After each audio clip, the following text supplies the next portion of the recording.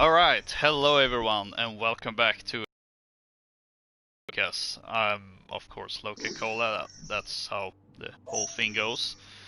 I'm also at squad screen, joined by Prentice1215. Hello, Battlefield. I'm back! And Daxter Corp HD. Here I go thinking that the stream's gonna be delayed more times than The Last of Us Part 2. Yes, well, obviously the Battlefield 4 stream didn't happen last week, even though I said at the end of my previous stream, oh, we're gonna play some Battlefield 4 tomorrow. That didn't age well. Yeah, that kind of fell apart. But we're playing it right now instead for this weekend. Since I don't remember what the original reason was. I think it was Daxter that just brought it up for some reason. What, delaying it or? No, the bringing up the game. Okay. Let's see if we can find any. That's a DLC server, but the ping is awful, so that's a no. Remember the game mode Diffuse, anyone?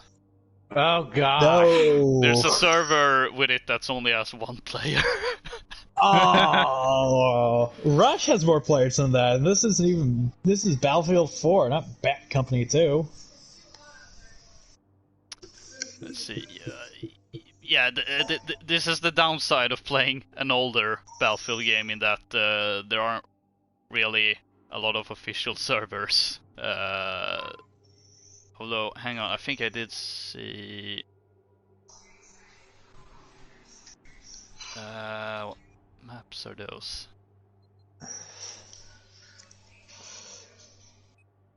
That's a maybe. Oh wait, no. Because I backed out, it refreshes the whole thing. Anyway, yeah, we're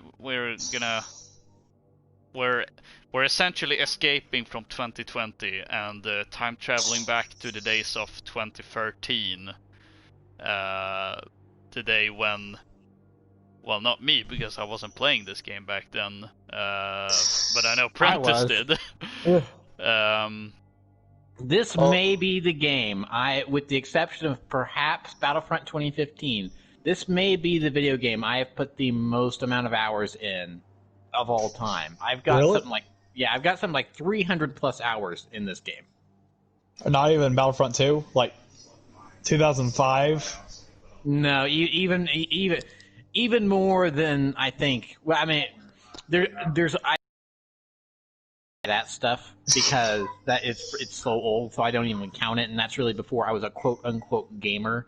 But in the modern era, this may be the game I put the most amount of time in. I mean, I looked up my stats. I have something like 6,000 kills across all my stuff in this game. Holy crap! That's a lot of hours. Let's see, maybe that will improve the filter, because I realized I didn't have any filters on. Oh yeah, filters help. Oh yeah. Oh,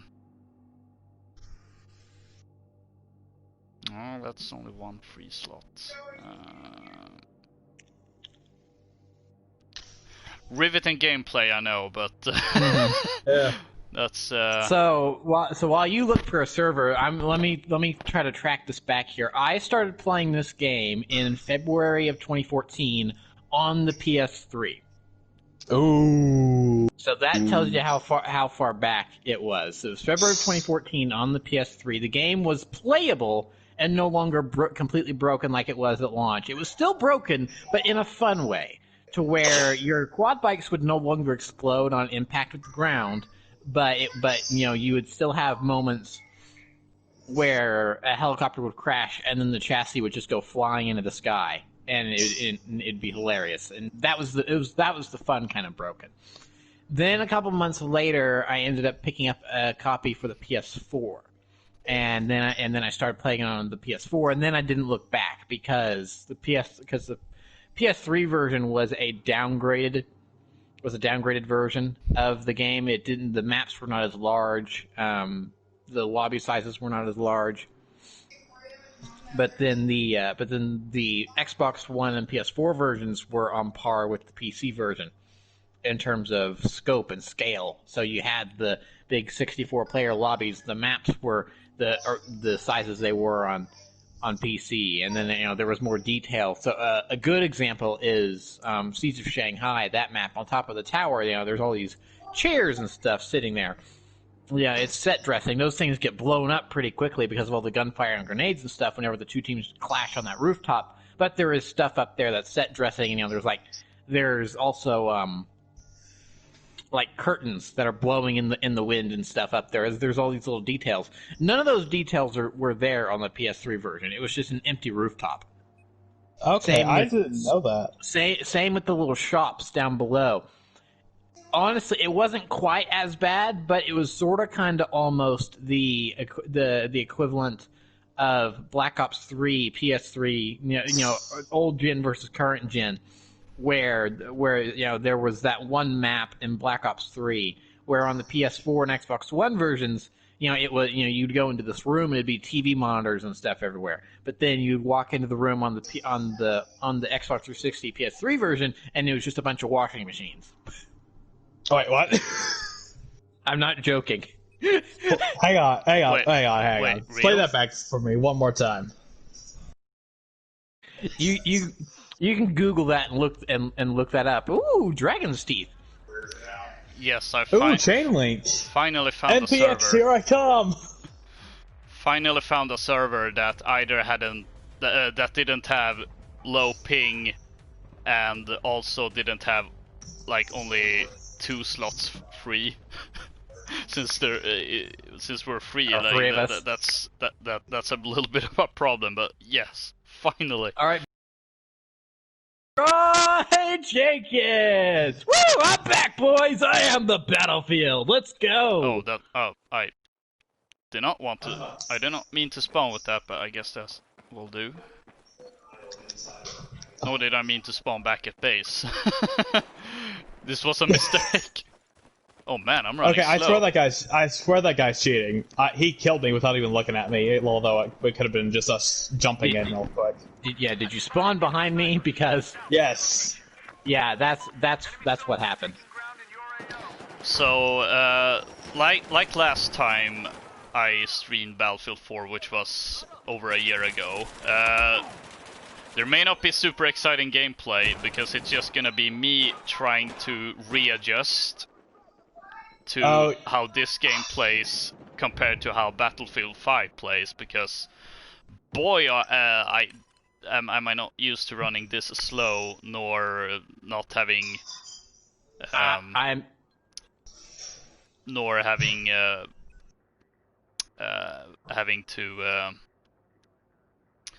and also let me just start over, and I did it again anyway.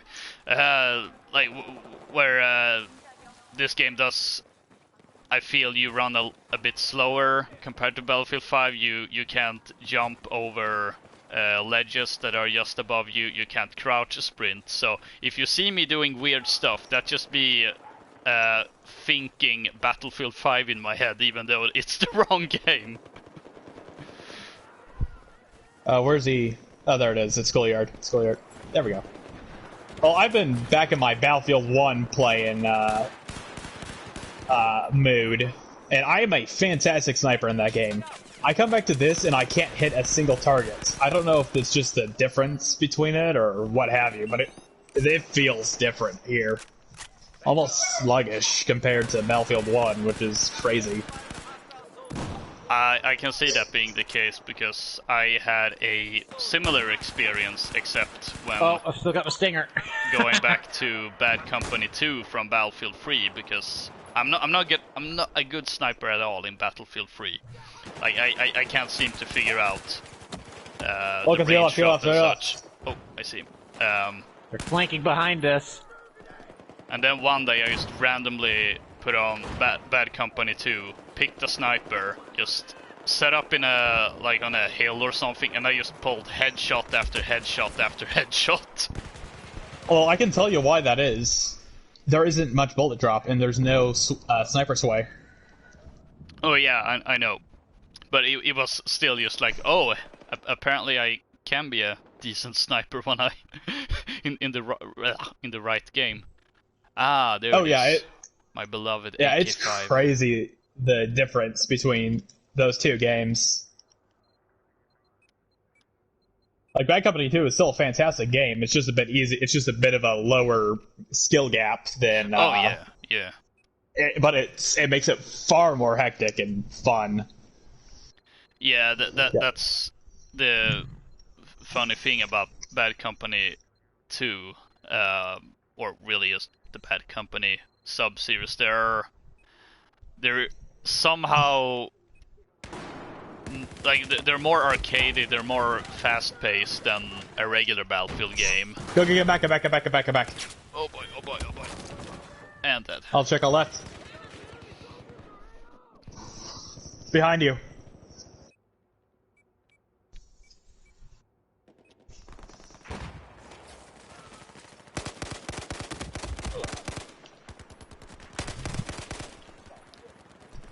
Oh boy, I'm not dead. I'm not dead. Yet. Yes, that's the key word. Oh boy. At least that's something that hasn't changed in Battlefield 5. You still have people jumping around like that. Oh, I come to a standstill when I jump. What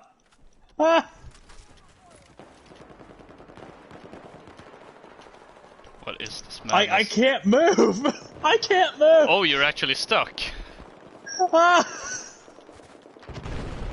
I doubt that's a ping issue. No, that's probably Battlefield 4 just still being a little bit glitchy, because it was always a little bit glitchy. Ooh, right there. Ooh, that's another thing I Oh, yeah, that's a lot of enemies. That's also gonna be a readjustment. 3D spotting. Oh, is it on a different button, or is it just non-existent in 5? It's not existent in 5. It's more of a ping system. Okay. Unless you're... Whoa, that was a little bit of ragdoll. Now, there are still... Whoa! Some more... Okay, they're dead. Some more proper spotting, but that involves either using a spotting scope as a recon or suppressing enemies. Like, there's still some form of spotting, but no. This 3D spotting, moves. Press one button and instantly 2 squads are highlighted immediately. Give me the tags, son! Dude, someone killed me with the defib! Let's go! Someone killed me with the defib! Yep, I got him. Thanks. I am the battlefield. Dude, I haven't seen you this excited over a game, Frennis, in a while. Oh, I've got so many rose-tinted glasses, fuzzy memories with this game. It's great. Okay, so what's your favorite map from this game? Shanghai. Okay. That's just a that is just a classic map at this point. I'm surprised it hasn't come back in any of the other games. Granted, I suppose it hasn't been long enough, but... I've always enjoyed, there was one, like, it wasn't Naval Strike. I've always enjoyed the Naval Strike maps. I don't know why, just something about water and boat vehicles being extremely fun, even though it's completely broken in this game. Oh, yeah. I think it's just that 1943 stuff talking to me, which, that'd be a fun one to revisit someday. Ooh, yeah. Yeah. Okay, so imagine, if you will, a younger me. I'm not allowed to play first-person shooters like this because I'm still too young. And 1943 happens to have a teen rating with no language and it's just violence. I pick it up and I never put it down for about 3 weeks. That's all I played. Like, not even a hint of Ratchet and Clank, which is still one of my go-tos. None of that, just Battlefield 1943. And it's 3 maps. It was fantastic. I'd have to play it again to see if it still holds up. I remember the gunplay being a bit jank. Whoa. Yeah, that's actually a really interesting game in that it really doesn't have a lot of content. As you said, it only has 3 maps. You also only have 4, but air superiority isn't a real game mode. Yeah, that's not a real game mode. You are correct. There is 3 normal maps and then 1 air supremacy map. There's only 1 game mode. There's only 3 classes, and they're also super basic. I think it's. There's no ammo counter. Everything runs infinite or on a timer if it's like your ordnance. Yeah. So you basically have rifleman, engineer, and sniper. That's probably not the correct names in that game, but that's kind of what the classes are. It's engineer, recon, and infantry, I believe. Yeah, something like that. But the thing about those, all 3 of those maps were perfect. They were really good. Yeah. Wake Island, which I'm sure we've all played at some point in any of the games, right? That is a classic. Have you ever played Wake Island, Prentice? I have no recollection of the name. If I saw the map design, I might be able to tell you different. But it's the name I have no recollection of. It's a horseshoe-shaped island. You generally spawn on a ship to start off, and you get into boats or planes or swim if you accidentally jump out of the boat at the wrong time and your idiot teammates don't come back for you. Not better. Oh, we're about to win. That's never happened before. No. And then there's like a village on the west side on the Axis spawn, and then another village on the eastern spawn. But in the middle, there's a place where you can launch planes from, and it generally has a plane spawn. And then only in 1943 there was the bombing raid that you could perform. Oh, or was that in 5? That's right. No, I think it was 43. I remember. Dude, you went on a tear, Prentice. Holy crap! I am very good at this game.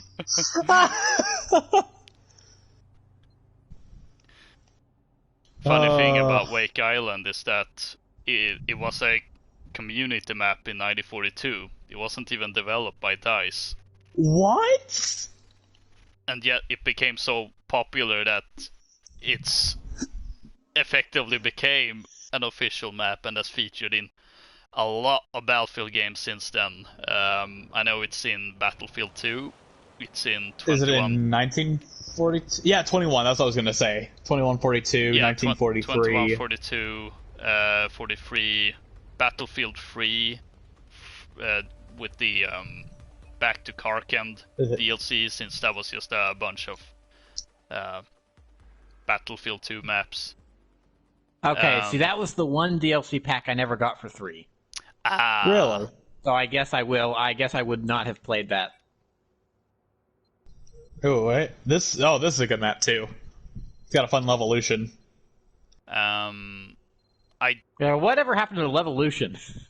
It breaks game flow, is what I've heard from, like, Jack Frags and a couple other guys. They say it just breaks the game flow and the map design. But I'm pretty sure that can be remedied if you're really good at designing maps for multiplayer games. I think it depends on the map. I mean, there are definitely some maps in this game where it's not used well at all. But then, just the ability to knock down the tower in Siege of Shanghai is so cool. I think that was used well, and it was. Siege of Shanghai has one of the best uses of Levolution. Yeah. It's simple to understand. Just. Oh, that's a bush. Let me up. Okay, there we go. There we go. Oh boy. Oh, there were those were the other two maps. It was Guadalcanal in 1943, and then Iwo Jima. Have those ever come back? Iwo Jima is in Battlefield 5. And I was also about to say that Wake Island also has returned in Battlefield 5. Oh yeah, I remember that because it's got the crab rave Easter egg. Yeah. I killed the guy with my flashbang. Way to go. Dude, that's the ultimate disrespect. It did not count it as being killed with a flashbang, but the flashbang went off and he died when I stopped, and I right before I'd stopped firing my weapon. Is that? This whole thing just now made me remember something I was gonna bring up in regards to Siege of Shanghai. I don't think time-wise it would be that weird to remake it, because I'm pretty sure one of the Pacific maps in Battlefield 5 is a remake of Paracel Storm, I think it's called in this game. Speaking of Levolution. Oh, my Ragdoll. Dang, he got us good. Okay, that's a good evolution. And I like how it can be used as a trap too. That's really interesting. Yeah. Instead of everyone scrambling off the top of the roof, trying not to die, as much fun as that might be. Prentice, right behind you. You gotta be in front. Whatever. They're in front of me, yeah, I got them. Yeah, your last Battlefield 5 video you did, Loka, I thought I noticed that one of those maps looked awful familiar when you were playing. I'm like, is that Paracel Storm from 4, but in Battlefield 5? So, yeah, I'm glad that one actually took me a long while before, like, wait, hang on a second, this seems familiar somehow.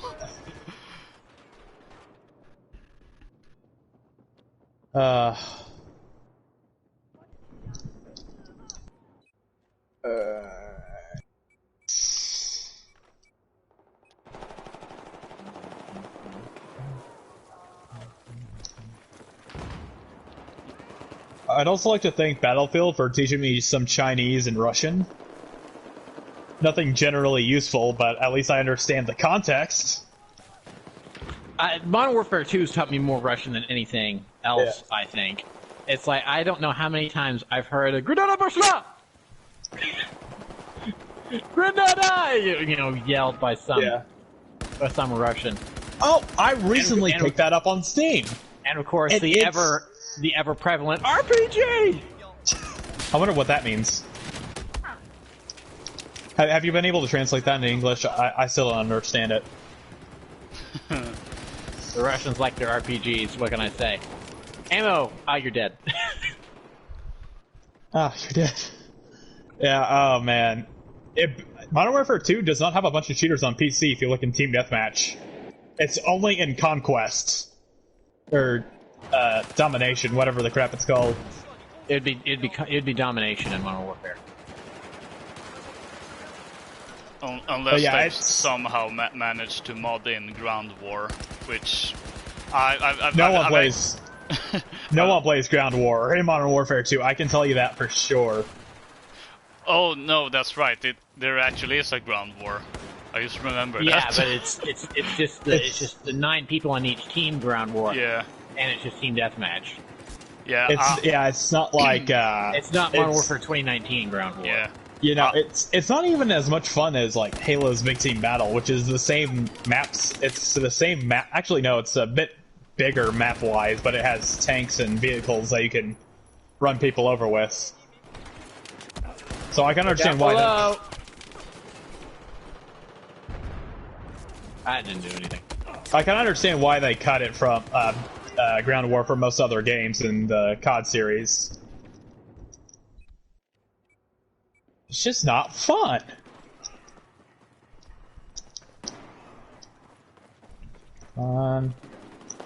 Oh, bunch of guys at B, bunch of guys at B, bunch of guys at B.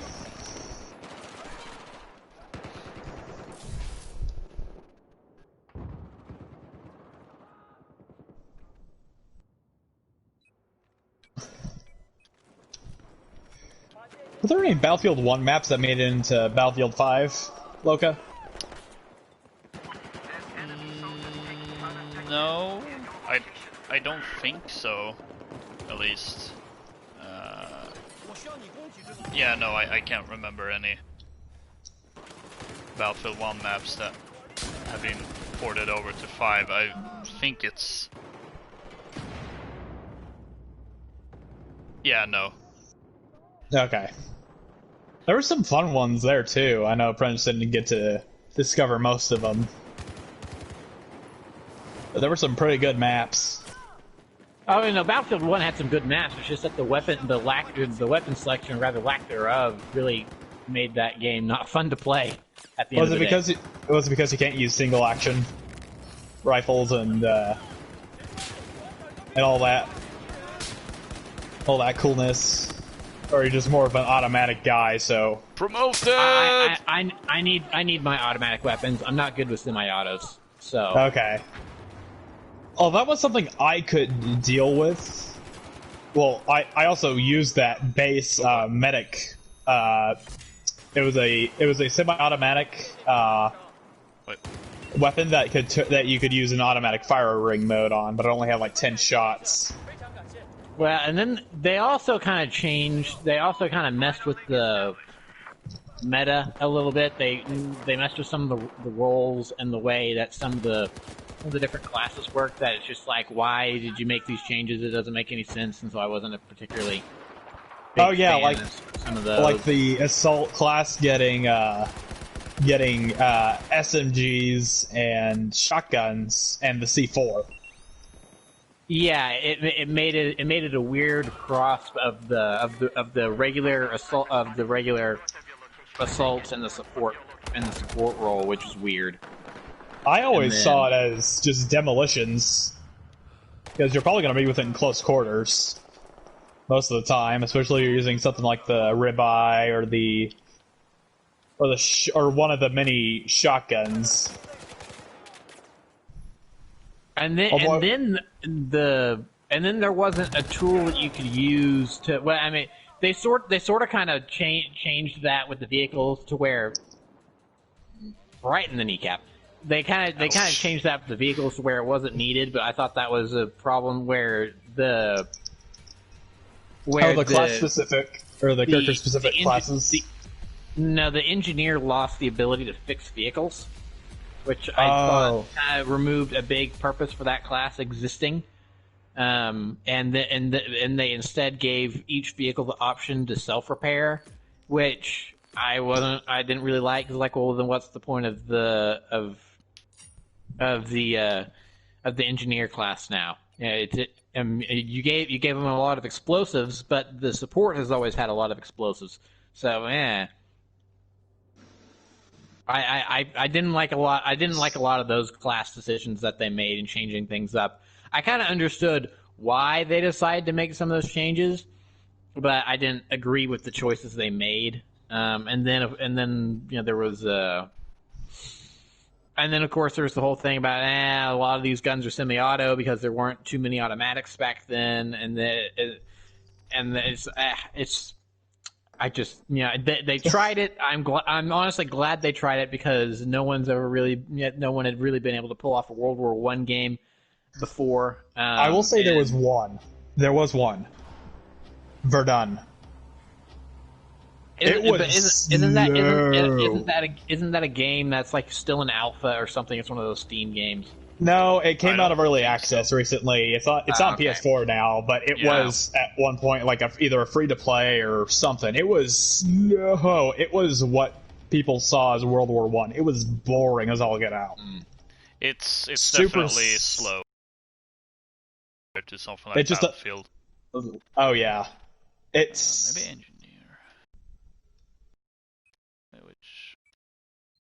I think that was the first World War I game that I can think of. I'm sure there were others before it, before people knew how to make a good World War I game. The best World War I game to ever exist is Valiant Hearts: The Great War. End discussion. That is a very good game, actually. It does more to teach you about the war and give you a good playing experience than than Battlefield 1 did. It's a superb game.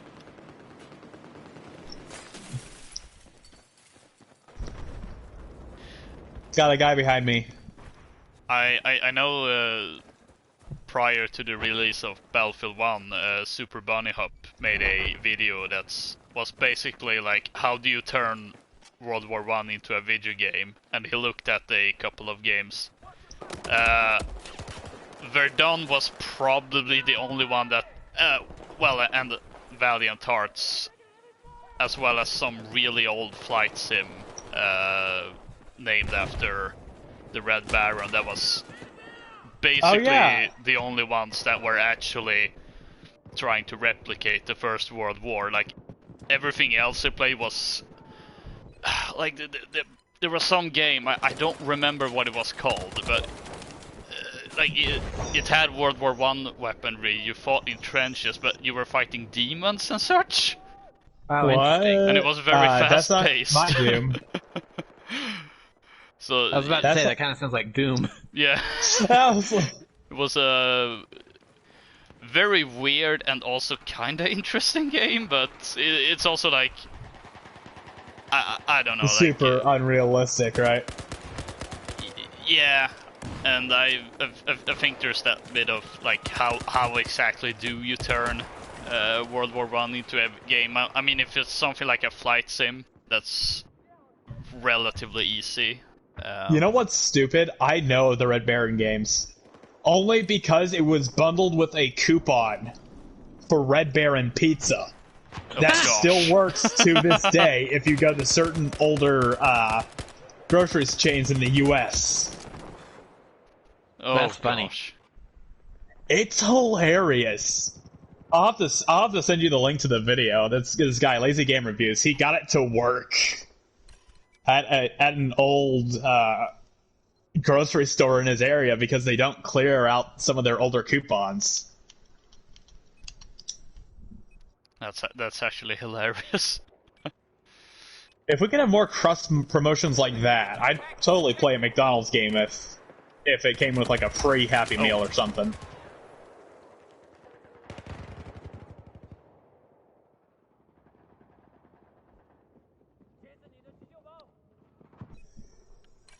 I hate the driving controls in this game. They didn't consider to make it. Hardline really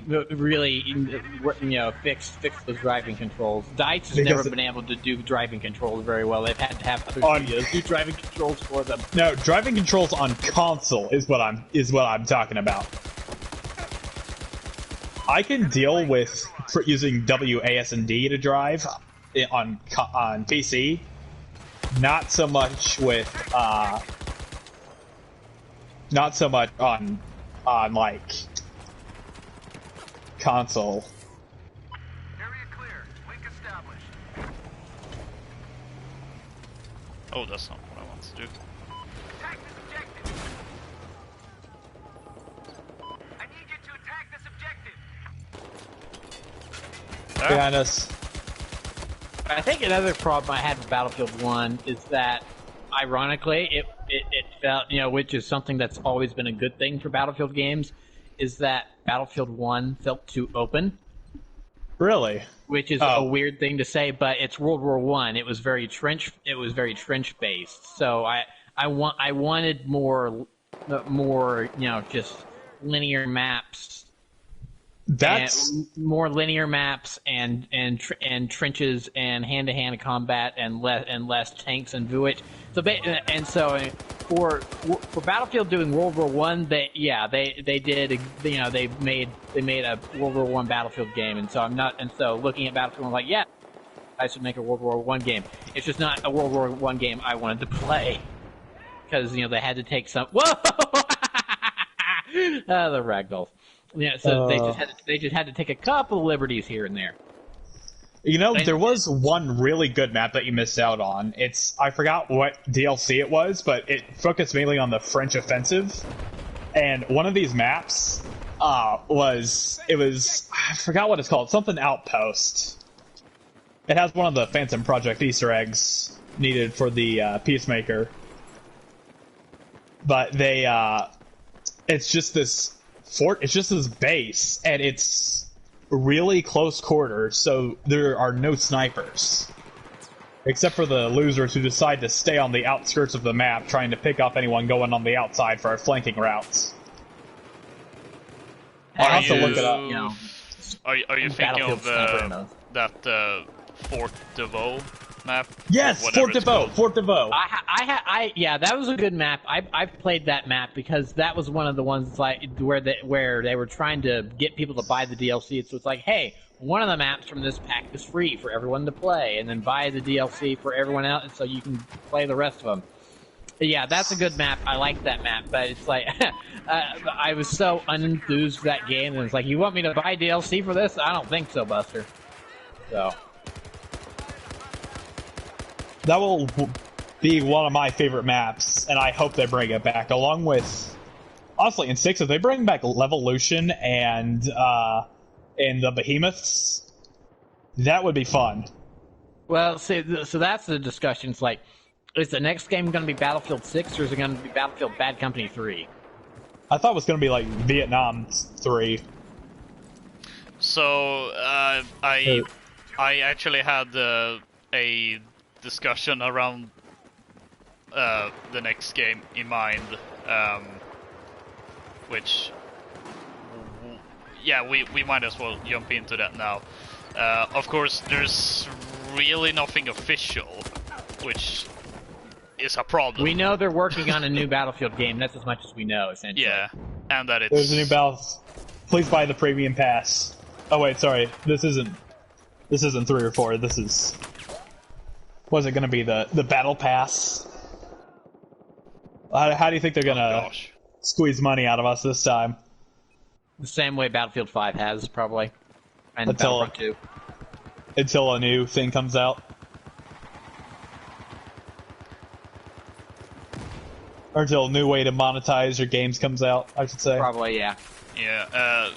So yeah, as I said, nothing official outside from the fact that they are working on a new Battlefield game, and that it will seemingly be released sometime next year.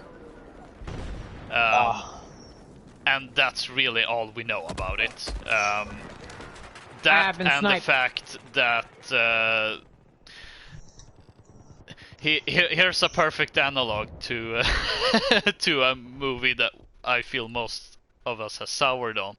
But that scene in The Rise of Skywalker, when Palpatine is drawing the life force out of both Rey and Kylo, that's Battlefield 6 drawing out the development members from both Battlefield 5 and Battlefront 2.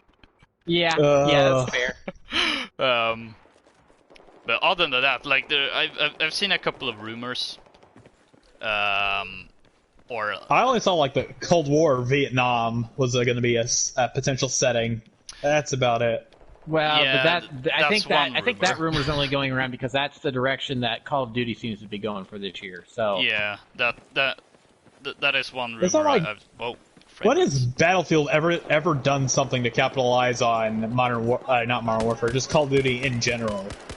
They haven't really, but because they're such close rivals, there's always been a air of people thinking that. So whenever the rumor mills start up, that's always in there for speculation. That's dumb, though. Remember, where Ghost came out around the same time as Battlefield 4 here? Remember that? Ghost and Battlefield 4 came out the same year, but there were similarities between those games. Because both games in their marketing and in their gameplay featured a falling tower. So a lot of people were going, "Oh, look! These two games are trying to copy each other." But one was actually fun to play, and the other one was like ingesting diarrhea. Yeah.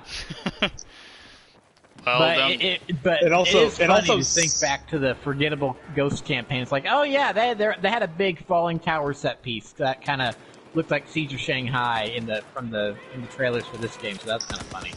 And that was literally it. Yeah. Although, oh man, that game was bad. Yeah, it was. That was the beginning of the end until Modern Warfare kind of brought it back. Although I'm starting to lose interest in it. I don't know why. There's just Modern Warfare 2's multiplayer, and even 1 Remastered's multiplayer is just fun. It's more fast paced. It feels more fair. It doesn't feel cheap. Objective secured.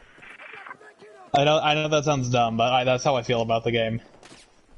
No, I mean if you think that about Modern Warfare 2019, then you really have not put that much time into the COD games of this generation, because it is so much better compared to the other games from this generation.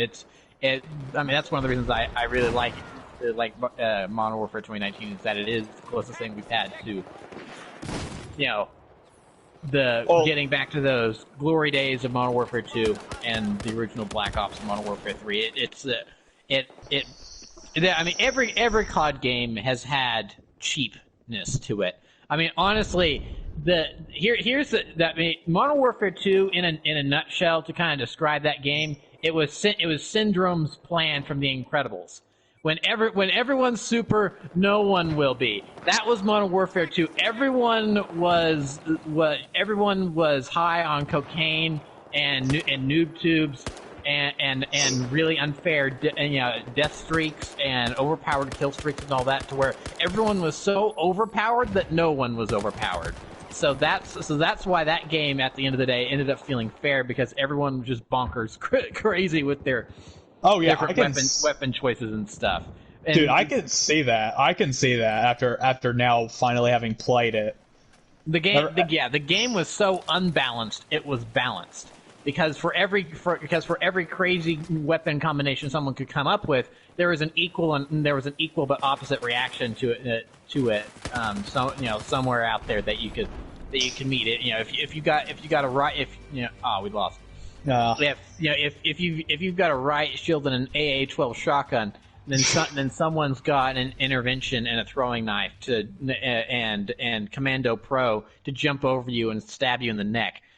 But then Modern Warfare 2019 is ironically kind of the opposite, to where everything is so balanced that occasionally you get these overpowered weapons that feel like they kind of break the game, and it's cheesing and it's not fair. And when, to go back to when the game first launched, the 725 shotgun. It's still kind of overpowered, but overall the game is very well balanced. It's just got a couple things that are kind of cheap. Like right now, the Grau is super OP in Warzone. I think actually they nerfed it the other day, but for a while there, I mean, that thing was just a laser beam. But yeah. But overall, the game is super well balanced. The play style for COD just changed so much this generation with the boost jumps and everything, and the games became so much more linear that when you look at the map design of the Treyarch games, to where you can't even jump up on certain objects and there's invisible walls and stuff. That when Infinity Ward opens it up just a tiny bit more, then that's when everyone starts going, oh, this game's unbalanced, it's not fair, blah blah blah blah blah. It's like you guys are used to a totally different play style, so when the game tries to go back to its roots a little bit, you start to complain because you weren't there for the roots. I forgot about the invisible walls thing from like some of the Treyarch games. Although again, I wasn't a big fan of those. They felt too slow in its time to kill. And I complain about Destiny 2 time to kill from time to time. That game is slow. Like Black Ops 3 is what I think of whenever I think slow. It feels jank. They didn't have the fluid controls like Titanfall 2 did. Titanfall 2 had perfect controls for its while running, and it made it feel alive and not forced in for just a stupid point to put on the back of the box. Titanfall feels like it was designed around that mechanic, not let's put this in because marketing told us to.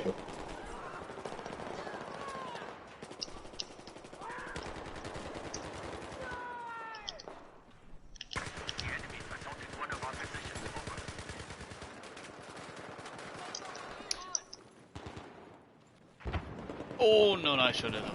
Oh, I somehow survived. And anyway, going back to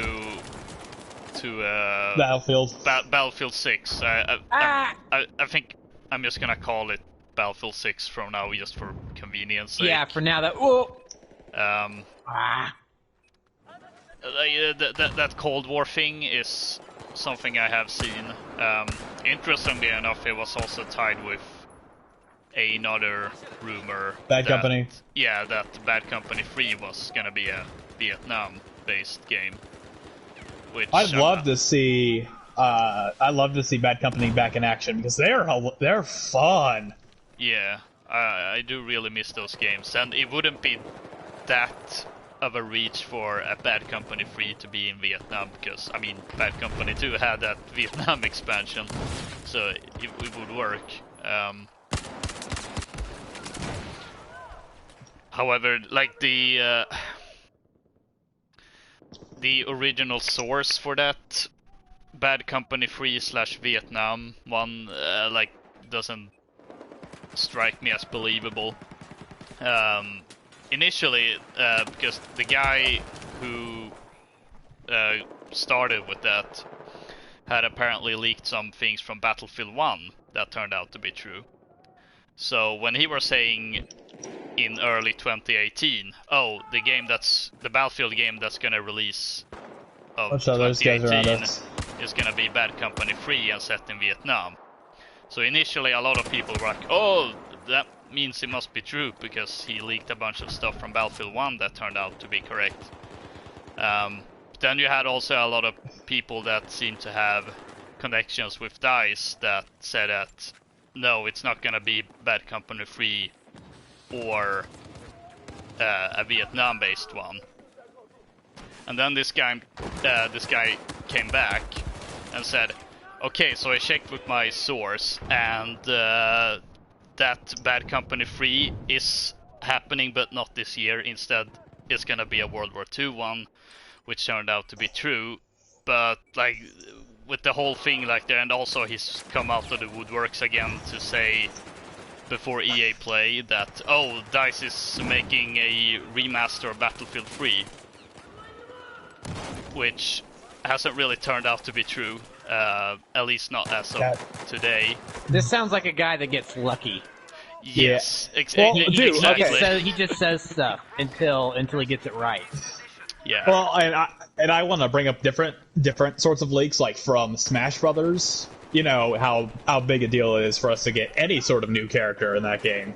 It's kind of iconic for them. It's a good status for that character and for that series. So whenever people start making like assumptions, or not assumptions, start leaking stuff, I always take it with a grain of salt. We don't know if it's going to be true or not. It could be as ridiculous as saying Rayman will be in Smash Ultimate, and then really it's just a YouTuber doing a promo stunt. That's happened before. Yeah, because I don't think doing a remaster of Battlefield 3 per se, like I wouldn't I wouldn't necessarily believe that, but I wouldn't necessarily say, oh, that's definitely not happening. Because I mean we have seen that the EA has seemed to change their minds about remasters in general, and considering with what? Well, Burnout Paradise and yeah. Sorry, I keep forgetting that exists. And Command and Conquer. Although maybe that's a remake, I'm not entirely sure. I wouldn't be opposed to a Battlefield remake. I think Bad Company 1 needs to be remade. Yeah, that for one. PS5, PS4, because those are just reek of jank and weird control issues, and one not even being on PC. But hey, while you're at it, 1943, make it a free game. I don't think they can do that because Battlefield 5 is a thing. Now maybe you could slice off some stuff from Battlefield 5 and call it Battlefield 5 1943 free to play or something like that. But Yeah, that would also be confusing. Speaking of remaking Bad Company 1, that does bring out another rumor that I've seen, that they were making a Bad Company on Where, which is actually why I believe this rumor, because they're not working on it anymore. Oh.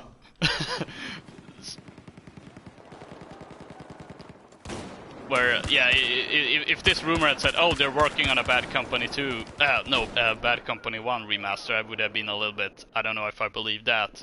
But this rumor is saying that they did work on it, but they have cancelled development on that one, which paradoxically makes me actually believe that it was in development.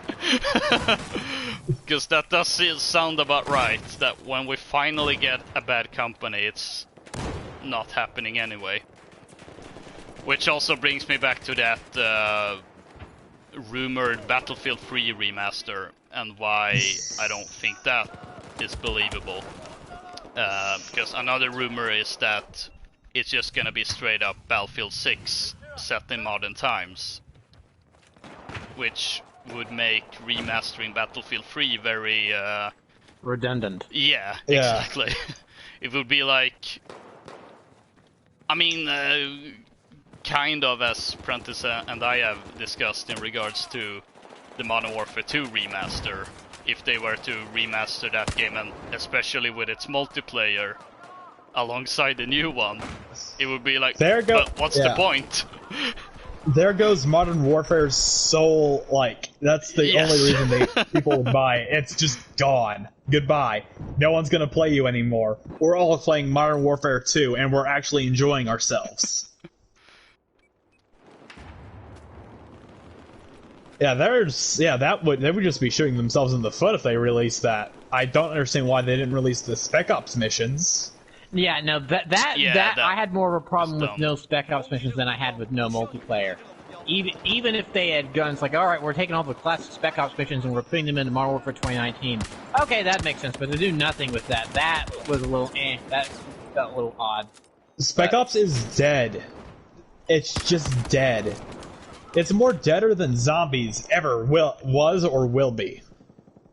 Yeah, I mean, they didn't do it. They didn't do a great job with Spec Ops this time around, which is really unfortunate. But I mean, it's either too hard or it's too easy. There's no in between. There's no multiple replays. It's like a Strike and Destiny. That's all it is. It's like whenever they were working with Bungie, they were like, "Oh, this Strike thing, that's pretty cool. Mind if I steal that for our game that's going to come out like 4 years in the future?" I know it's. They're like, "Okay, sure, whatever. Just try to make it worse, okay?" And they're like, "Got it, bro." And they did. They made it worse. No checkpoints at launch.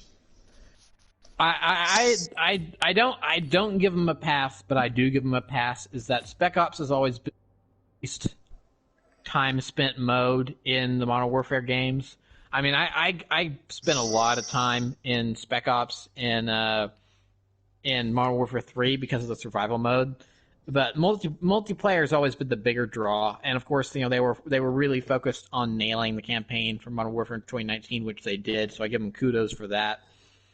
So and then of course they at the same time secretly, even though it wasn't really a secret, they were working on Warzone. So I mean, considering that there are 4 different major game modes in Modern Warfare 2019. There's the campaign, there's the multiplayer, there's Spec Ops, there's Warzone. Considering that 3 out of the 4 of those are fantastic, I mean, it's like, okay, whatever. It's unfortunate the Spec Ops kind of got the short end of the stick there, but 3 of your 4 major parts of this game are fantastic, so maybe if you guys could just get the file sizes down a little bit. Yeah, I don't know what their problem is. That would be... And then frickin' Destiny 2 over here has a metric crapload of content, yet they can keep theirs around 100 megs. Or gigabytes, sorry. It's... ugh. So do we want to find another server after this? We've gone through the rotation. Yeah, That's what I was about to ask. Oh, I got a 3x scope on the 1911. What the heck is this? Well, you know what they say. I can't do math.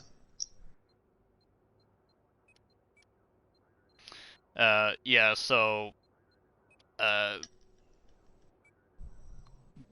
going back to Battlefield 6, like, and the funny thing about that, assuming the rumor that it's based on modern times is true, which I'm gonna make my case for soon, but apparently that game did start out as Bad Company 3 and then turned into whatever they're gonna call it instead.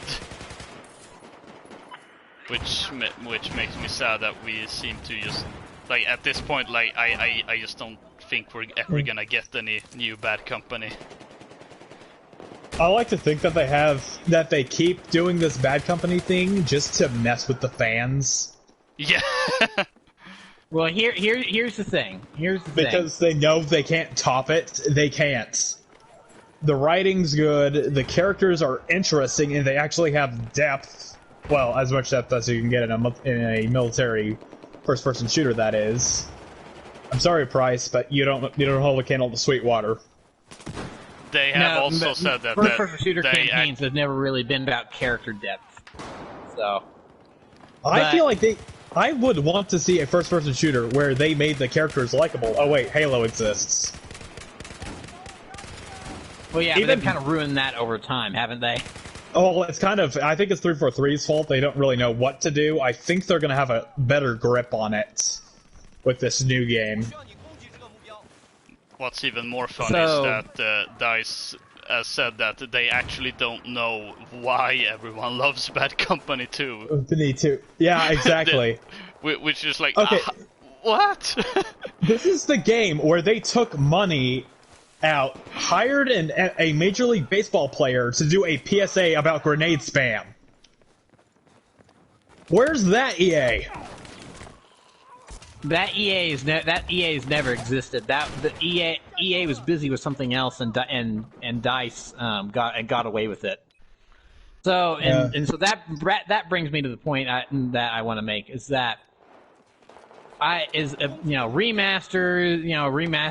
of 3 or Bad Company or whatever. It's like, I don't think, they may be coming around a little bit more recently about doing remasters of some of their different stuff, but I don't think a remaster of a Battlefield is necessarily something that they want to do, that EA as a company would want to do, because as much as I love the series, let's face facts, Battlefield is not Call of Duty.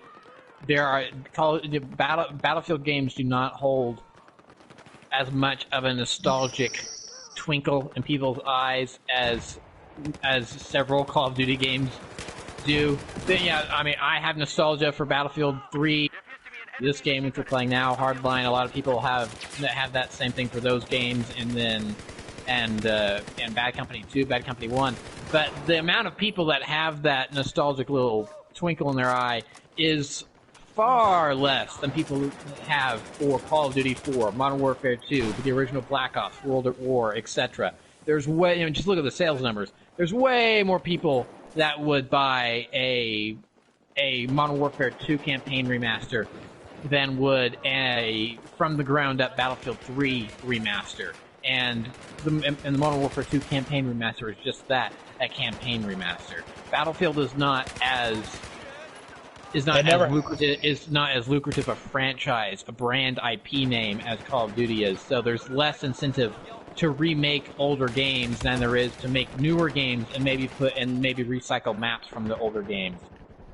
And so like the Bad Company games may have some name recognition, but I doubt they have the name recognition you would need to get a third game. A third game bankrolled. It would be easier to, as Loka was saying, to start development on it as a Bad Company 3, but then for marketing reasons to call it Battlefield 6. That makes more sense business-wise, I think. That's not a bad idea. Call it. Dude, you can call it Battlefield 6. Just put in the Bad Company in there. Battlefield 6 Bad Company. That's what you're saying. Yeah, kind of like that. Just focus the marketing around making a 6th Battlefield game. I think is what I'm trying to say. Like, have the advertisements be for Battlefield 6, but then add in like Sweetwater or anyone else. Well, and so going back to that, I think again that you're saying, oh yeah, add these guys into the marketing. That again, there are way more people that know who Captain Price and Ghost are than know. It was like I haven't played the Bad Company games. I don't know who this Sweetwater person is. I have no basis on who that character is. But even quote unquote normies who don't really know that, who really just kind of play Call of Duty for the multiplayer or something, they still know who Captain Price and Ghost are. Those characters are way more iconic, so it makes sense to reboot that story or to present a sequel to that story.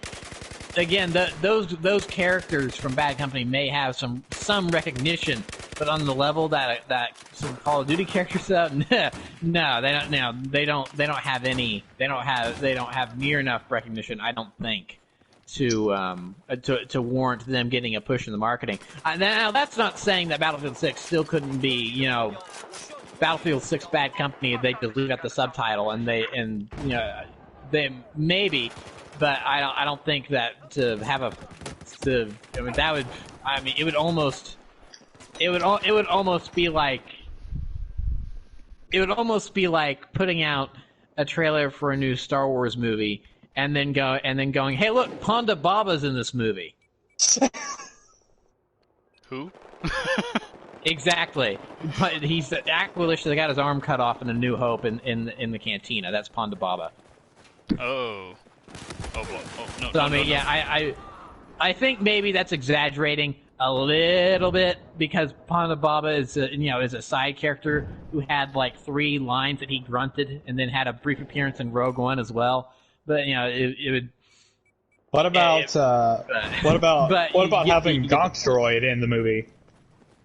I bet that get the fans all excited. Man, that's more of a prop.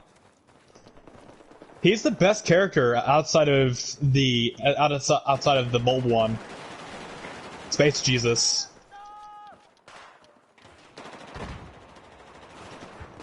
So I agree with some of your necessarily agree that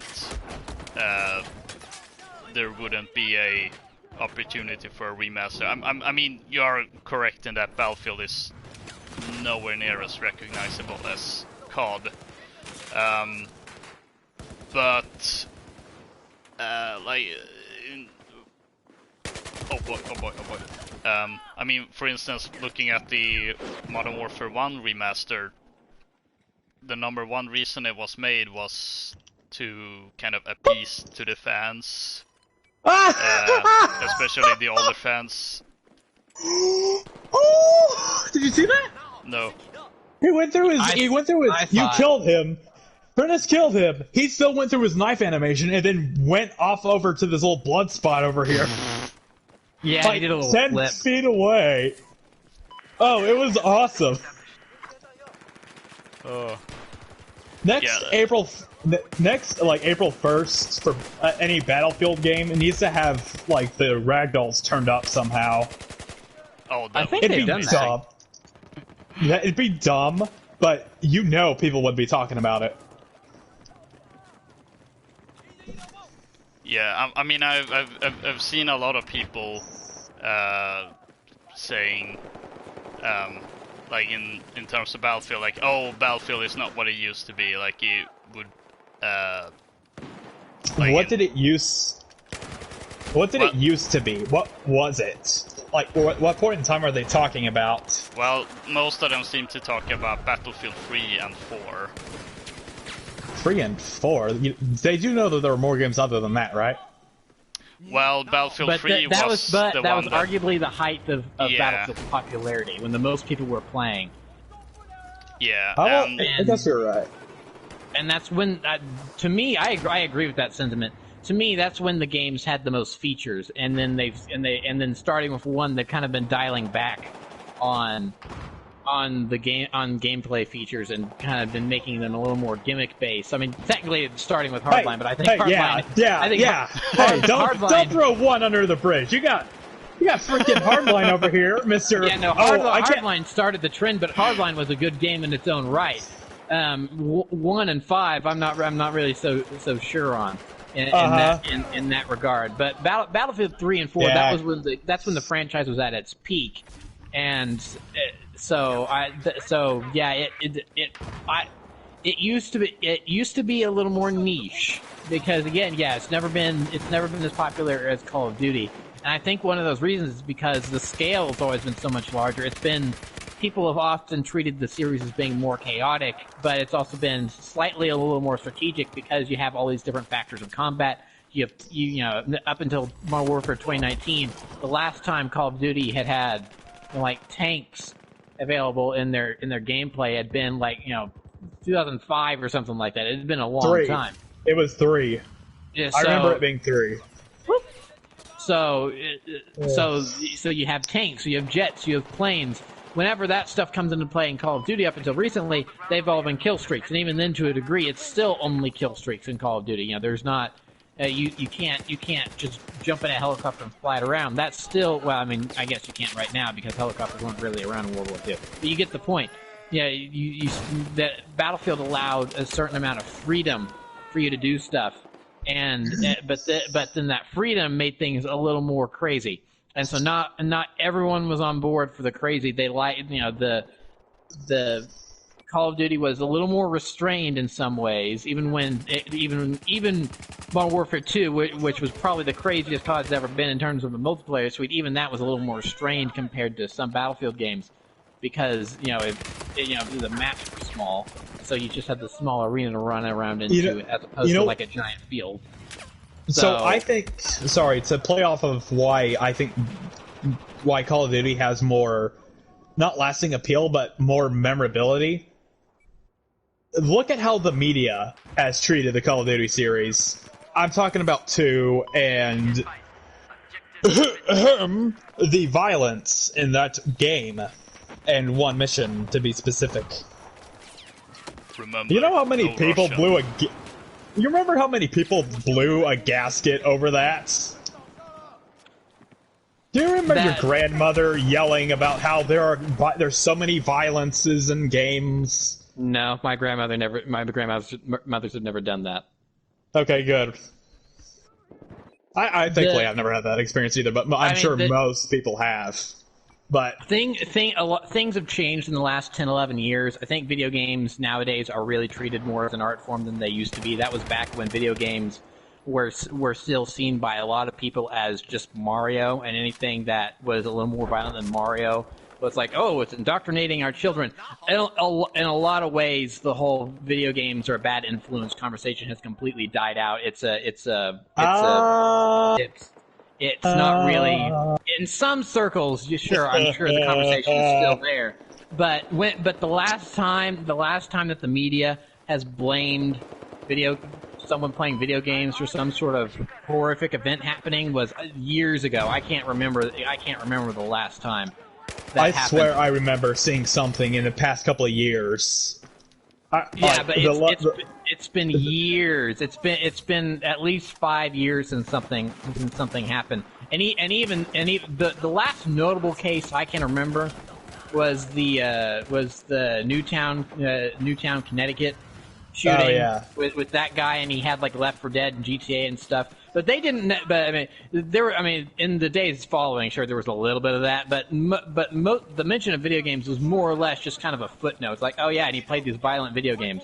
There wasn't a huge, great, big outcry. It's like, oh, we need to ban these video games or something like that. It was more or less just like, oh yeah, he also played these video games. Was that a factor? It wasn't like, oh no, this is the reason he did that.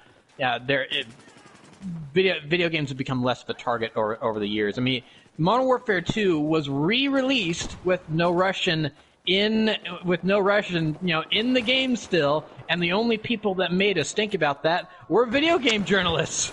The mainstream media didn't touch it. So now granted that was right when the pandemic was kicking off, so they had other things to talk about. Yeah, they didn't have. But you would think that they would have, but you would think that they would have made some mention of it. So I think that just goes to show you that that their thoughts and opinions on that have grown. So it's not really it's not really worth it anymore. So. And so that was one thing I always thought. I think that the discussion is still alive in some places. Being a homeschooler, I've seen my fair share of what I consider to be bad parenting, as much as I would probably get yelled at by my parents about saying something like that. How dare I? But like, are you critiquing their parenting or other people's parenting? Other people's. Okay, then I don't. There was. Okay, so here's a case example. So a person in like in the past 2 moves, we've moved a couple times. Their oldest son, who's like 12, I think. No, like 12. Yeah. When he was younger, he used to play like Command and Conquer and StarCraft. It was a strange case of what he played, but apparently there's this whole debate in that if you catch your kids like holding a stick like a gun. I just want to quickly interrupt. Apparently, you didn't follow me out when I. Oh, do we have to do that? Do we have to do that? Apparently, it has to be manually done. Come on, Battlefield 4. Get with the times. I know you were released in 2013, but it's 2020. You're not that old in my game. Jumping out. Yeah, but whatever the case was, this kid was not allowed to play any of these games because he saw blood in it, and that in turn, like, I guess in his boyhood imagination, saw blood when he was hitting someone? Like, in Make-Believe Land or whatever? It was a weird... It's a weird... It's a weird case, but... Like, I remember he's, to this day, not allowed to play anything with blood in it. I think he's around 15 now. Well, I mean, some kids just have developmental problems, and in that instance, you have to have a case by case basis of maybe some kids shouldn't be playing games like that if they have some sort of problem. I mean, I don't see what the issue with that is. It's like I don't think you should be blaming video games. It's like maybe there's just something wrong with that kid. Yeah, it's just so like he recently got to like within the past 6 years got to play Counter-Strike or something, but only the German version where they put their hands up after they're shot in surrender. Okay. Talk about Germany. A new squad. Okay. Did you make a new squad? You said? Yeah, censorship in Germany can be a little weird sometimes. Yeah. No Nazi symbolism, which I think it's... that's a topic for another day. It's an interesting case. I think it's still illegal to play the original Wolfenstein because it has Nazi imagery in it.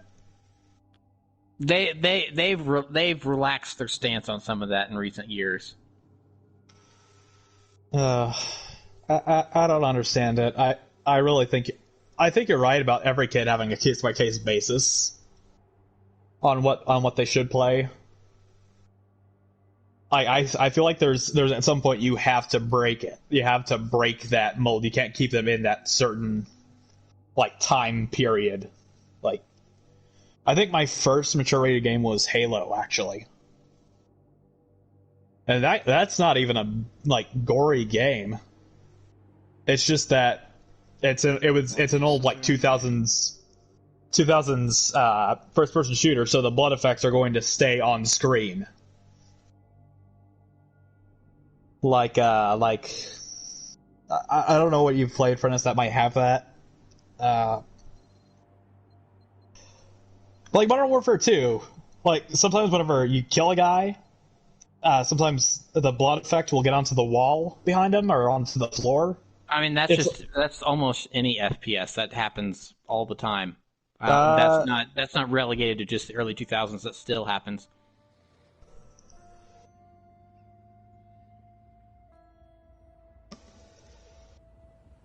And then, sorry, I went way off track.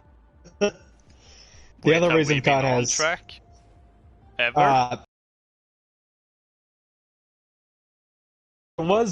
There was one other thing that Loka, where are you, buddy? I'm here.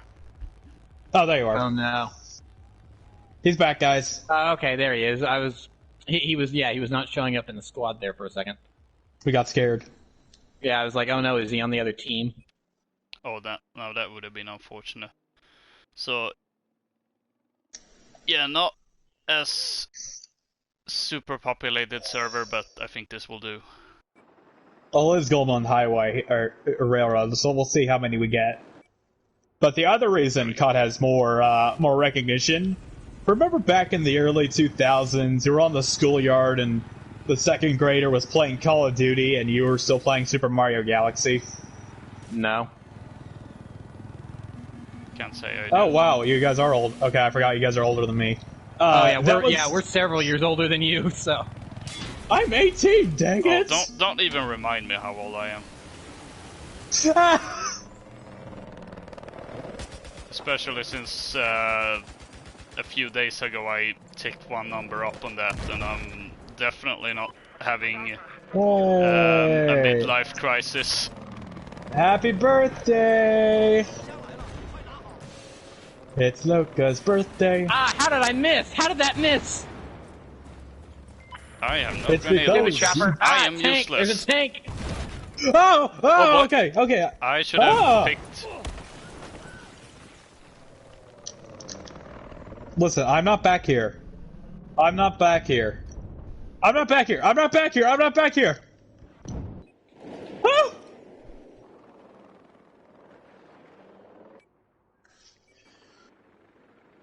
But I think the reason Call of Duty is more recognizable, every kid, at least in my school, which is, like, think rural Oklahoma, they, at least every 5 or so boys had a Call of Duty game because it had strong language, intense violence, and blood and gore. So why wouldn't you play it? You had to prove that you weren't a coward. And that you're all grown up. Whoa! Dang tank. Wait, how did he get me? He got you with his gun. I mean, yeah, but I'm not gonna question it. Axe? Oh! He shouldn't have seen me through that. Can you install hacks on your PS4 now? I really hope not. We don't want to break this game too. It's a relic of ages past.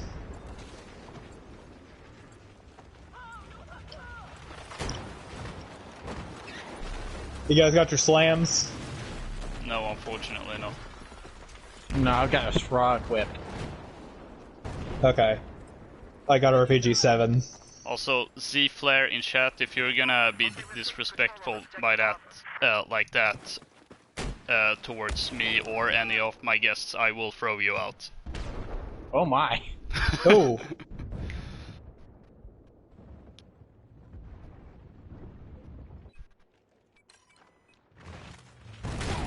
Oh boy, that was a bad place to spawn. I don't even remember that thing is heading where. right for me. Come on, up. I've got a trapper circling me.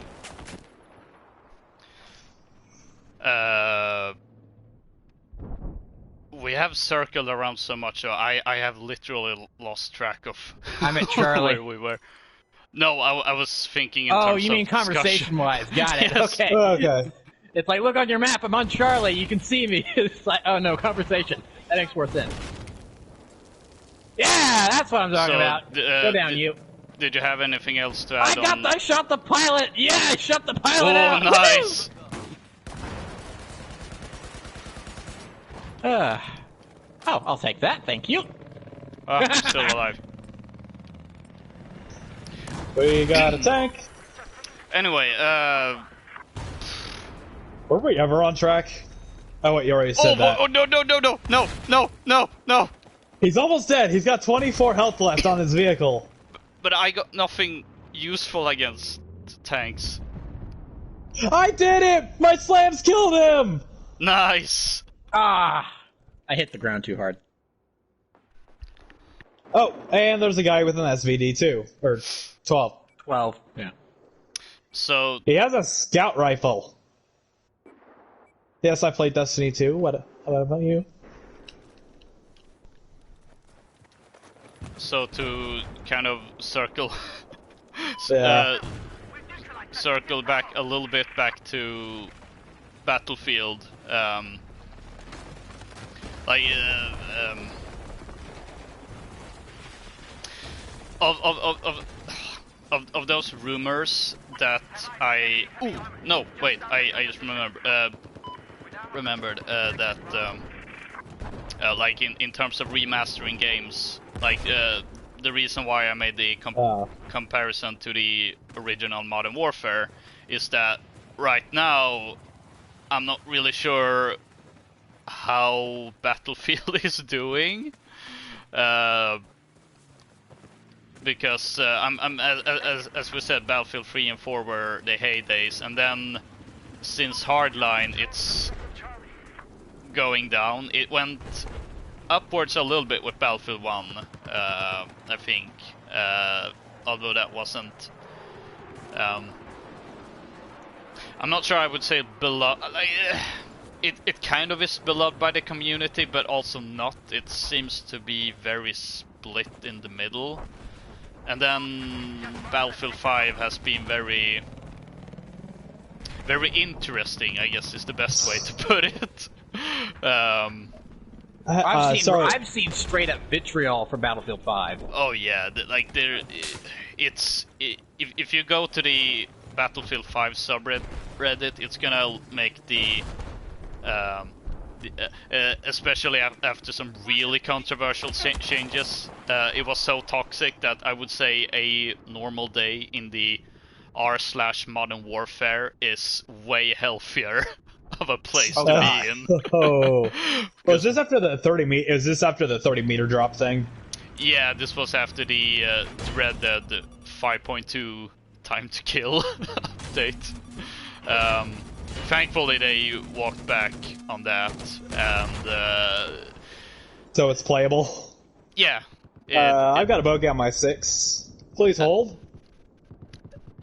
And so Battlefield 5 is not exactly well beloved by the community. I think parts of it is kind of justified, like the whole changing the TTK in such a drastic way.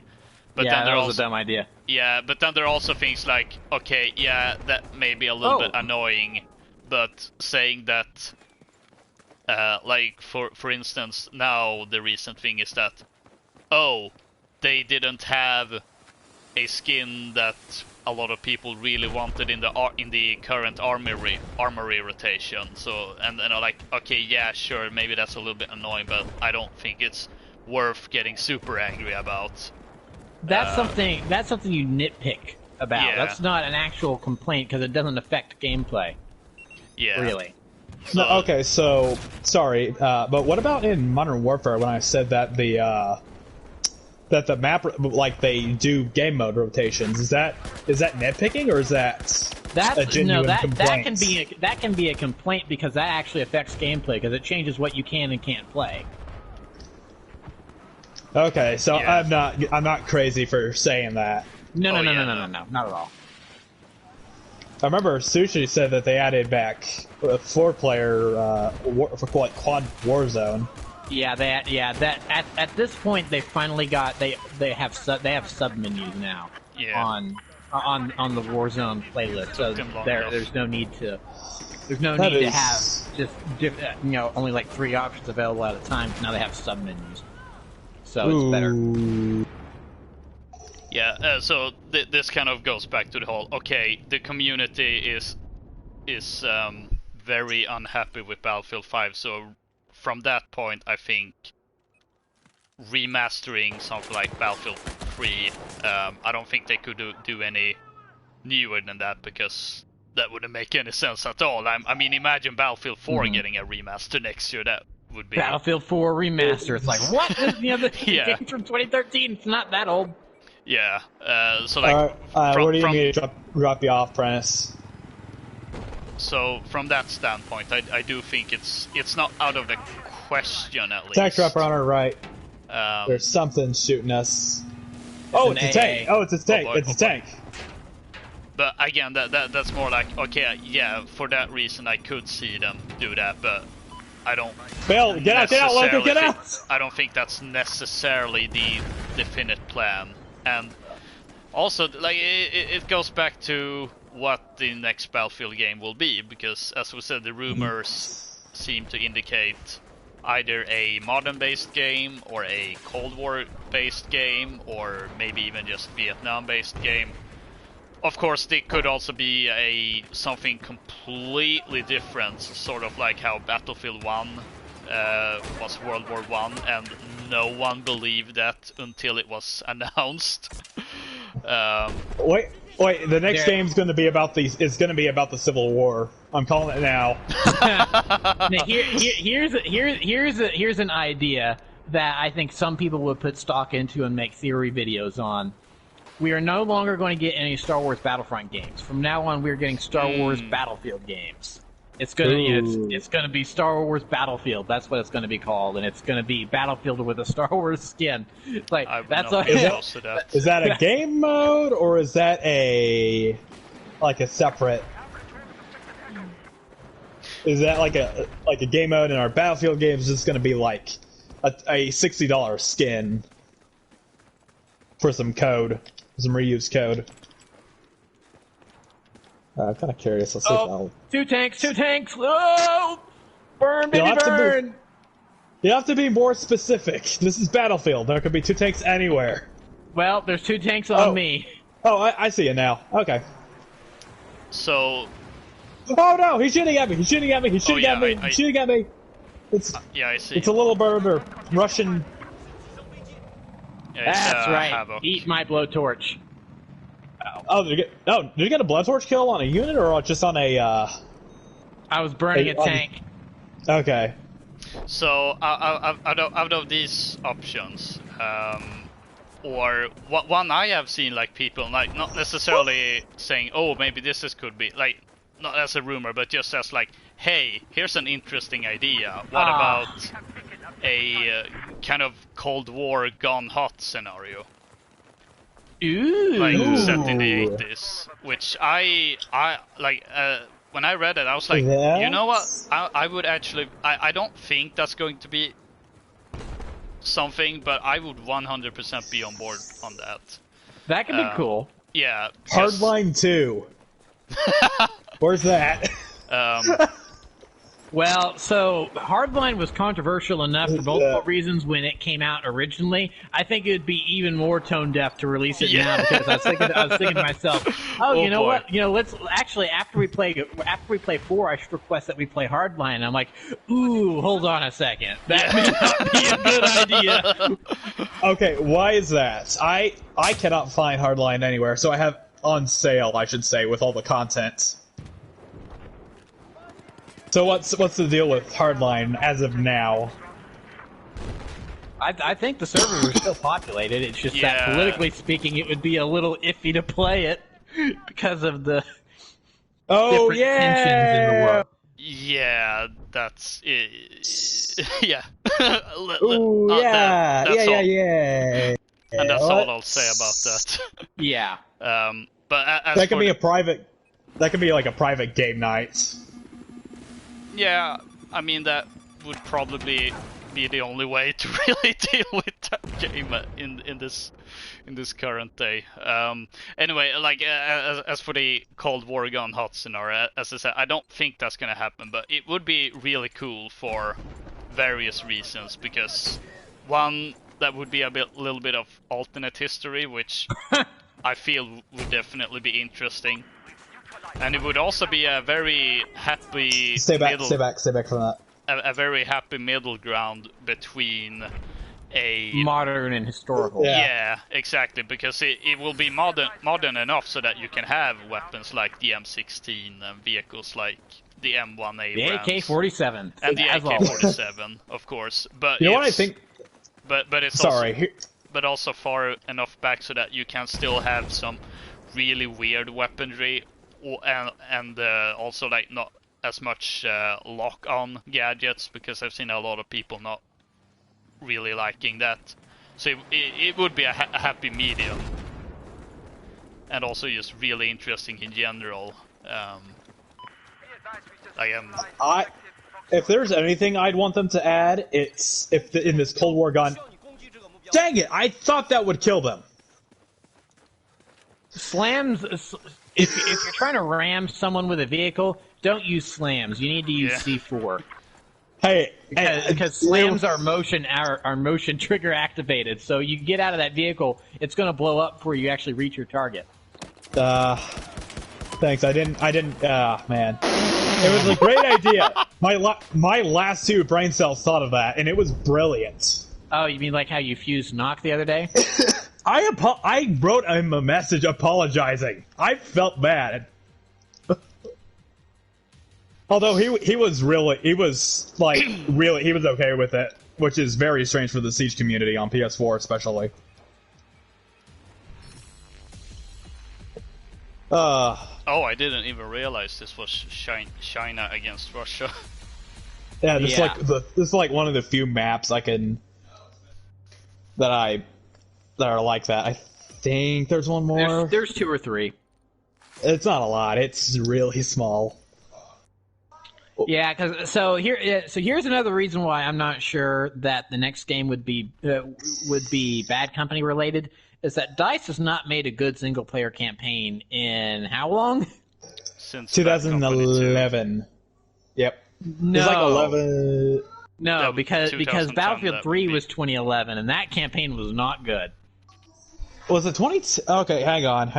This is why we have smartphones. 2010.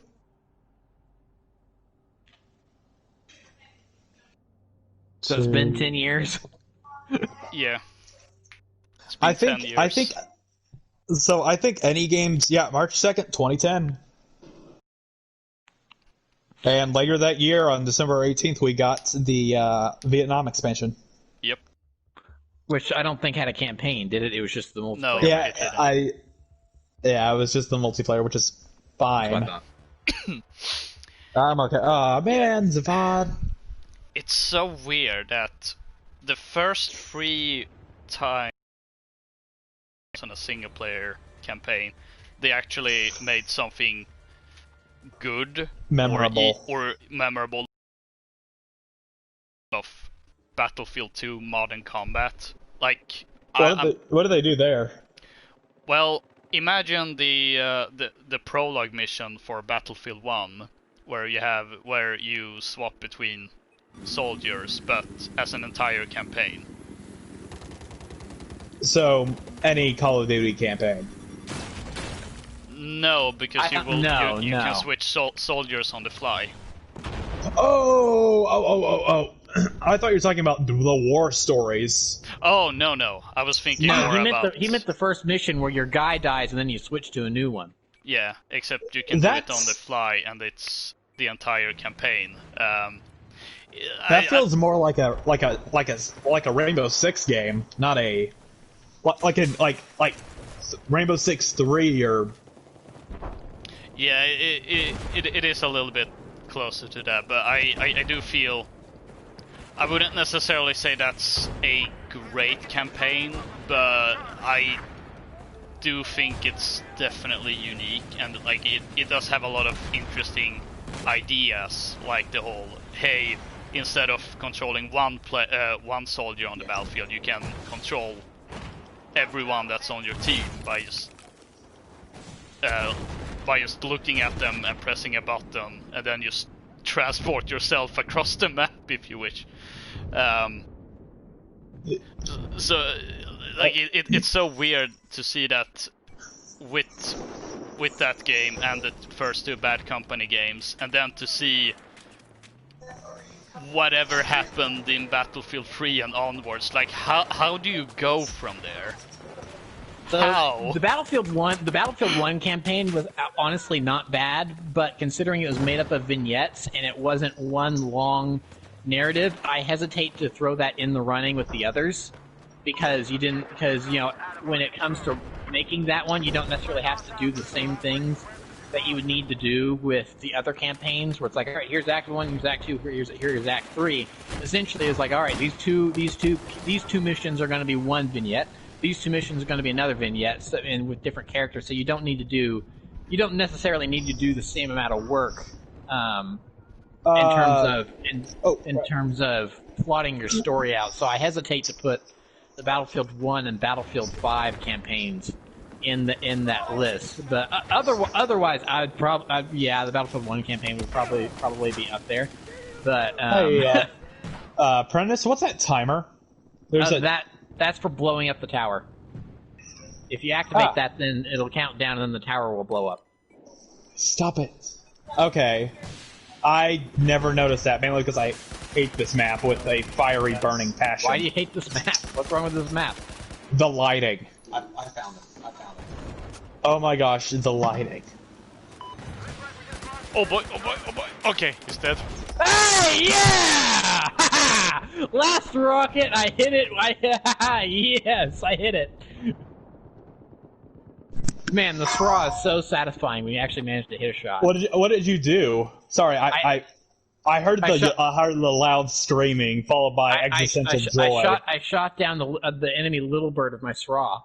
Nice. And it had popped its smoke, so that way it could get rid of lock-ons. But since the straw is a guided rocket, yeah, it's not a lock-on. I just nailed it and blew it up. You know what I miss? Tracer darts. On the stairs. Got him.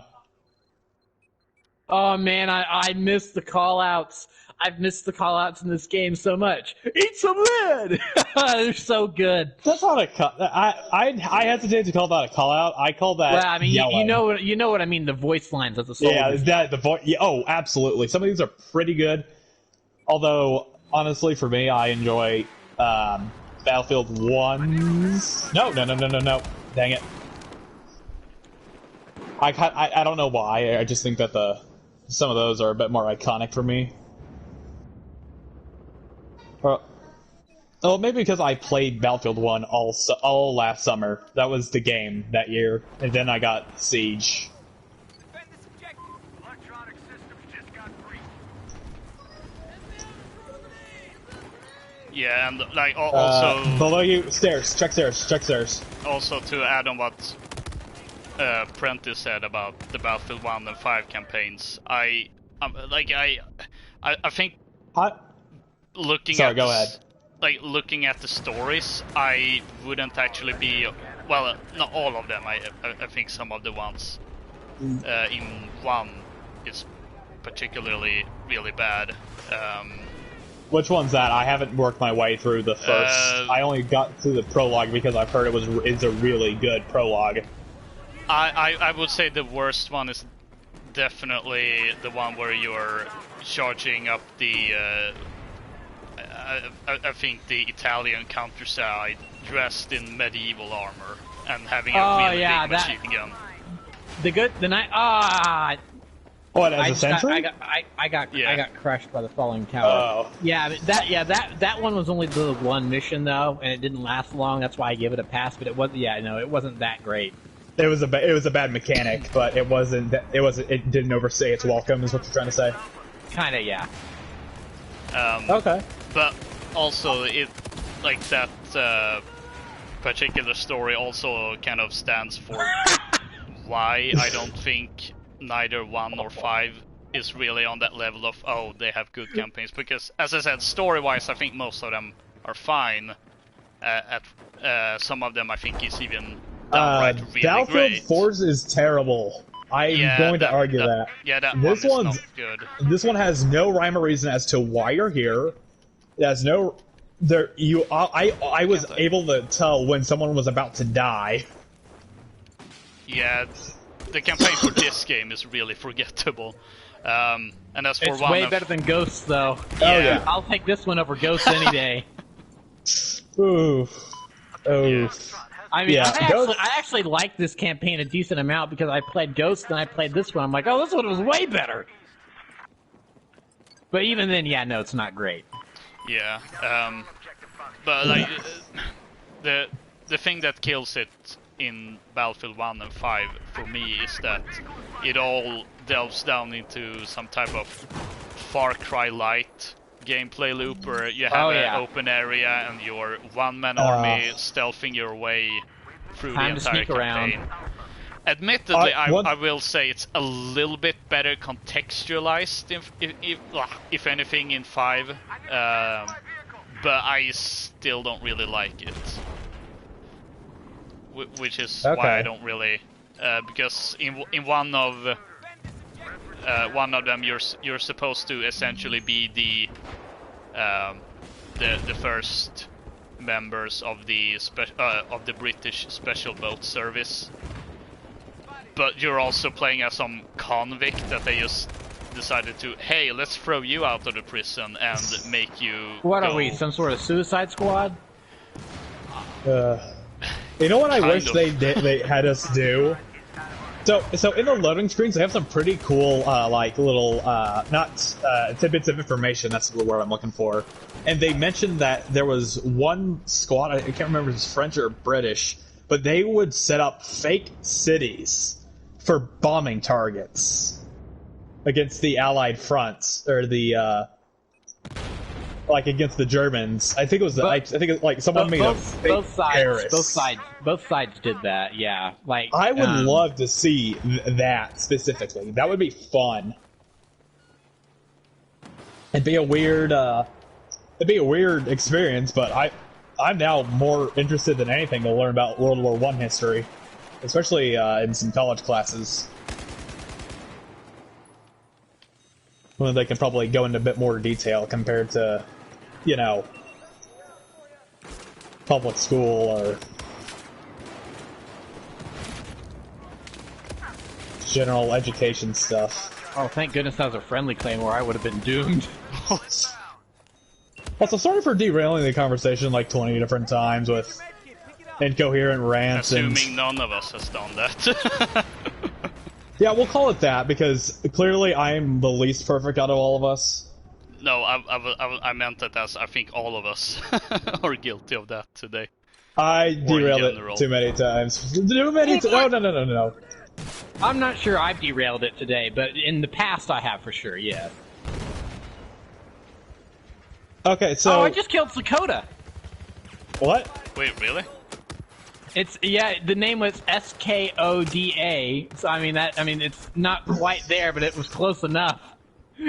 Sakota, no, first your Bionicle Lego Ideas project doesn't make it in, and then I kill you. Oh no, I'm so sorry. Is he one of those Bionicles with those stupid blue pieces sticking out? Nothing? Fine, I'll go back to Hero Factory.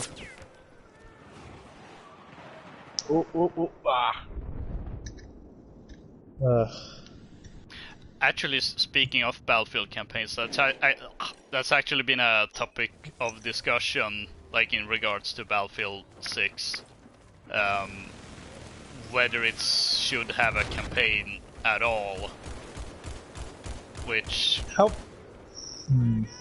I'd say yes, because even a bad campaign, I think, is it? Well, I don't know. After playing Black Ops 3, maybe my opinion has changed on that. even a bad campaign is better than no campaign. But I don't know. Dude, I forgot Black Ops existed.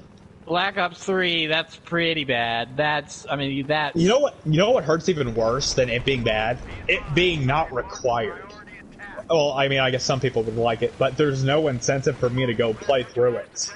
At least in Battlefield 4, they gave me a fun little score attack thing I can do, and they gave me 3 weapons if you get different endings, which I swear I was tired of hearing of Irish and that other chick by the end of the game. Yeah, I was like, I don't care. That's actually one of the reasons I ironically kind of like the Battlefield 4 campaign is that they shout Wrecker more than Sergeant Foley shouts Ramirez, because you never play as any other character in a Battlefield 4 campaign. It's only Wrecker. That is the only character you play as. So at least in Modern Warfare 2, you occasionally change to some other character. But in Battlefield 4, it's just Wrecker, so you hear Wrecker more often than you hear Ramirez, and you hear Ramirez quite often in Modern Warfare 2. So it's Ramirez, Wrecker, come on, Wrecker, over here, Wrecker. It's hilarious. I think the thing that did me in the language. Oh my yeah, gosh. the was language atrocious. It's bad. Not it's even bad. freaking Yakuza was that bad. Not even Persona was that bad. Nothing. It's just so pointless, and the delivery is awful. Yeah, I wanted to like him. I personally do not use foul language, but I don't necessarily have a problem with other people using it as long as it's in the correct context and it's used, let's say, in a well-placed manner. If it can make the situation humorous, then okay, maybe. And again, it really depends on the situation. But whenever fiction uses bad language just as a crutch, so because they can't think of other things to say, then I have a problem with it. It's like, okay, you just literally could not think of anything else to put here in the script. Modern Warfare 2 had the perfect usage of language. It wasn't over the top. It had it where it was needed. It showed Shepard's anger towards everyone. He was a bitter dude. It was the one F-bomb in the game, and they used it perfectly. They treated it like a PG-13 movie. Because that's the thing with the F-bomb in PG-13 movies. Like, okay, you get your one. Where are you going to use it? And it's funny. And you better use it. You better use it well. Yeah, and I can't remember. Honestly, I can't remember what movie it was. But my family and I were watching a movie the other night, and it was a PG-13. And then they used their F-bomb, and then we were all like, really? That's where you use it? It was in a random innocuous sentence for something that didn't matter at all. And it's like, that's where you used it? That's where you used the one. X-Men Apocalypse. Okay. That's what it was. Was it X-Men Apocalypse? That is a great example, but no, that is not what I'm talking about. But X-Men Apocalypse is a perfect example. Magneto just says, "Who the beep are you?" And it's like, you could have used that as X-Men First Class used it perfectly, where Wolverine told Charles and Magneto to F off. That was a perfect use. That was a perfect use of the F-bomb. Yes. And then by the time they get to Apocalypse, it's just like, well, we get our one, so we better find a place to use it. Oh, this will be a good spot. And we better use it well. Okay, so I was younger at the time, and when I heard it was like, oh, no, they're going to say it again. I got to get out of the theater. I didn't leave. I found out that was the only time, and after doing some more research, I found out that they can only use it once. Yeah, PG-13. And even Hamilton, which recently came onto Disney Plus, I'm okay with them using it. Yeah, I'm okay with them using it. Well, it's probably a Disney request. I don't care if they use it. They're fine. Well, they censored it for Disney Plus because it's Disney Plus. I thought they left one in. No, I'm pretty sure that it's still censored. Oh, did you watch it? I did not, but my parents and family were. My parents and sister were watching it while I was in the other room, and I could hear it. But it's a pretty interesting take on the story of Hamilton, and I'm not a hip hop fan. I find it really weird that you have George Washington in the middle of a rap battle. Something about that just is no. I don't think so. I'll pass. Thanks. What I like, it gets history out to the mainstream, and it gets out an interesting history. I'm a history buff, and I am too, but I don't think it should be quote unquote degraded to the point where you need to have George Washington in the middle of a rap battle in order to get people to be interested in history. Just open up a book and read. It's like, why was I ever the only one that was interested in history? This is why video games are the perfect way. Video games and TV shows are the perfect way to show a historical event. That's why Battlefield 1 is so If important Hamilton to me. had been an HBO series or something, that would have been perfect. I don't know why they had to go and make it a musical. Oh, I think it was Lynn. I think he just. I think it was into stage plays. I don't remember what his backstory was on that. Speaking of also, Disney, I'm not a big fan of live-action musicals. I think if at this point, if you want to do a musical, it should be animated. But. Why? Why? Because in live action you can't use the same amount of energy you get with animation. Did you see the? Did you happen to see there's this one part, one of the last songs in Hamilton's Duel. They put it. Spoilers. Sorry. So close your ears, kiddies, if you don't want to hear. They have so right before Hamilton gets shot. The entire stage, like, it freezes. Everyone's stuck in motion, and Lynn starts like this almost this desperate rap as Hamilton. It's weird. You'd have to go look it up.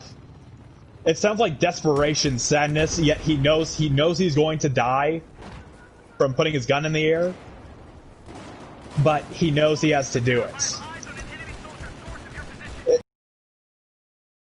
Watch it or ask your parents or something. It's just a really well done scene. That's one thing I will give credit to that. I'm not a big hip hop fan, but that was a really good scene. And then you have my sister and my mom crying in the other room, and my dad's just because they listen to the soundtrack all the time. He doesn't care. He knows what happens. Well, and that's another thing is that my sisters listen to the soundtrack so much that no. I don't feel like I need to watch this movie because I've heard it through the walls plenty. You poor soul. I'm sorry for your ear loss.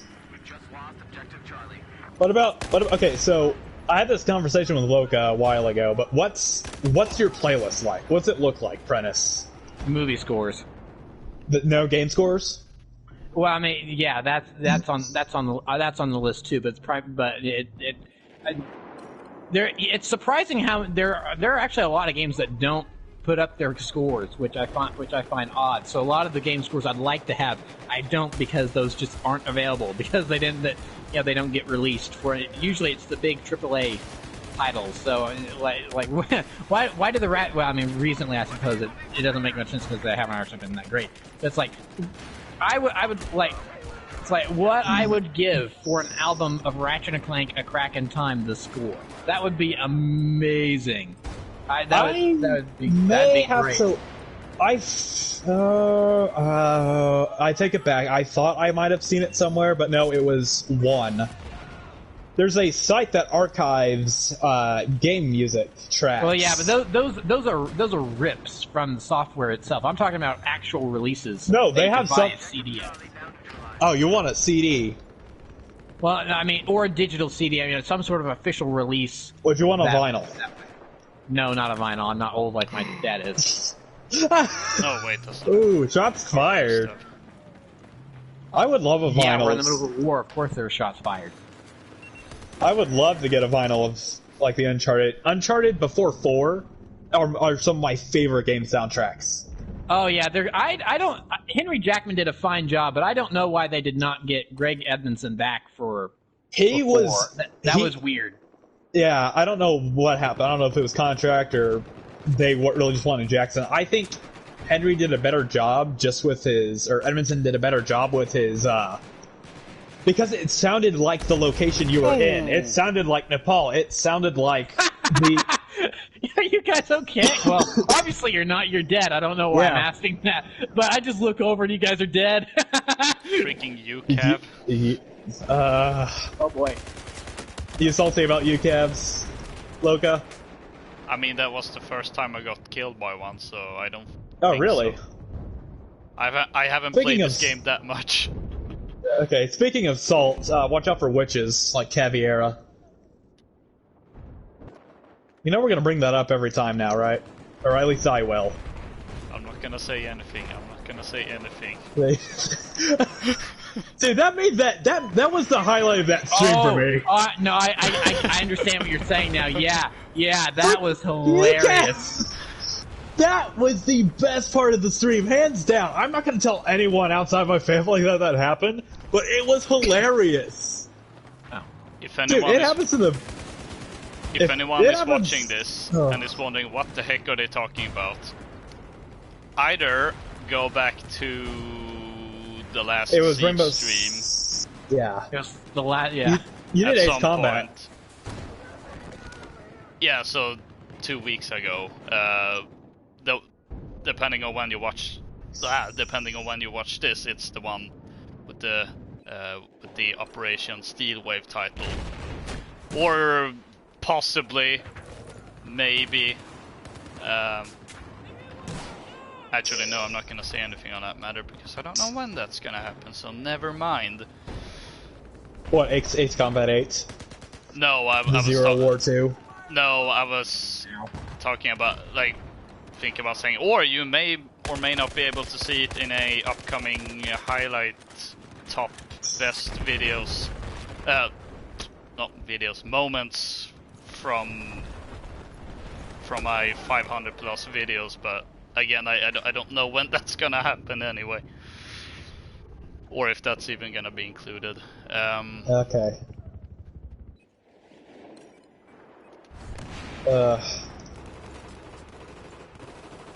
Okay, so that's the context what's- for you watchers okay. or viewers. So what is probably was the correct your term. so what's your playlist look like, Loka? I forgot if I asked you that question. I don't really have a set playlist. I just What are you listening to right now? What's it look like?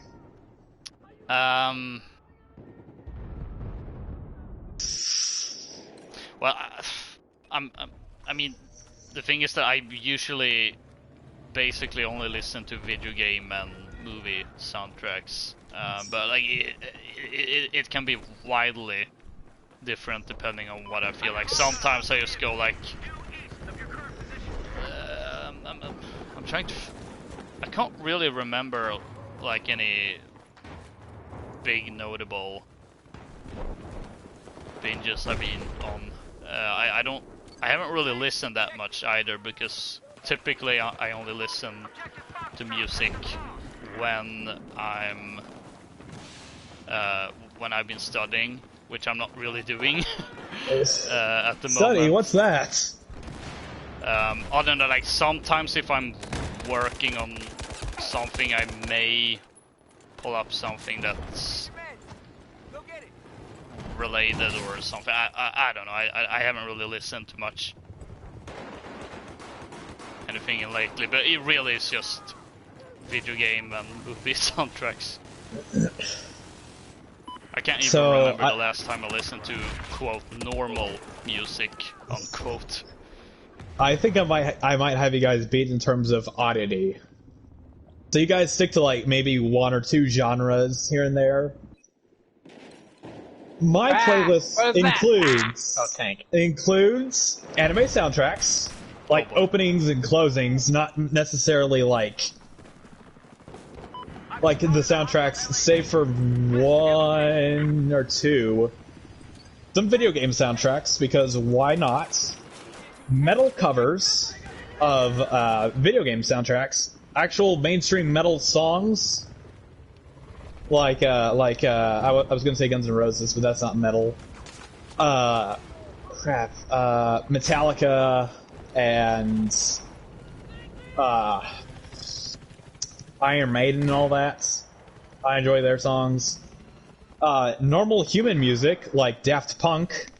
Attack this objective. Oh, that's That is a normal band human I music, haven't right? heard in a long time.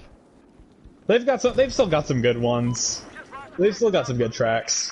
Tron Legacy. They did a soundtrack for Oh that? yeah, they did. Oh, that's interesting. And All I knew they did rumors was right now that Disney's gonna do a Tron 3, and the whole reason they're doing Tron 3 is because they want Daft Punk back to do the score. So on the downside, it looks like they're wanting Jared Leto to be in it. So Oh. Oh, I think I just got the UCAV or the AA. Oh, I got the AA mines. Ooh, Yeah. missile truck. My sound truck's freaking weird, man. I love to just upload a screenshot out of context, and I will always in my rotation have something from Persona. It doesn't matter what game it's from. There's going to be Persona in it. The turning radius is so bad. There. Oh, get down, get down, get down. AK-5C, AK-5C onto your left. Ah, they got me. Oh, that was Loka. I thought that was Prentice. Are you on one of the buildings? Oh, ooh. Okay. Do you need someone to guard you? Or do you think you're safe there?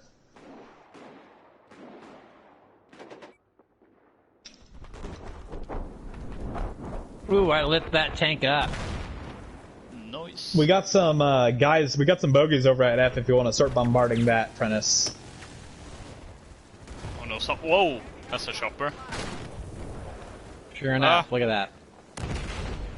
Oh, there was that one in there. How lovely. And at this point in my soundtrack, I'm tempted to add some more meme songs. Like I bought. Nice. I bought "Never Gonna Give You Up" by Rick Astley. Willingly. Oh no! I don't care. I love that song. But, like, did you know that Peppa Pig released an album?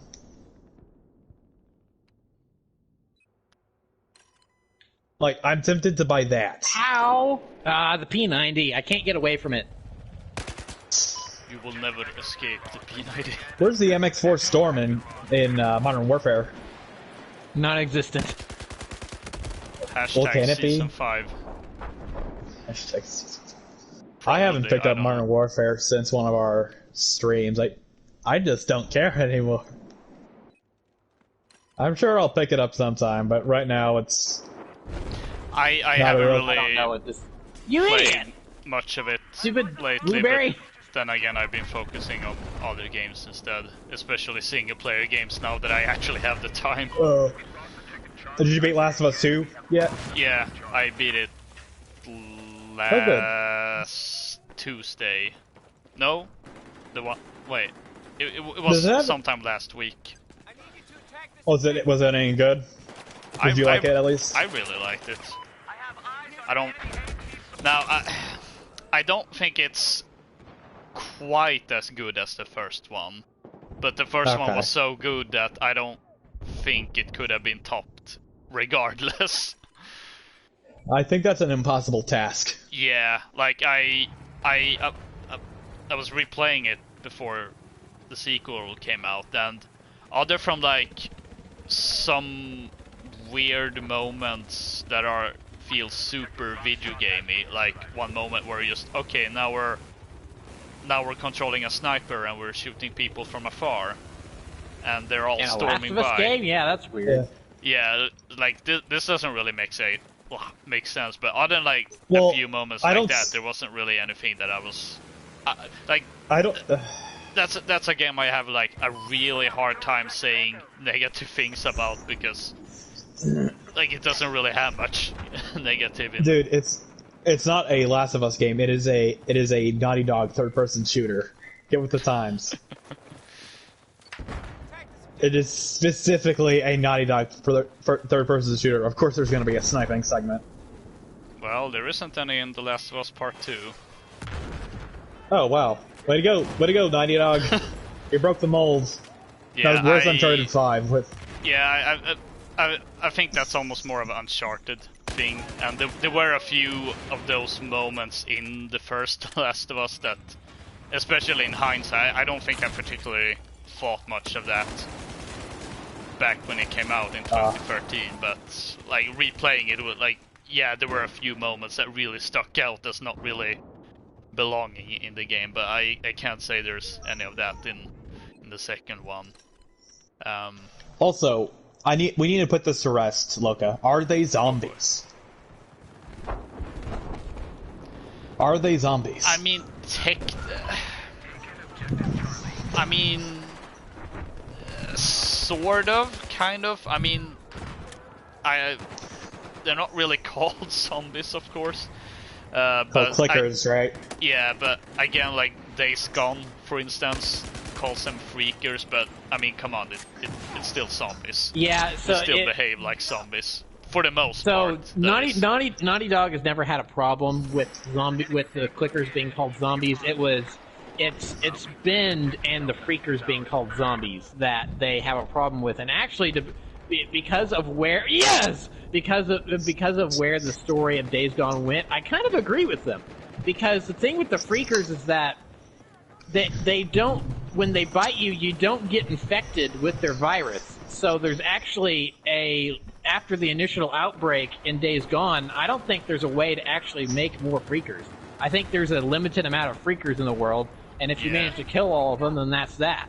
So which is super interesting in terms of the zombie narrative, because it's like it's like, all right, here's the outbreak, and then one of the reasons they're so dangerous is that the virus can spread. In terms of the information we've been given about the story of Days Gone, there's not really a way for the virus to spread in Days Gone, because whenever the freakers get you, they just tear you limb from limb. They don't care about eating your brains or spreading a virus or anything. They just tear you apart. So they're there to just kill you. Yeah, they're not spreading a virus at all. So because there's nothing left to spread the virus to. So that's actually really interesting about Days Gone. I'm super excited to see where they take that in the sequel. In the sequel, because it's like, oh yeah. So I kind of understand why Sony Bend is so. They are infected, but they are not zombies. I will concur with Sony Bend on that. Hang on, they're not zombies. Sorry, wow. Again, most of my jokes don't land. If you're referencing something, I don't know what you're referencing. It was an Obo Shoes video he did a while back on The Last of Us, a story summary. Oh, I didn't watch that. And he kept pulling a clip from one of the Naughty Dog employees, like the sound designer. He said they're not zombies. If I had to guess, that's probably taken out of context. It's like they're not zombies in the traditional sense or something like that, and then I'm sure it is.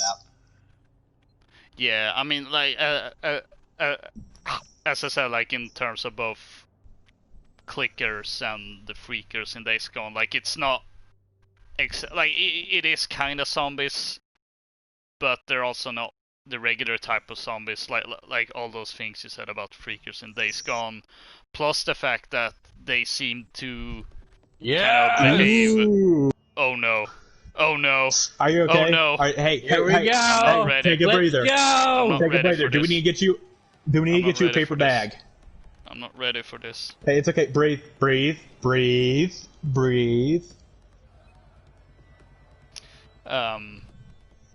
So the Days Gone freakers, they're kind of also kind of more like animals in the sense, like as opposed to some virus that, I mean, it is a virus that has taken over the body, but they're also more animalistic parts to them, and a bit of I would even go so far as to call the freakers mutants more than and that's probably they're more mutated than like a traditional zombie that's infected by a virus.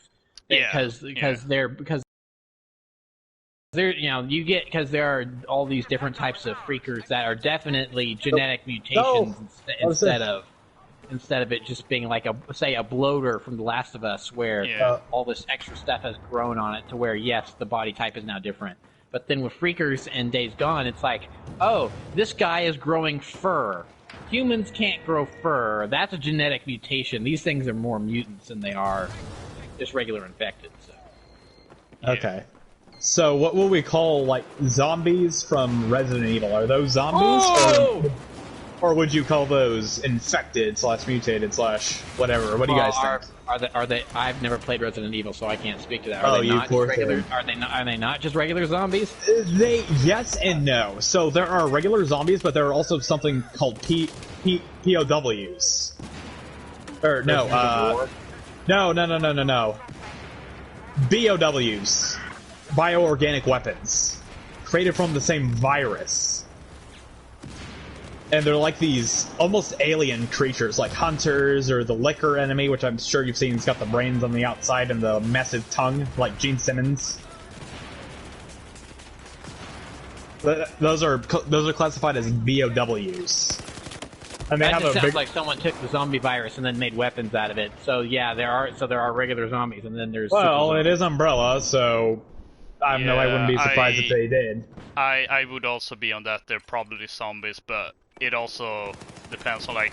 We have a breach. They're coming in. Do they actually call them zombies in the Resident Evil, or do they call something else? Okay, so in the first game, in the original version, they called the zombies monsters, and in one cutscene, terrible demons. Ouch. That sounds like a bad translation. Nope, that was the original script used in Japan as well. They did not use Japanese voices, they used English voices in Japan. With Japanese subtitles. They're flanking around us. I tell you, that game is so interesting how it got made and its localization. But they called them... I think later in the game they started calling them zombies outside of the giant snake. Yeah, that's probably more than a zombie if it's a giant snake. Yeah, there's a giant snake, and there are also like zombie sharks, I think. I've got a spawn beacon around here somewhere, I think. Check in that back corner off to your like right in front of you on the basement. basement. Smoke grenade, I can't see anything. No, I got killed. You know, that generally works for me. That's funny. When has that ever worked for you? Oh boy, my aim is really off. In the past, you've just never seen it. So there. You know I'm not lying because I'm a truth teller.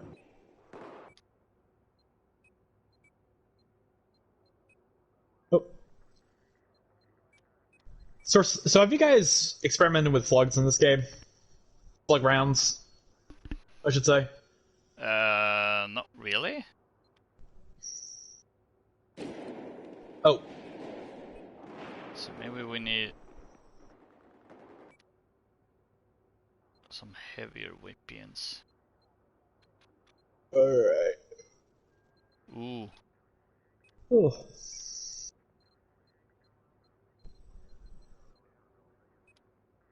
I hope we get Operation Metro, but I guess is this like a base game only server? I think so. I think it's only base game maps. Okay. I couldn't find any decent or populated DLC ones, unfortunately. Well, aside from the one we started on. There's just one in Asia that's generally populated around this time.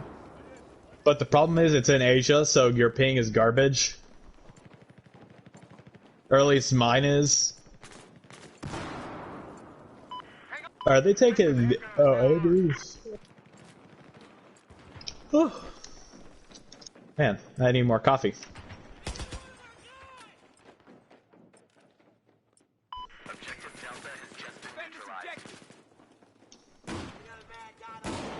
Come on, jump. Oh, there we go. Over here, Prentice. I got one on me. He's using a shotgun. So watch your range. Ah.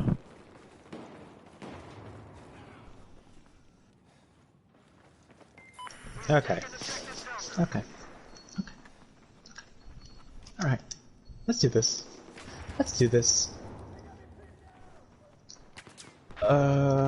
Okay. Oh, I got one with my claymore. Well, so why are they wired? C. We need to push up to C. Okay. Why are the claymores in this game like based off of like wires. Because I think in real life that's how they are. I'm not sure they actually use lasers like we see in almost every other video game. I'd be interested to see the difference.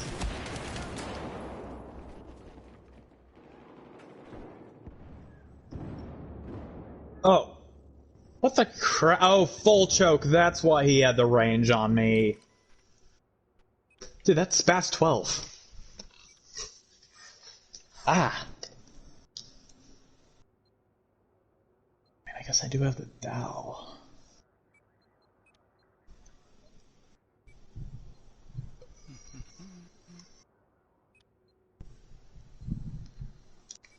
So maybe this will fare better.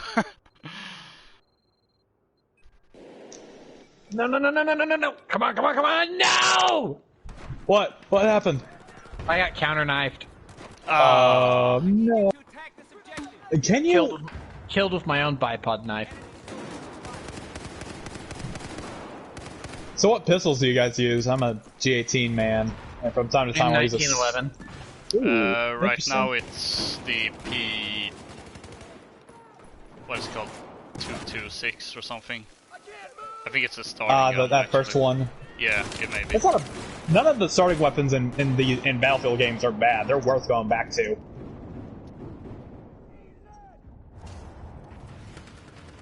It seems to fit well with my AK-5. Oh my goodness. You do not know how many red triangles are heading this way that are going right for that opening. At D, right? At C. Like, where are they coming from? D or C? They're Is what I coming from the enemy spawn. Okay. Hush, Oreo. Hush. Sorry, our new dog is a yapper. Oreo, come here. Come here. No? Okay. Oh, now there's a whole bunch heading for A and B. There's just a whole bunch of them running outside. We're about to get Levolution. Stay back from that. Oh, grenade. Yeah, I saw that fall down. What the crap? Who gives Oh, me here they tactical- come.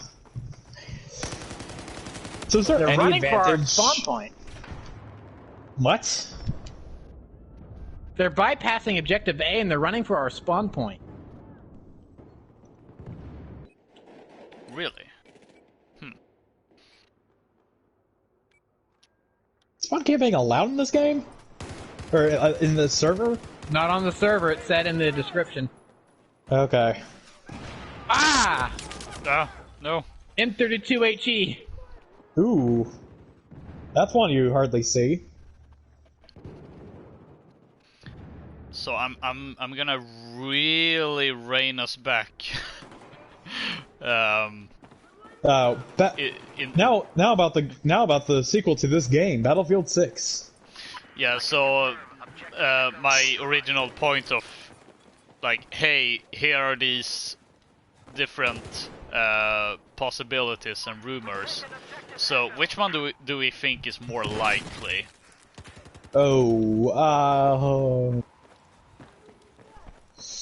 I think it's going to be set in modern times. I don't know if that was a rumor that you stated or if... It was. Okay, then that's what I think it's going to be, personally. It makes too much sense. It's everyone's getting tired of futuristic and World War II right now. So I think the best course of action for them is to go back to the modern times. What I would like to see is that 80s style alternate history Cold War, exploring maybe some Vietnam, maybe some Korean War. I know those were radically different in years. I mean, but hey, make up your own thing. I mean, alternate history. If you do a Cold War gone hot scenario, you could just say, oh hey, these conflicts just happen to blossom up again. So I don't think it would be a problem in terms of alternate history, at least. And then you can set it you could have a Battle of San Francisco or something. So you had because it's alternate history, so you can do literally whatever you want. So that way you can have these large urban maps set in the U.S. Yeah, I would love some more. But it's set in the 80s, so that way you like you pass by a clothing store that hasn't been destroyed yet, and the mannequins are wearing leg warmers and stuff. What I like to see is bring back the radio from Hardline. Yes. And license out a couple of songs. I don't care what. Generally any 80s song is going to sound pretty weird, but really good. I wouldn't mind a couple of give us a Michael Jackson song. I don't think you could do that nowadays. Probably not. Why not? Oh, Michael Jackson was a pedophile. That's been proven at this point. So. Okay, well we knew that, but we knew that since the freaking Neverland. I'm pretty sure we all knew that. We just brushed it off. I didn't even know who Michael Jackson was up until like 5 years ago. So seriously, yeah.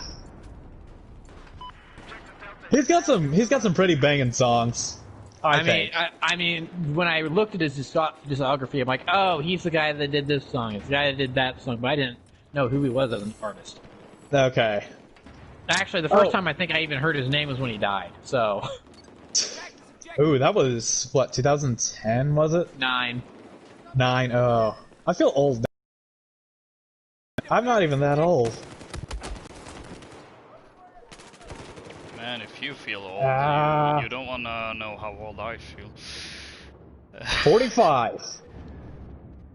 I'm an old man. Flash out. Anyway, yeah, like the Cold War Gone Hot is the one I would that's the one I say I would love to see that, but in terms of what I think is more likely, it's probably Modern Times. Since, as you said, we've had they're all over B. We've had 2 historical battlefields in a row, and I have noticed that a lot of people were tired of that even after Battlefield 1. And as I brought up the current state of Battlefield 5 and the Battlefield community, it may be wise to go back to something fan favorite that would be the Modern Times, because it would evoke memories of Battlefield 3 and 4. I suppose the fact that Modern Warfare 2019 was proven to be a really big success is maybe another... What's the sale? What are the sales numbers? Yeah, in terms of sales, it has... Well, it's Call of Duty, so it always has good sales. But, I mean, the numbers were also up compared to previous years. Yeah, exactly. So that might be another reason for them to be like, well, our closest competitor did this and they're doing really well. Maybe we should also do that. I think it's worth a shot. Honestly, it would be good for their numbers. But if we are talking about what I want, it is definitely that Cold War gone bad.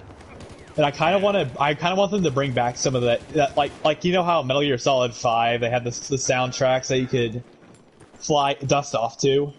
Oh yeah. Yeah. And you heard the next Battlefield needs a little bit of personality to it, because honestly, people, you know, like I said, that things started to get a little off track when the last couple games have been a little more quote unquote gimmicky with World War I, World War II, Hardline. But Hardline had personality. There was a lot of personality in that game, especially which is why I think people gave it a pass. Some people, did say it's like, this is just more DLC for 4 that they're charging you $60 for.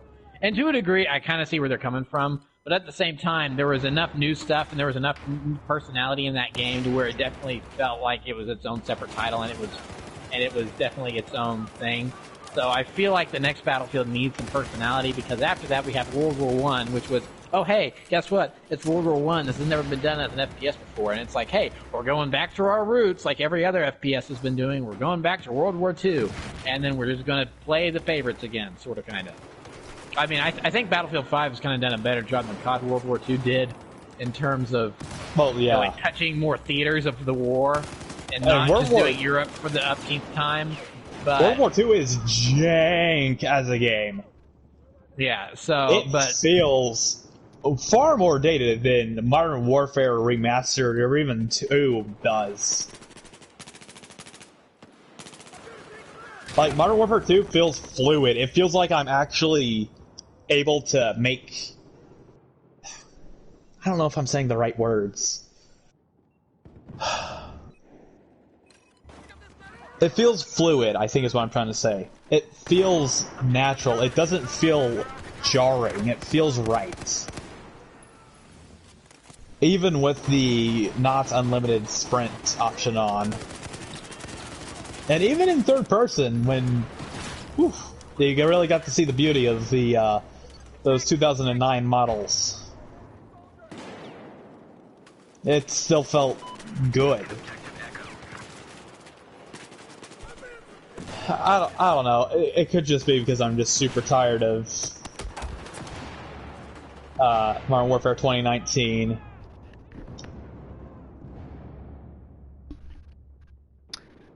Yeah, like I think you also need to maybe specify, because remember, because you've been playing Modern Warfare 2 recently on PC, right? Oh. The way PC games feel different to console, even if they are the same game. I'm going to have to revisit it on my 360 then.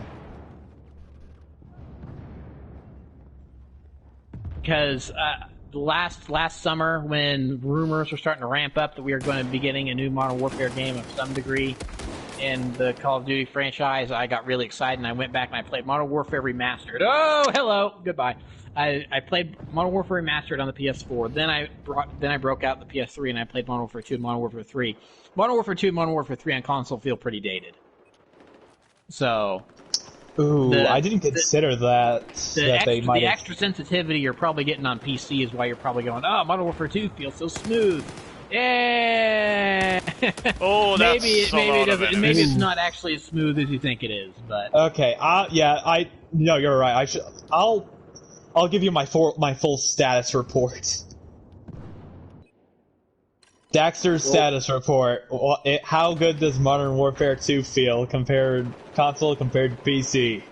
I mean, now I still do kind of agree with you, is that I think Modern Warfare 2 and 3 still actually do kind of feel a little bit better than COD World War 2, but I think I remember when that game was coming out that they said that they deliberately changed some things up to where it maybe felt a little more janky and a little older or something to kind of make it feel like like the game was, played like an older Call of Duty title but with newer graphics or something like that. I think maybe they were talking about doing something like that. So that would definitely play into what you're talking about. Okay, so if it was intentional, I don't know. I don't know if I could give it a pass. If all you're going off of is nostalgia for, quite frankly, a time when no one really knew what Call of Duty was. Let's leave Call of Duty out of it. Let's just say video games in general. Well, but some people look back on certain games fondly. A good game I think to talk about is Star Wars Bounty Hunter. I played the quote unquote remaster port on PS4. I did not finish that game because the controls were heinous. They were awful. I got maybe a quarter of the way through and I'm like, I cannot continue playing this game because it is too hard to control, which makes the difficulty of this game way harder than it is in reality. So I had to stop. And that was like 2 years ago. I have not gone back to that game since. So I mean, not all games age well in the way they control and the way they feel. So sometimes making your game feel older isn't necessarily the best thing in some cases. Bounty Hunter definitely feels very old to play thanks to the controls. I managed to finish it, and I do like it as a game, but controls wise, it hasn't aged well. Something I think controls really well, that's an older game. Star Wars Episode 1 Racer. Oh, have you been playing that recently? Yes, I have. And this is without a controller. It's on PC, so maybe it's a bit different. I played it back on the N64 first, and then I know it has a Dreamcast port and a Switch port and possibly a PS4 port. It has a PS4 port now. It came out about 2 weeks ago. Okay. Ooh, that would be a fun game to play. Multiplayer. It has no online multiplayer. It's local. We were on the verge of greatness. We were this close. Have you played it yet, Prentice? No, I have not. I have no nostalgic fondness for that game because I haven't played it before. And then I was going to pick it up. It's like, oh, that'd be great for a game night. And it's like, no online multiplayer. I'm like, well, okay, now I actually hold on. No. I'm going to revise my previous statement. I have played that game before. I have played the arcade cabinet. Ooh, of it, but it was years ago. But it was years ago, and all I did was crash into walls because I was maybe in first grade. So okay, it's been a long time. So and I'm like, oh, I don't like this because I can't figure out the controls because I'm too young and stupid.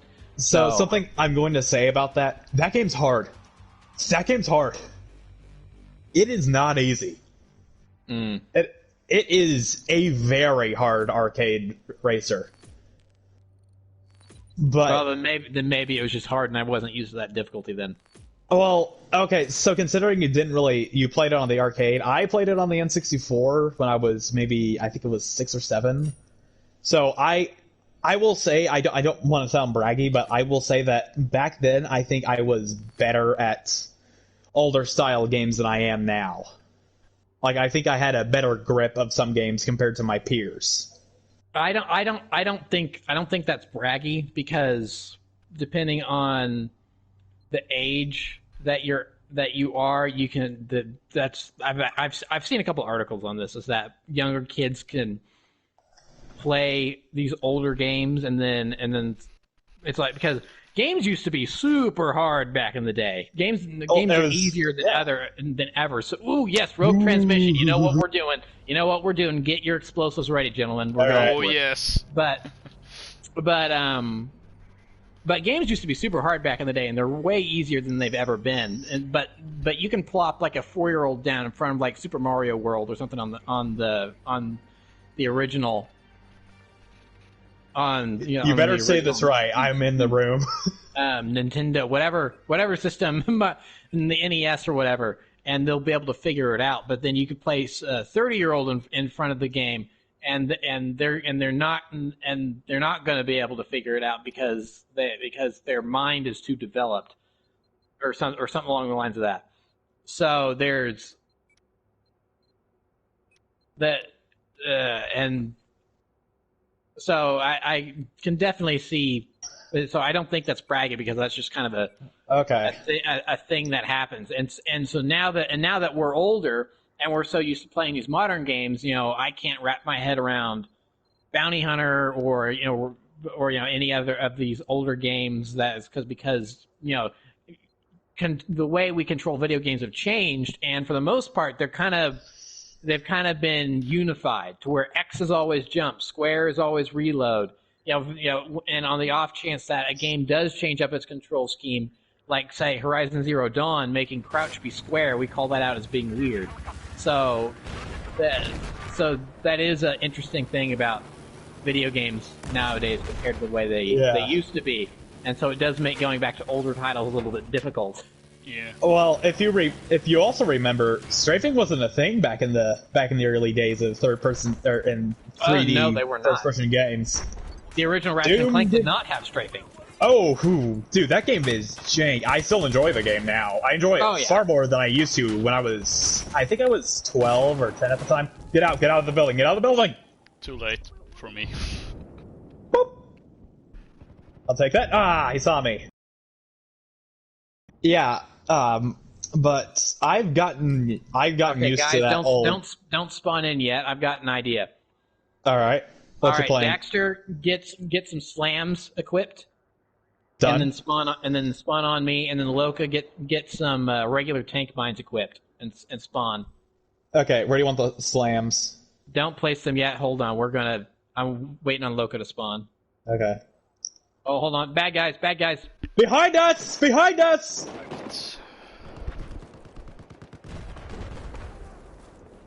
This will work in our favor anyway. Why? Because we'll be able to get this ready from a little bit of a safer position. Okay. I'm just Ooh, want me to grab the being a helo? I'm No. pretending I'm Solid Snake right now. And failing miserably. Snake, are you alright? Answer me! Snake! Snake! Dum. Bum, bum, bum. Oh, Alright, dude, talk about a game that's aged strangely, man. All right, get the slams ready to deploy, but don't place What's the them plan? until I tell you. What's the plan, Cal, man? So we are going to drive into the enemy spawn, and we are going to drive up to their. We're going to drive up to one of their tanks, and then you're going to place those slams on the tank, and then we're just going to leave, because then when someone spawns in a tank, then what will happen is that they'll start to drive, and then they'll just explode immediately after spawning, and it's hilarious. Are we the bad guys? Yes, we are the bad guys. I'm waiting for you to get there. I'm sitting here lazy in the spawn screen. Also, I can supply you with ammo. More ammo, yeah, exactly. That would be nice. Alright, you remember where these tanks are? Oh, never mind. They don't have any right now though, so we're gonna have to wait a second. So go ahead and There we go. spawn in. So yeah, but Daxter, the way we do this is that we need to be fast. So you need to be on the squad bike and ready to go. Oh, sorry. I also Because have we're gonna C4 be. if that might help. Ooh, I mean, unless you're okay with camping for a while. I mean, that's how this works typically. That's the point. Okay. That's the point, Sergeant. Yeah. That's honestly as a man who has man-child who has started his gaming career on the N64 and NES, and then worked my way progressively up to now upgrading my PC to be more modern. I've come to appreciate a bunch of older games, like... All right, get ready. Oh no! Place them! Throw him! Go! But he's gonna take off. I saw that you managed to place some. So Loka, lay low. Dun dun dun dun dun dun dun dun dun. I don't like. Oh Oh no! Oh no! No!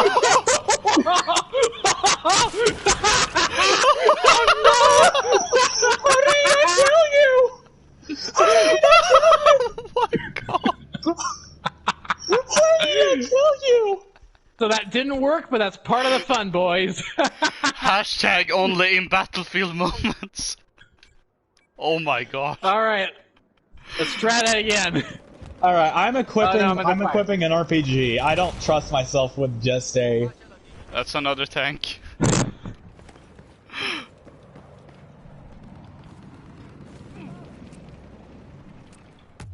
Oh man, but yeah, I've been able I didn't get I've been it. able to We're gonna have to appreciate... clear these guys out a little bit Okay. before we can actually do anything.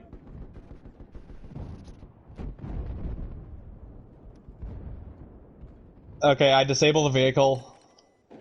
A Star Destroyer was disabled!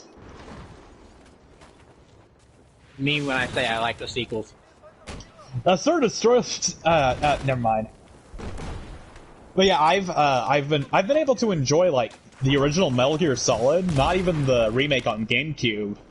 I've been able to enjoy that, because I know the limitations that they were working with. I've been able to enjoy a bunch of older games, like the original Doom, or the original Quake. Like Duke Nukem 3D. Not Lemmings, because Lemmings sucks as a game, I think.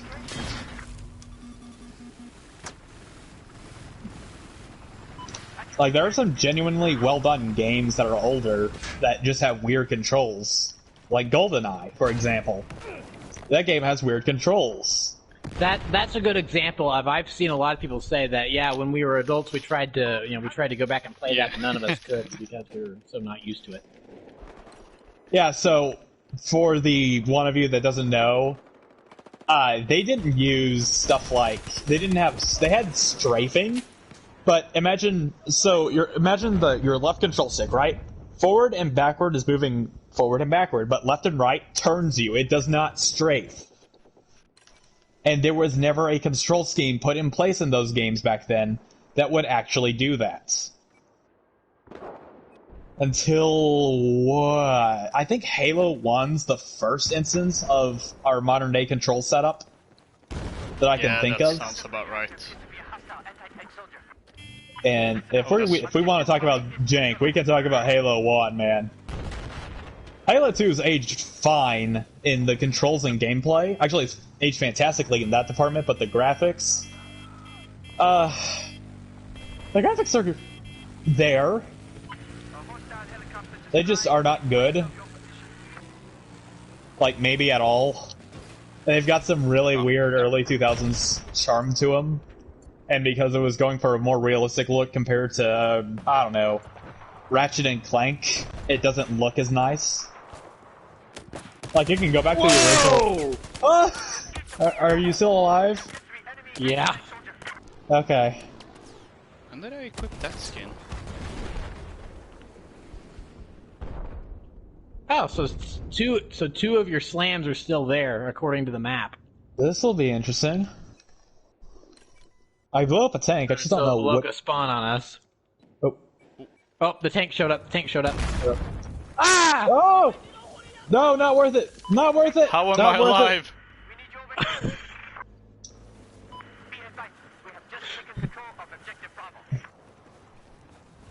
So, Prentice, did you get to go around to play Metal Gear Solid 3 or 2? No. No. It's on Vita, you know, just in case you need something to take on the go. Where is there to go right now? Alright, so I think we need to... Oh, you guys are dead. Yeah, we're getting picked off by a tank. He's coming towards you, I think. Yep. See, this trick really only works when we're on the other team, because the other spawn point is way easier to get into. What's the team setup look like right now?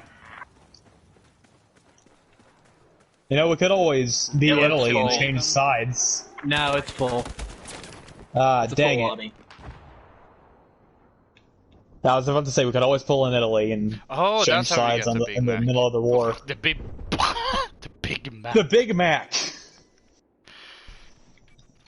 Well, we can change tactics. Just grab some C4 and let's ride.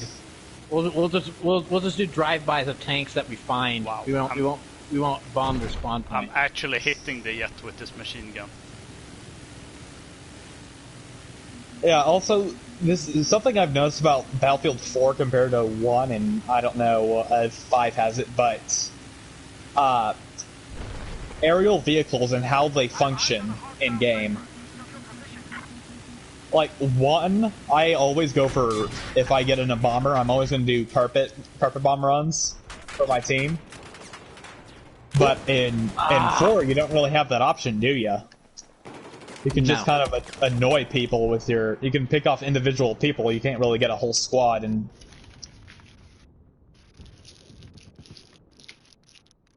Yeah, that's trickier in this game. In this game. And how do you feel about the custom, like the individual, like whenever you get like the horse rider class and the tank class? Like, how do you feel about those, Prentice? Did you like those gameplay changes, or would you prefer to keep whatever loadout you had before? Well, see so in theory, those were not bad additions.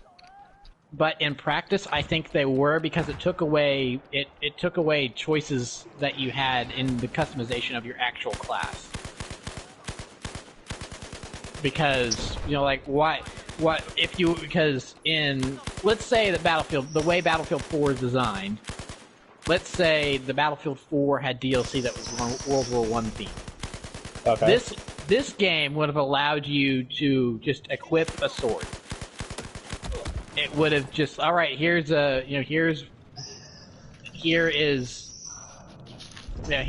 big sword that you get with the horse. If you want to, you can use it as a secondary. Have fun. There's freedom there.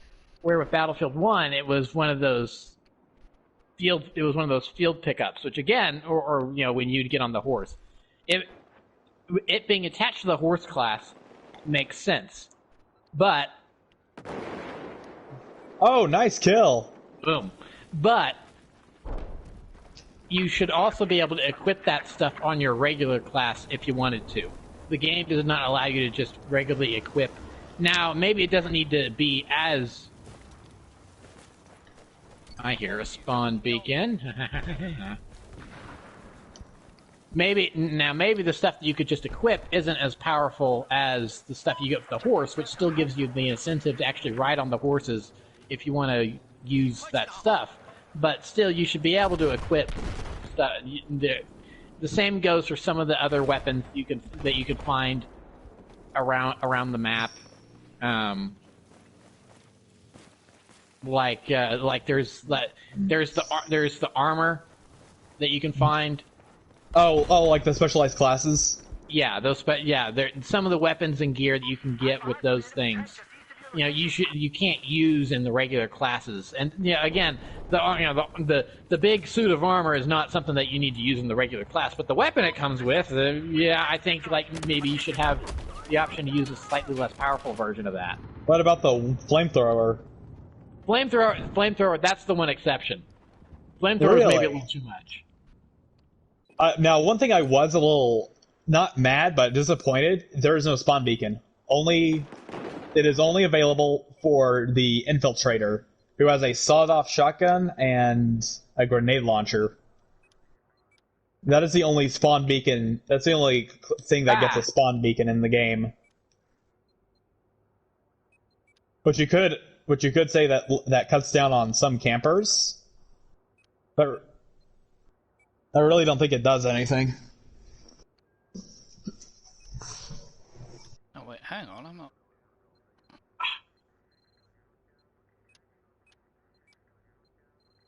There we go.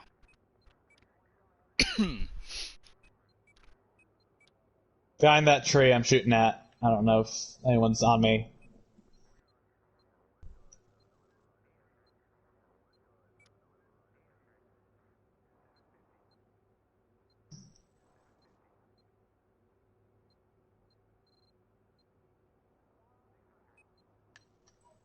Jet plane. You jumped jet out. plane. Oh, good thing I brought a rocket launcher.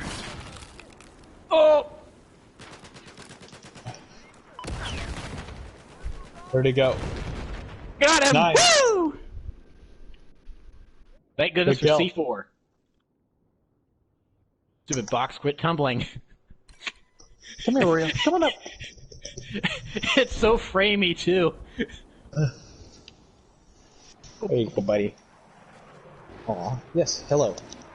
Hello, buddy. I am currently playing game. Where did he come from?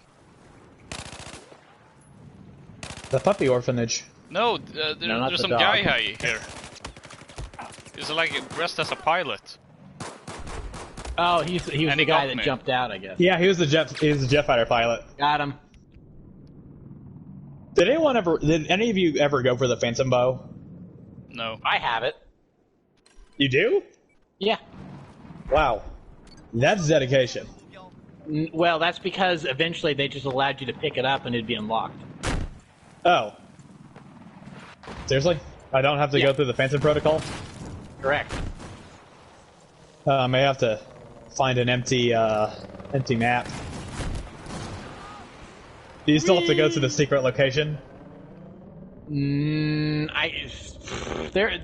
If you search around, there's a video that's like, hey, here's how you can just immediately unlock the Phantom Bow.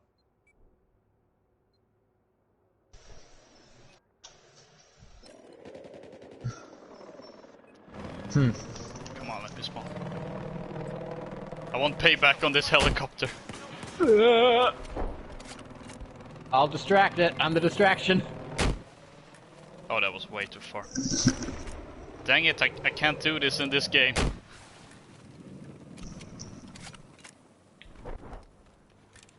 Implying I can do that in any Battlefield game. Tank. I see it.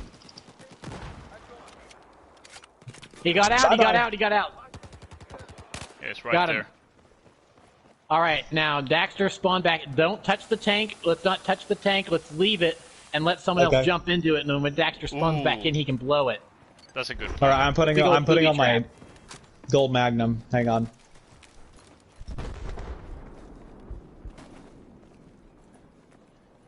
Will this really work? Maybe. I'm tempted to try it out. And of course, we only have 21 tickets left, so we may not actually get the opportunity to find out. But Oh, we're getting destroyed. It doesn't go off. Yeah, you have to place a new one. oh wait, hold on. There's another tank.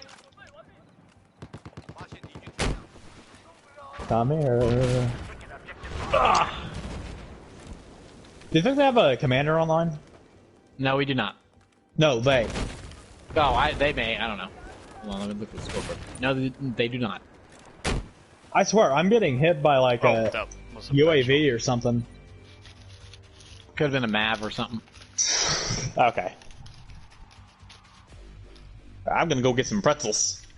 All right, so Princess, I don't know if you guys go to Aldi, but there is a. I don't think we have an Aldi in our area. Oh, really? Wow. Oh, there's this type of pretzel called pub style pretzel. I'm sure you can find it in it's not like in a non-generic version, but it's just pretzels with garlic and onion powder. And it's really good.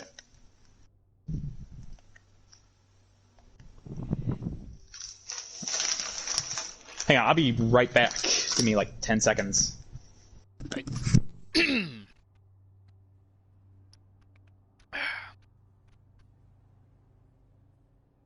Oh my gosh. What? At this point, just all the new Ninjago episodes are up online. Sweet. Oh, they pulled on Netflix. They're not legal. Oh, okay. It's the YouTube uploads. Ah, Yeah, I see. because Cartoon Network US still has. So this is season 13. Cartoon Network US still hasn't aired season 12. That's how bad things are. Wow. Yeah. Also, look where we're going. Uh-huh.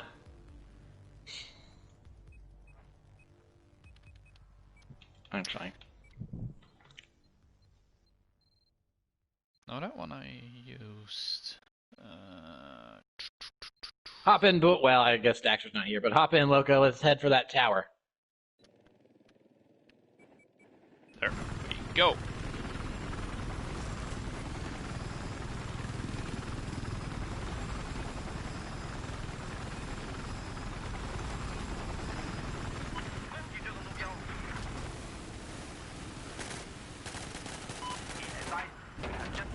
Oh boy. Oh, we got an attack helicopter too. Get ready to jump out! Bail, bail, bail, bail! I'm out. I'm shooting people. I don't know what's happening! I'm dying. I'm dead.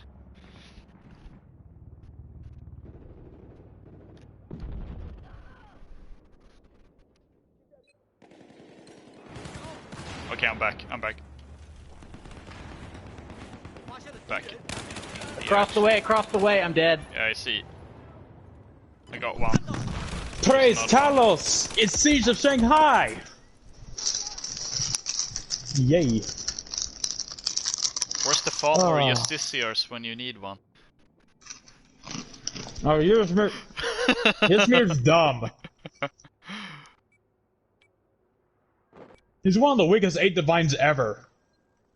Oh, I cannot remember. Where was it? Let's actually go for. So where do you stand on the Almiri Dominion, Loka? Sorry to get all political. Here it is. Don't bring up the Tarmor in front of my dad. He gets crazy about it. I do not like the Falmor.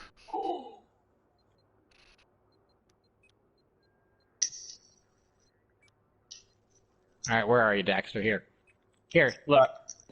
Yeah. Oh, that's cool. Phantom bow with explosive tip. Ooh. So here's what we're gonna do. Kill people? Well, no, I'm gonna set up the spawn beacon down here.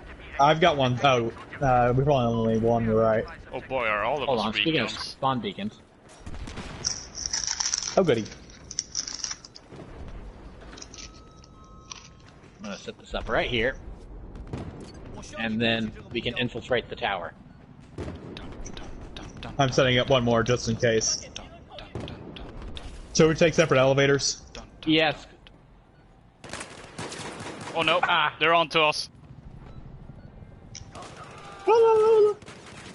No, get off me. Dang it. Come on, okay, it did close. Been revived.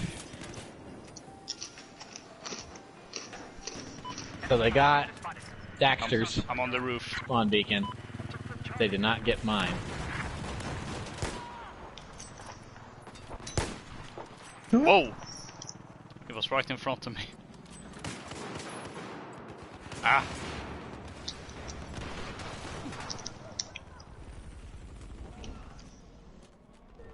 Queuing up. Hello. Oh. I was the one who sold Mozzie's Super Shorty. We can see that. I only make Rainbow Six jokes. I'm not original. I mean, we did get the confirmation, confirmation before the stream that Daxter was the one that stole Jaeger's ACOGs. Attack chopper! Ah! Oh, no, nice. Dang it. You know what? I'm surprised that Doc still has Doc and Rook have their MP5 ACOGs. Yeah, at this point, they're definitely on a timer. Their days are numbered.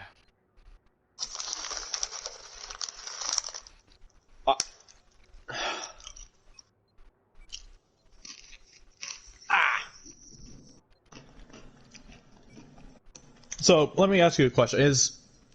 Sorry. What are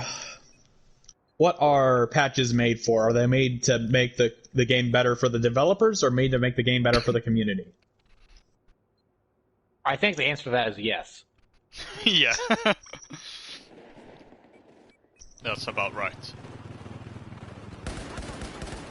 Hostile on the top of the building across from us. Threw a grenade up there. I think mine went down a little bit. Oh, Shab! He had an RPG. Oh, I hear him. Oh, that was a friendly. Hmm.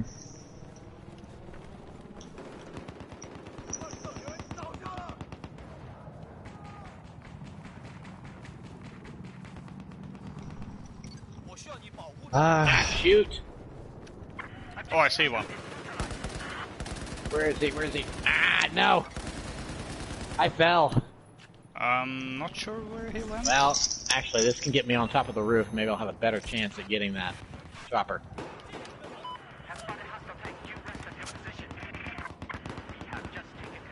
Oh, mobility kill.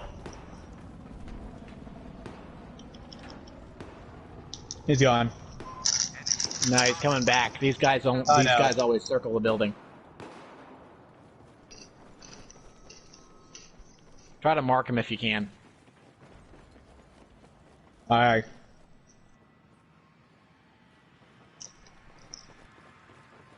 I hear you, Cav. Be careful.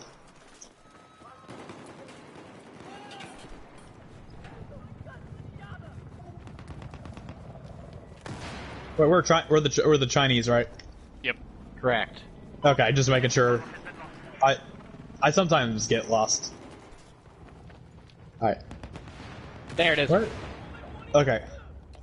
Stupid umbrella got in my way. Rocket away. He pops smoke. Oh no, he got me. He's reloading. They have a UAV up in the air. I hit it. I hit it. Mobility's down. Yes! We got it. He's down. Okay. I don't have any more grenades. Hang on, where's that UAV? Oh, what? What the heck? There's... Whoa. Got it. I know that's a commander thing, but first reaction is, who called in the UAV kill streak? Oh no, the share! No!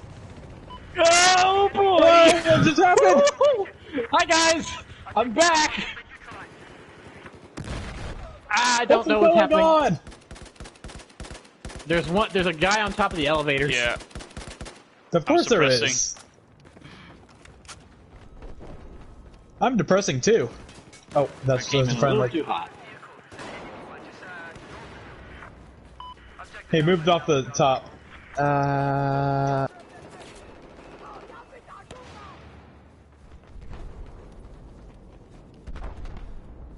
Alright, I'm gonna seal this mid.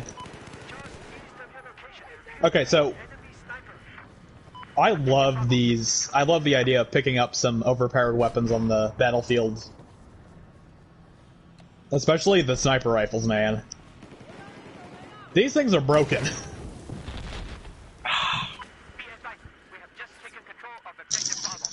I got Charlie. Let's see where. Oh, he's dead. Come on. No! I want to save someone. I'm a freaking medic.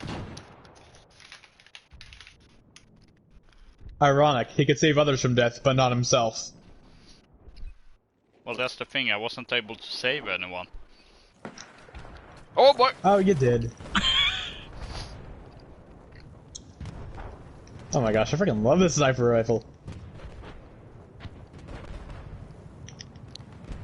Yeah, this is the one thing about this game I need to get used to again, is that you can't cut your parachute in midair.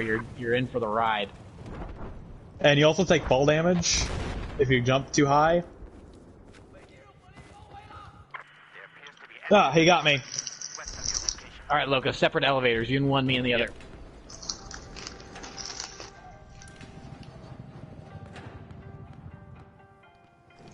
So I feel like our group is Loka's gonna be like Soap, Prentice Price. I'm thanks. Nikolai. So they've got that chopper up there, and they've got the minigun trained on the doors. Yeah.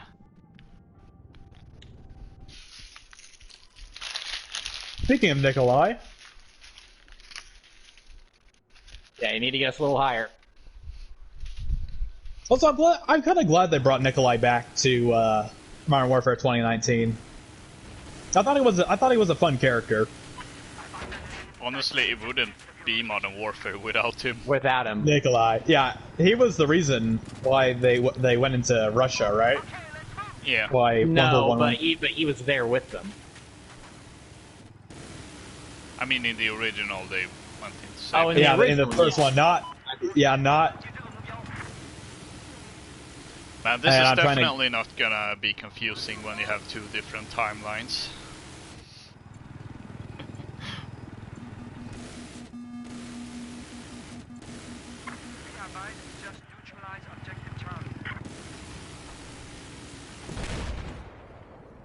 Alright, putting her down.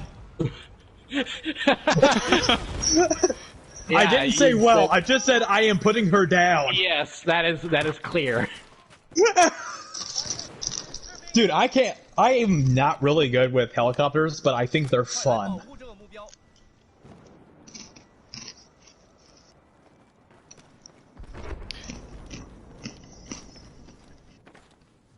Yeah, so going back to what we were talking about earlier, the PS3 version, all this stuff that's up here, up top, like the tables, the umbrellas, all this stuff, not here. It was just blank. And I'm Oh, sure there was less detail in the floor texture and the. Yeah. Attack helicopter's back. I don't even remember that, but then again, I only played a beta on the PS3, and that was freaking years ago. Yep. No, not another share! An umbrella got in the way of my Stinger once. Yikes. Okay, where is he? In front, at the front of the building. Down below, I think he's coming up. We also have two UAVs above. Yep, there he is. Or, correction, one UAV above. Where are of the there way. two? I'll take care of the UAV real quick. boy! I've spotted enemy LAV. Loka, no!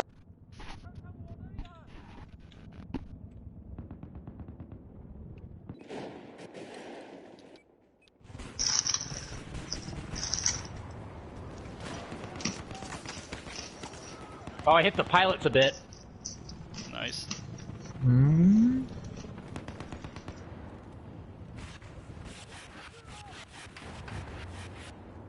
Objective Echo has been taken. Have we tried, so a Voice tactic crack. I like to use on this map is going over to the American spawn and hiding in one of the higher buildings and just start sniping people with DMRs and sniper rifles and the occasional LMG. Have you guys tried that yet? No. Did you get it? Nope. Oh wait, there it is. Never Launch? mind. At launch? There appears to be a hostile chopper. Oh,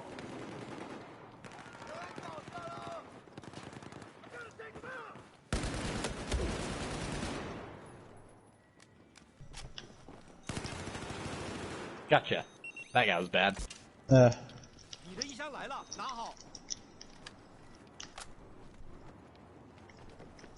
Where is he? What? A piece of umbrella just fell down from the top of the tower. It fell really slowly. LAV. Just south of your location. Oh, that's an enemy tank. I'm not equipped for this.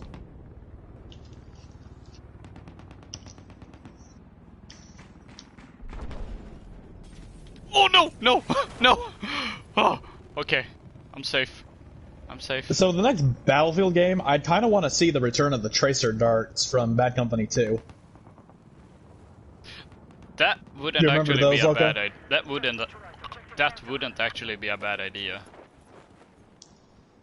So, I don't know if you know how this works, Prentice, but there was these tracer darts, so that any rocket launcher, there was like 3, right? Any of the rocket launchers could lock on to a certain target without having to aim down sights or hold down on the target. Actually, I think they were all free fire. How is there a quad bike up here? Don't question it. Hashtag only in battlefield moments.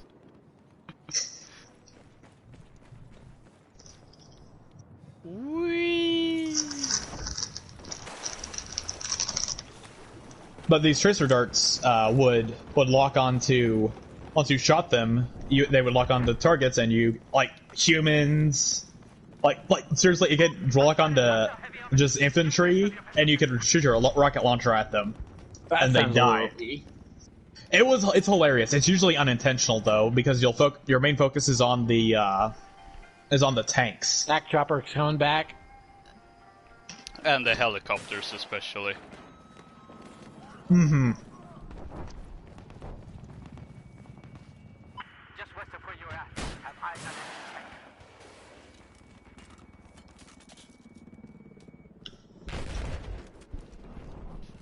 tank. You'd run in Stinger. Objective Alpha has been Yep. neutralized.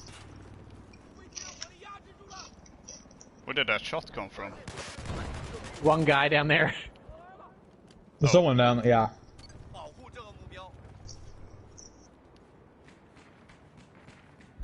Alright, who brought the quad bike? I thought this was a no quad bikes allowed sort of club. Objective Alpha. Spotted enemy lab west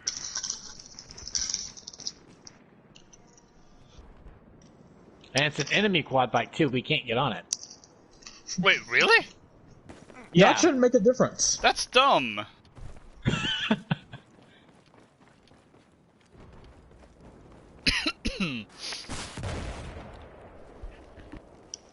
Oh, it's gone. And It just despawned. disappeared. I spotted an enemy sniper south of your position. No! Cheated No! itself off into another dimension. Here, you want to pick that up? I'm gonna go see if the sniper rifles spawn back, and I'll use that on some fools. Oh hey, maybe I can actually be useful. Yeah, I'm thinking of going down to A or B, because those have been blinking for a while. Yeah. Hostile tank spotted. Due Oh, okay. No, this is the first one. This is the first one I've heard. We're fine. I was just about to say, I'm surprised the tower is still standing. Dude, this is Battlefield 4. This usually takes, what, 5 minutes? Yeah. Especially if you're playing with a bunch of younger guys who love seeing stuff loaded up. And I don't blame them, man. I think that was kind of the appeal to many Battlefield games for me. And that's what I always wanted out of whenever Battlefront 2015 was announced. My friend and I were like, you know what would be cool? Putting in the destructible environments. That is the one thing that I wish had come from. Well, they incorporated a lot of Battlefield into Battlefront 2 eventually, but I mean, I really wish that maybe with whatever they end up doing next, it'll have more destructible environments. Yeah, I mean, they are gonna have next-gen hardware to play with, so that's, I think, likely. 2 tanks. We got 2 tanks. Yep. 3. There's 2 tanks and an LAV at A. There's 2 tanks and an LAV at A. I'm keeping a low That profile. sounds like the name of a sitcom. That sounds like the name of a sitcom.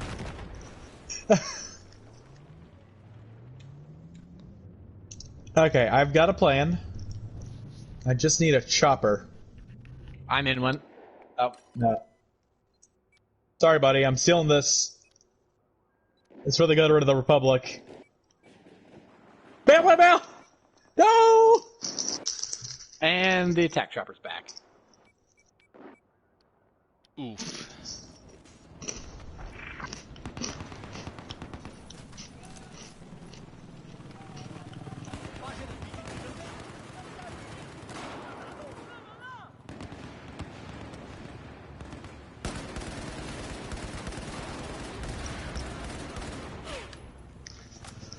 Whoa, oh wait, no, it's just diving down. I thought it was crashing.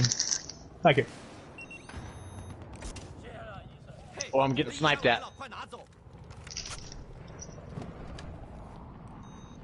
Oh, Screen's lag. glitching out a little bit. Oh, where's that lag? That's lag. okay, good to know it wasn't just me then. Yeah. Yeah, that is undeniably a lag issue. On top. Ah, he got me. He's got an MTAR.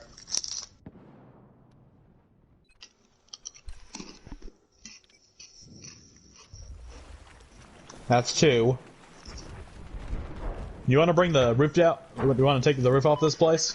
We've just neutralized objective Alpha. Enemy sniper spotted.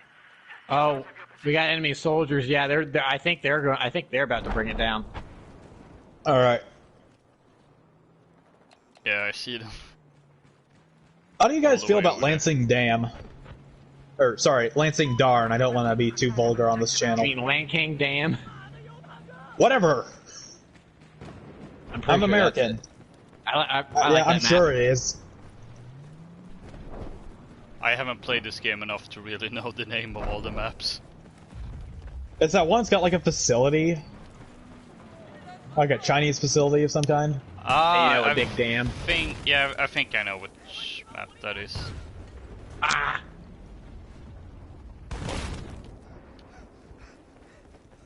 Oh, it's beautiful. Is it You're just falling as down? beautiful as the day as I lost you. Oh, tower's going down. Bum, bum, Was that a How to Train Your Dragon 2 quote? bum, Yep. bum. I did not want to cry today. I am going to remain strong. Bum, bum. Bum, bum, bum, bum. Bum, bum, bum. Ow.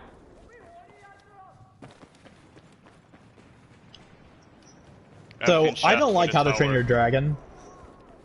Heresy. I have... Hear me out. Hiccup's voice. Be advised we have neutralized Need I say more? I hate it. It's Someone's so voice annoying. is not a reason to hate a movie. heavy armor south of Ooh, watch out for that Yeah, car. but... It's the main reason why I don't watch Pokemon. At least the English dub of Pokemon. Because Ash Ketchum's voice is always annoying.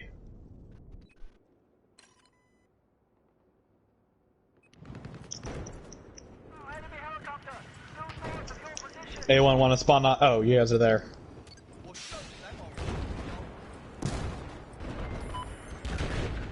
Boom. Nice Way to go. try. Nice kill, Hunter 2-1.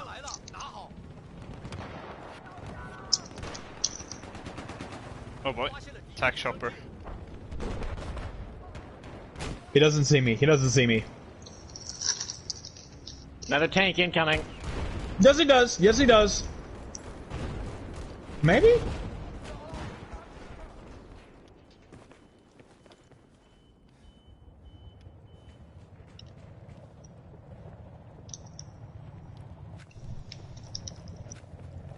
Oh, we got an LAV over here on the side.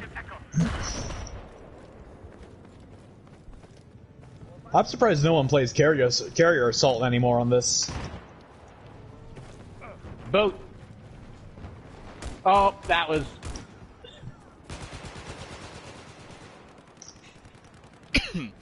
So that's actually one other topic of discussion I've seen in regards to Battlefield 6 as a whole, premium versus live service.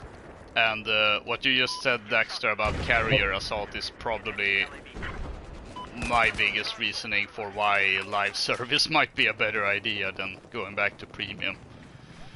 Oh, I'd far prefer the live service. Yeah, yeah, but I can sort of where they're coming from in terms of looking at Battlefield 4 and its DLC compared to the live service of Battlefield 5, which hasn't been super great, but I don't think the problems Battlefield 5's live service had were due to it being a live service. I think it was due to Just bad content. yeah, that, and to a bigger degree bad prioritization for content, because I mean it took... Could you explain that a bit more? Like what is it for you guys in the Battlefield 5 community? So the thing about Battlefield 5's live service is that between, let me think, I think December 2018 and literally to the final day of May 2019, there was not a single new map. Oh. There was content in the form of a very subpar co-op mode and the Firestorm Battle Royale. Which died pretty quickly, right? Yeah. Yep. Which I... because once the map started being released on a more consistent schedule, and even then, like... I mean, map-wise it got a lot better, but I think the biggest problem was more, hey, let's have a co-op mode. Hey, we need to have a Battle Royale mode as well. And at one point they were also, hey, let's have a 5v5 competitive mode. That ended up Because being Battlefield canned. really is a game that Yeah. would be good for a 5v5 competitive mode. Yeah, so like that ended up being scrapped, which I think was a good thing. But the fact that they were working on it was kind of like, okay, why? I think you're focusing on the wrong things here. Yeah, you guys aren't like... I can understand Call of Duty having it. I don't enjoy it in that game. But I can understand its inclusion. Yeah, but like once they actually got to work on maps, and when we got stuff like Operation Underground in the Pacific, and even the latest update, even though it wasn't that big in content, but the content we got was good. So it really seemed that they were about to get right on track, and then EA came and just executed Battlefield 5. Honestly, I'd love to see DICE get a different publisher. EA's not doing them any service. Nope. Yeah. They're working too many hours. They're working really on crap. I'm not saying that Battlefield 5 was a bad game. I'm saying it was a flawed game because people care too much about the business side of EA rather than the game side of DICE. Yeah. That's what happened with Destiny 1. It finally got back up on its feet after a while. Although that was Activision, that was an Activision issue, not necessarily a crap, what am I trying to say? Not necessarily an EA issue, that's what it was. Oh yeah, no. I mean, I'm just looking at EA and Activision and Ubisoft, and like, I mean, there are some differences between them, but largely I feel like they're very similar in terms of those things. I mean, I know it makes business sense, but yeah, I think if you focus too much on business, you're going to end up losing money in the end. Like, look at games like The Last of Us. That was primarily focused on. There's a tank.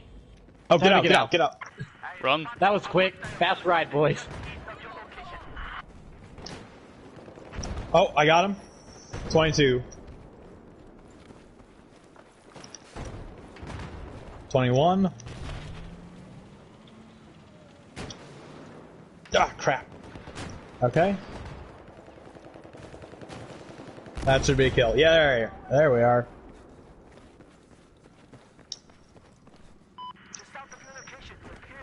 Now, this may seem controversial, but I wouldn't be opposed to bringing back the map pack. If that means there are no microtransactions, I'd be all for that. Well, so the way things work today, that's never going to happen because you would get look at this game. This game has microtransactions and it had map packs. It does. Yeah. Yeah, you can the battle packs that you get in this game. You can, or well, I don't know if you can anymore, but you used to be able to buy those. So this game actually had both. I mean, granted, there wasn't really a guarantee of you buy this thing, you get that, but still, you could buy extra battle packs. So this game had both. So, and this game's from 2013. So, and people say Ubisoft has bad actually, yes, they do. Bad monetization practices.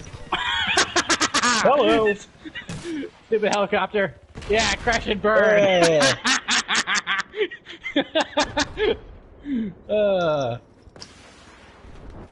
Did everyone think to bring a spawn beacon? Nope. YOLO! Don't die. 360 no scope off the building. Ah, no. I got him eventually. Eventually, keyword. Yes. Hey, I don't aim well in this game, but when I do, I kill someone. Oh, you don't do that. Ah! I'm gonna flank it. I'm gonna flank through the garage. Oh, okay. Okay, he's still up there. He's going down. Uh-oh. He forgot his leg animation. He's just kind of T-posing around. He's gliding around. He's a oh, glider. Dude. Is he asserting his dominance?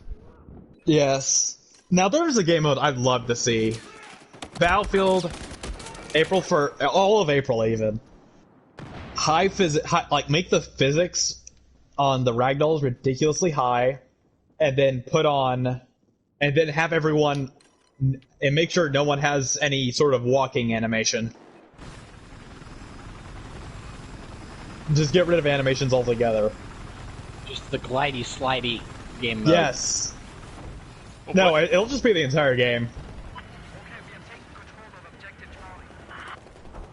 can't believe that helicopter's still alive. You want me to put it out of its misery? It's like a gimp dog at this point. Spawn beacon up. They have a LAV. How did I not die? He ran over me. How did that not kill me? Uh-oh. Oh. I was stuck between a claymore and a frag grenade. Oh, they're taking D. I've eyes on the enemy helicopter. South of your position. Ah, they got my... Okay, that was just a friendly. We're about to win. They're on 73 tickets. And there isn't any way, from my experience of coming back from that, is there? Not really, no. Nope. Lost objective Charlie. I'm checking Unless we second. all just stop playing right now. I'm checking roof. Oh, no.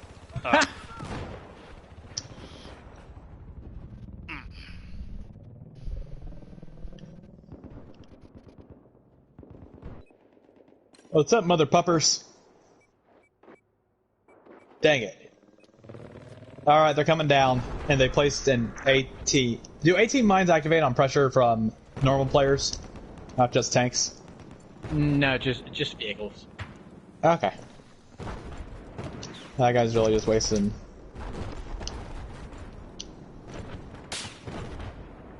I'm stuck. Okay, there we go. So I'm getting sniped at and I got stuck in the... Oh. Hee hee. Hee hee. Listen up. We now control objective Charlie. Objective Delta has been lost. Alright. These elevators always confuse me, in this game and in real life. I have trouble, like, the double door elevators. I can never tell which one I need to go on.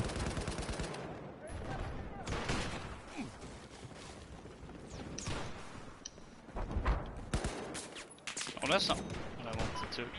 Ah! Objective Echo. Stupid LAV.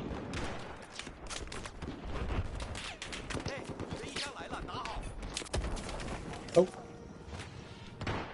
Okie day.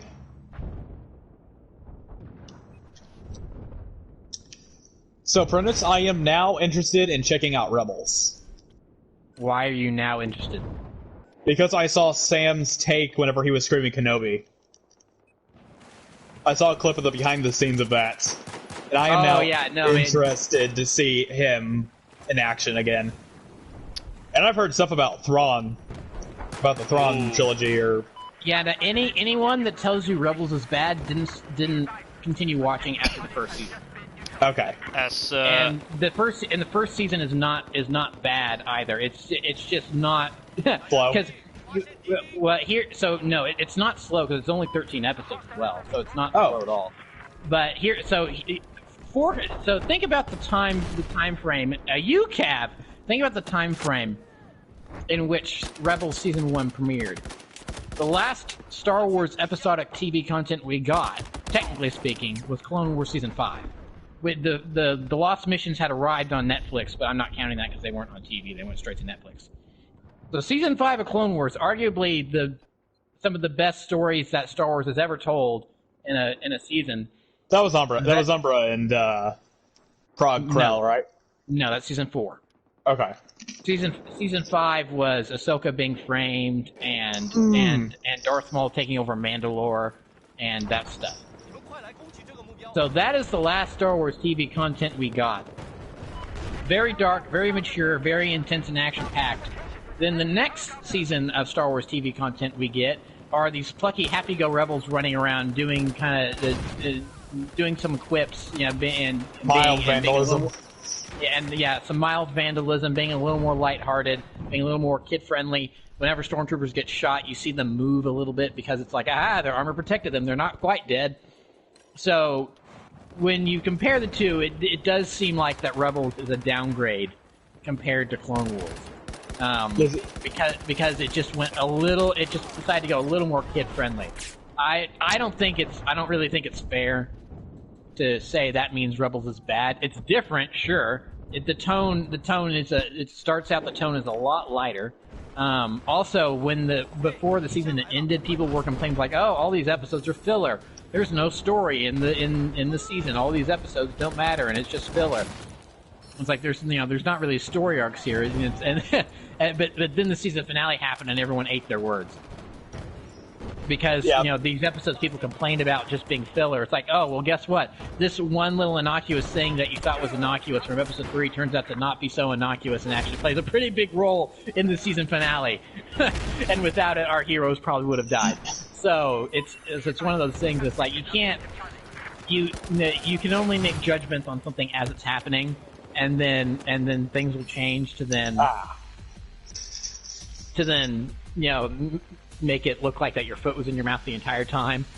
So I mean, yes, Rebels season 1 is a lot more kid friendly, but there's still an air of maturity and seriousness to it that that still makes it feel like Star Wars, even if there is and a lot of people complained about Ezra in the first season. And it's like, he's annoying, he's the worst, blah, blah, blah, blah, blah. But then it's like, well, aren't you the same people that were complaining about Ahsoka during the movie in the first season of Clone Wars, and now she's one of your all-time favorite Star Wars characters? So it's like, have you ever heard of a character arc?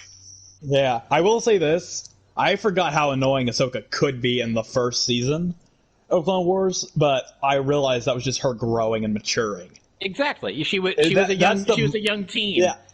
That was the mindset I had to put myself into to fully understand.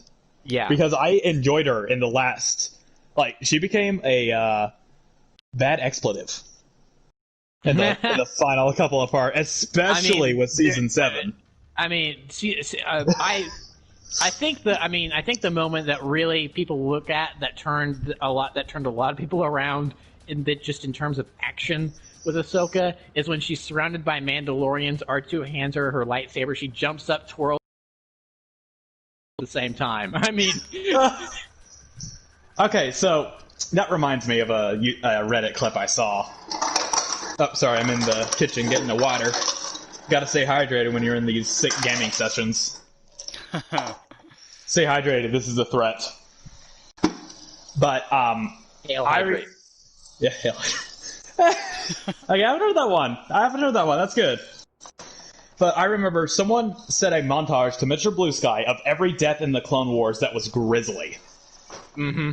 People getting stabbed in the back. I think it was Maul mass beheading a group of Jedi. It was random civilians from a colony planet. All of Season 7. Although I don't remember if that was in there, but all of Season 7, I would not let my... There's two versions of that. There's the pre-Season 7 version, and then there's the post-Season 7 version, which includes some stuff that shall not be mentioned because Loka still has not seen it because Disney Plus has not. Rip. Ooh, speaking of that, there's actually... Have you heard of NordVPN? I have, but I don't want to. But there is a release date now for Disney Plus in Sweden. Yay! And do you get all the Disney? Did you get all the Disney Plus original content? I would assume so. Okay. But it's in September. Oh. I mean, that's not too far away. It's only like 2 more months, but still. Hey, do you have the... Hang on. Yeah, I would have liked to see it. Thank you. This crap. Rip. This Watch summer. out, you got a guy with a DMR and infrared up top. That being said, it does give me the chance to rewatch the Clone Wars because I've wanted to do that, and also I wanted to chime in there in terms of Rebels that as someone who has now seen the first 3 seasons, I agree with what has been said. It is really good. It is. I mean, yeah, I can understand those points that Prentice talked about that he didn't agree with in terms of season 1. That it's slow, it doesn't have much story, it's more kid friendly, and yeah, I get that too, but I still liked it. And then as with the Clone Wars, it also improves with each season. I mean, like Thrawn is season 3 is brilliant. And I think that's something that's worth talking about, is that there's a difference between being made for kids and being made for kids. Because Star Wars as a franchise has always been for kids. It's just that there's enough depth to it that it can be enjoyed by adults as well, because of various factors. Because there are complexities to the characters. There are the occasional more mature storylines. I mean, soldiers firing on each other because their general went nuts and ordered them to fire on each other. That's dark. That is dark stuff. Oh yeah. And then of course just mass genocides in general. With that is the mass genocide that is Order 66. Oh yeah. I mean, when it comes to the Skywalker, there's too many of them. Yeah, What are we going kid to murder. do? I mean, that's kid murder. Yeah. I think I was probably that kid's age when I saw Revenge of the Sith in theaters. So I mean, he was speaking with a British accent, but that kid might as well have been me. So. Dude, every time I see that, a weird grin gets put on my face. Every time I see that scene. And then in my mind I pause it, and then there's a mod for like Jedi Knight 2 or something where they got it's like Jedi Academy or Jedi Knight 2 where they took that scene but they gave the younglings lightsabers and you were Anakin. So they literally made that scene. Oh, dude, no. yeah. So anyway, yeah, I mean, Star Wars is for kids, but it's always had these complexities to them, and there's really, I think just because Rebels maybe doesn't show decapitations, I don't think that makes it a bad show, which some people would lead you to Clone believe. Wars didn't in its Cartoon Network run for the most part, I don't think. And that is correct. It's some of the more grisly stuff like that was kept for the Blu-ray and streaming releases. But am I watching a censored version? On what? A Disney Plus? No, it is not censored on Disney Plus. Okay, so what the HE double hockey sticks was that in Rookies? That's still in there? So there's two versions of that. There's the original version that aired that had the word, and people complained. People called into Cartoon Network and complained about it. So when they were recording season 2, they had Dee Baker re-record that line and changed it to "what the heck," and so both instances of the word being used in that episode, they changed it to "heck." Okay, and then for reruns, that episode then was changed, but that episode only exists for reruns. It doesn't actually exist on DVD or anything.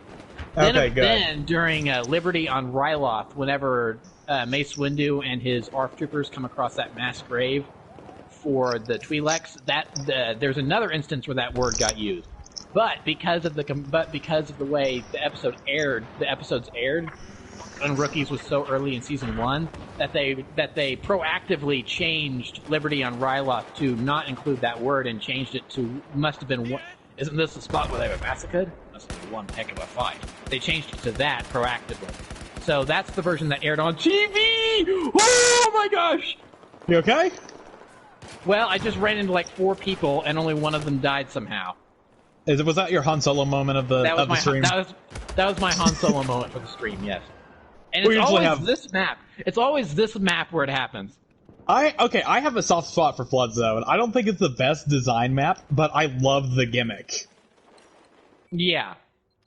But Flood Zone's a fun map. I like it. But so they proactively changed Liberty on Ryloth, but then for the DVD release, they did not have that change on there. So imagine my surprise when I'm watching it, and when I'm watching it on DVD for the first time, and I'm like, oh, I love this episode. Well, I love all the episodes pretty much, except for A Sunny Day in the Void. But it's like, oh, this is a good episode. I like this. And then that comes up, and I'm like, what? Where did he say that? And so I happen to still have the episode recorded on our DVR. So then I paused the DVD. I swapped over to the TV input, and I pulled that up, and I fast forward. I'm like, he says heck here. What? What? He does not say heck on the DVD. What's going on? And something I didn't know about Baker, he's married the platypus. Oh yeah. I did not know that. I love the story that he tells about that. Is that in 2006, like a whole 2 years before the show was regularly airing, he went in to audition and for I think he was going in for the dad or something, and they asked him if he could do animal noises, and he said yes. So he gave him like 2 or 3 different animal noises. and that was that. And then a couple years later, his agent says, "Oh, by the way, one of those animal noises you gave them for that show is the one that they're going to be using. So you're going to get a check for every recording session that they do, even though you're not going to be in every episode." Holy crap! Yeah, because they use it so often, he was classified as a series regular, even though they just reuse the same noise all the time. So occasionally they would bring him in and they would have him record a new version, like if Perry had to sneeze, or like there was one notable time where he sighed, and so then it's like, all right, try to do that, but as a side, and they would do that, and then since he was already in, he'd be a couple incidental characters, but he got checks for every session record. That even though he didn't show up for not even a quarter of them. Screw being a computer programmer, I want to go into voice acting. Yeah, voice acting would be besides like actually making it. Well, I mean I do that already, but besides like writing and making my own TV show at a studio, voice acting would be the dream job. That would be the gig I'd want to do because in a lot of ways it's not easy money because you're still working, you're still acting. You have to be able to act. You can't just do a funny voice. Sam is who I will always point to for. Yeah, Sam Witwer. That's what that. I mean, but if you can act and you're good at it and you're reliable, you will get jobs but then you won't ever work because you're just playing with your friends all day. That's if you I know that we're big podcast listeners here, but if you want a good podcast to listen to about voice actors, I recommend Talking Tunes with Rob Paulson. Rob Paulson is a guy that has voiced your childhood and you don't know it. And can you name some characters? I haven't heard of him before.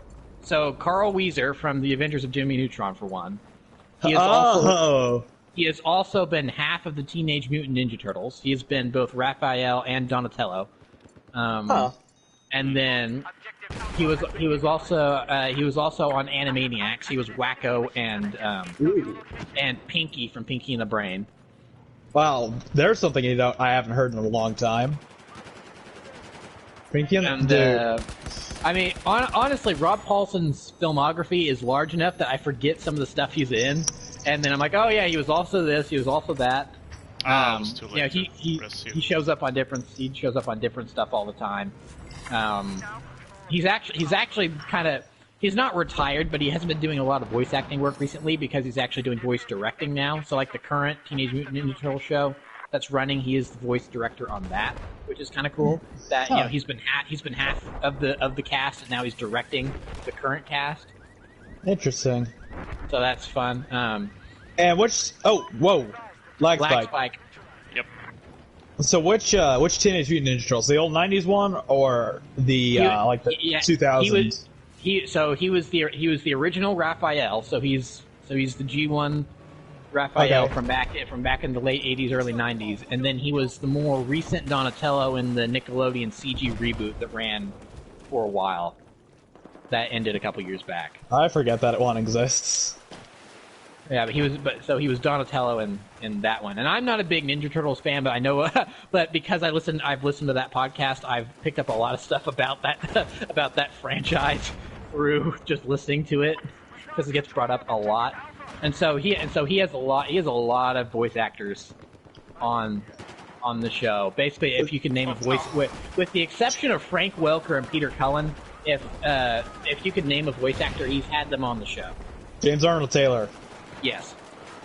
Okay, I have to go watch that because Jat's one of my favorite voice actors in anything. I mean, other than Sam. Just because he can pull off menacing. Sam can pull off a menacing character with feeling, dude. Has he done anything else? outside of Maul, Sam Witwer. Sam Witwer is not an actor that does a lot, but the stuff he does do is kind of prolific. He was, of course, Star Killer in The Force Unleashed. That was what got him into That's what it was! That's what it was! It was Star Killer! I forgot about that! Yeah, so he was Star Killer, but then more recently, I think this is one of the reasons why he hasn't been doing too much, because he spent a lot of time working on Days Gone. He is Deacon St. John in Days Gone. Oh. It's almost one playing only. I need to pick up that game now. I need to play that game now. It's good. I'm not going to say it's great because it has some weird tech issues that Loka and I have gone into in the past that are just like what, but it's a good game. Yeah. At its core, it's a really good game. Can I get that TLDR from you? So basically, because it was Sony Ben's first open world project, there was a weird disconnect between people that made cutscenes sometimes. So there was a disconnect between the narrative team and the open world gameplay team. So, for instance, the game opens up with like a 10-minute cutscene about how this whole virus thing started and where our characters were when it happened. And so, it fades a couple times, and the way it fades, you go, okay, this is the tutorial. This is when the gameplay starts. Nope, it just cuts to the next part of the cutscene. And so you're sitting there like, I've been sitting here for 10 minutes. When's the gameplay start? This is a game, right? And hang on. This isn't a Kojima game, is it? Is what you should be saying, dude. No, it's not. No. But 20 minutes worth of cuts. With a Kojima game, though, you know that you're going to be in for the long haul with a cutscene because the cutscene flows well. But the way these opening cutscenes flow and then fade to dark, you think it's going to load in the beginning of the level, but no, it just opens up another cutscene. So there's a helicopter descending from the sky. Yeah. Yeah, I see. And a guy. Okay. So that's kind of it. So the game starts off a little bit weird, and then it goes a little fine. But then there's a cutscene where I'm going to make this as spoiler-free as possible. But you get to a boss level, and so you get So you get to this boss level, and you're with your buddy that was with you when the zombies came, when the freaker apocalypse started. And so you've infiltrated this base. What the heck was that? Are you okay? I missed it. What happened? What happened? It was the weirdest ragdoll thing I've seen. It was like I killed someone and he was about to fall down, and then he like flipped over on the side. Little bird's back. What? Huh. It's so what?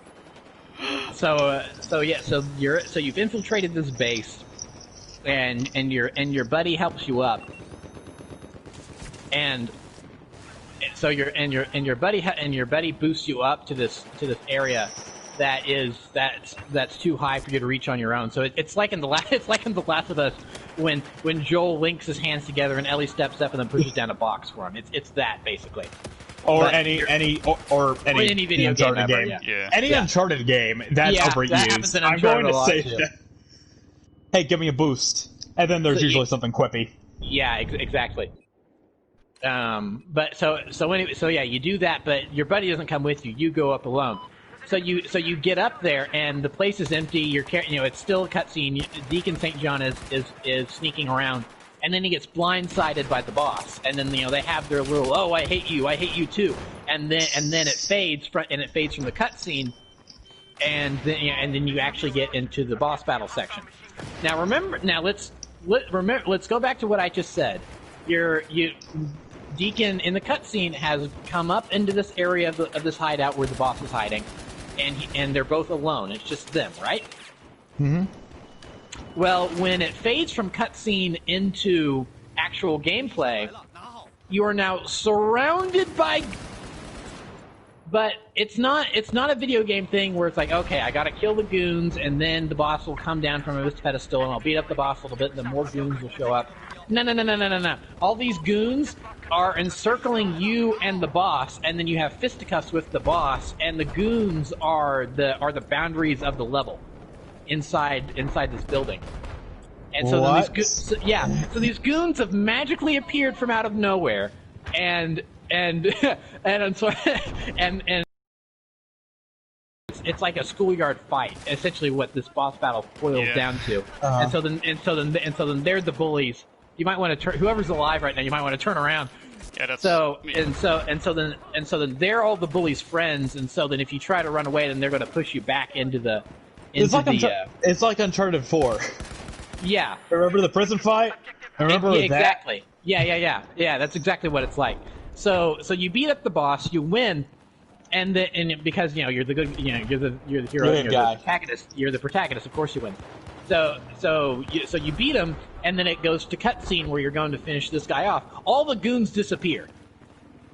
Huh? And now you're back in this room that's completely empty again, and and then it's like. And I think Deke even makes some quip about, you're not so tough when you don't have your cronies doing your dirty work for you or something like that. And it's like, well, where did all of his little goons go off to? He had mooks, and then they just disappeared. So there was a disconnect. There was a lack of communication from the gameplay team and the narrative cutscene preparedness team. Okay. So there's a couple little issues like that throughout the game. But for the most part, the gameplay is rock solid and really fun, and the story, and the story's good. I mean, look, I made this comparison. Loka agreed with me. Is that if the Uncharted games are movies that you can play, Days Gone is a season of TV that you play because the story's really long.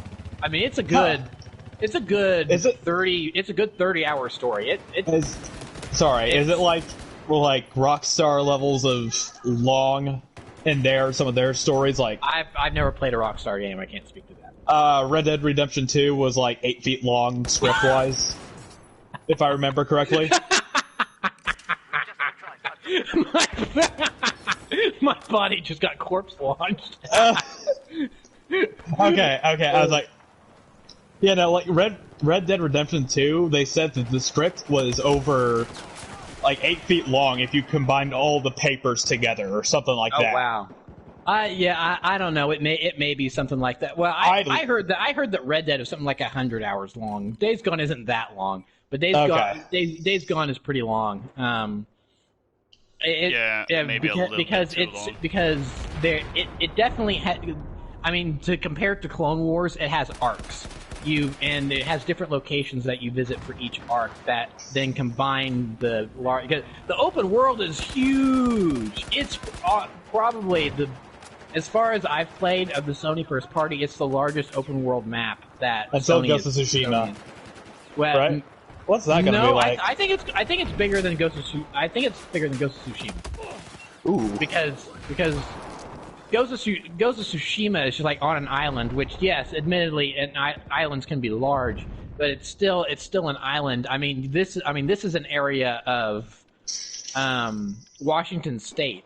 Oh, and it's a large chunk of it, and it's up in the mountains. So there's a lot of diverse terrain and stuff.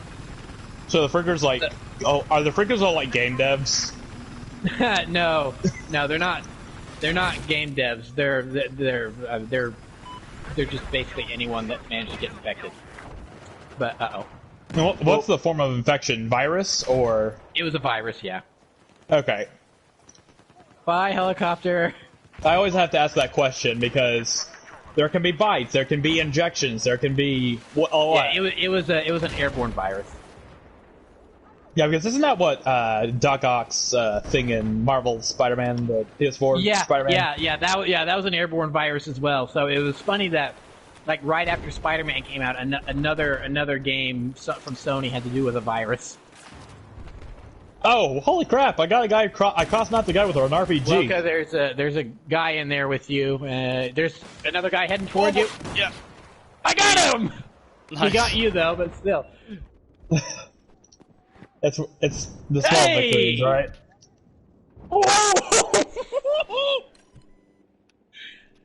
That was a direct impact from that SMAW. Oh my gosh. Oh, no! Wilbur, no! I gotta check that game out. Okay, so I like a good game with zombies. You know, Resident Evil is just one of mine because it makes you feel powerless until 4, and then it went back into reality in 7. But now I will warn you that going back to what you were saying earlier about how you don't like foul language being used in games, and sometimes it's not used very well, and they just throw F-bombs around because they couldn't figure out what else to put there in that scene. That Days Gone has that problem. It's okay. Yeah, that. So you're going to want to play it with headphones, probably. But no subtitles. yeah, no subtitles. Play it with headphones. But and besides the gore, there's not really anything else suggestive in there. So you could probably play it out in the living room with headphones on. Yeah, I like a good like. One of my favorite zombie games, which you might find this kind of cool, Furnace, if you like this, it's called Dead Rising. Have you heard of that before? I've heard of those before, but those are Xbox exclusives, right? Nope. On PS4. And on sale, it's like $5. What am I thinking of that, what am I thinking of Left 4 that, Dead? No, I mean, not Left 4 Dead. The first Dead Rising was Xbox exclusive. Yeah. Maybe I equate it with being an Xbox exclusive because the first game was an exclusive. It's also possible the third one was maybe. I Yes, think the third one was. something weird. Oh boy, oh boy, oh boy, oh boy, oh boy, oh boy, oh boy, oh boy. The third one definitely was. I saved it! Yes! Bum, bum, bum, ba, da, da, da, da, da, da. I don't know why I went Jurassic Park with that celebration music, but hey, it works. Woo! Oh. Yeah, but Dead Rising, the first 2 games take place in a mall with like a crapload of zombies in it, and you can go around and you kill these psychopaths as they call, within a certain time limit. The whole game's structured on this time limit, like it's a couple days or a week or so to experience the game, and then you have a choice of either dusting off in the helicopter or staying for 72 more hours without any allies to help you out. And you can't just wait that time off either. You have to go through the entire game. But like, one of the appeal is the weapons. It's like you can equip. It's made by Capcom, so there's a Mega Man There's a Mega Man costume with a Buster with his little arm cannon as a weapon that you can get if you do something in the game. I forgot what it was. There was I'm bailing. You can get a skateboard and skate these zombies down into the ground. You can get normal like shotguns and other firearms. You can get I think this one has chainsaws. I don't remember if it's that one or the game after. It's got chainsaws you can get. Crap. Bowling balls and hockey pucks. Like, you can use bowling balls and then hockey sticks with hockey pucks and just swat, and just hit these zombies in the kneecaps with hockey pucks until they die. It's just a really interesting game. It also doesn't take itself seriously in the slightest. Well, not too much anyway.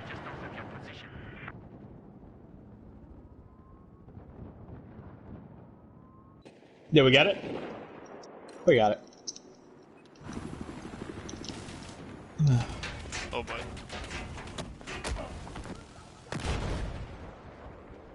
Why does no one shut down that little bird? What am I doing? I can't kill it with this. This is an AK-12. Ya fool. Come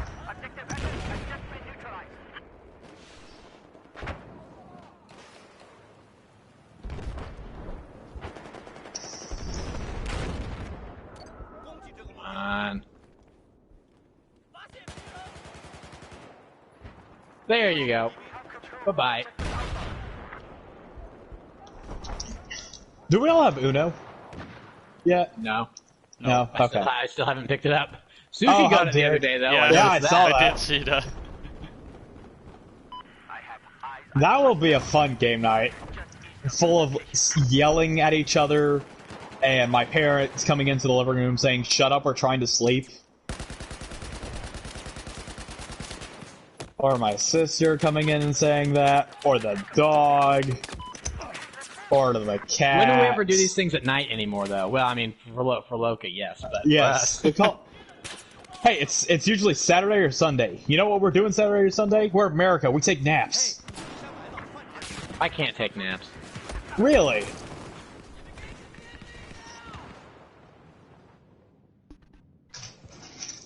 Really? Huh. I don't think I've ever Oh, met a that's person. what it was. Oh dear. Oh. That building was closer. Objects in mirror are closer than they appear. What were you gonna say?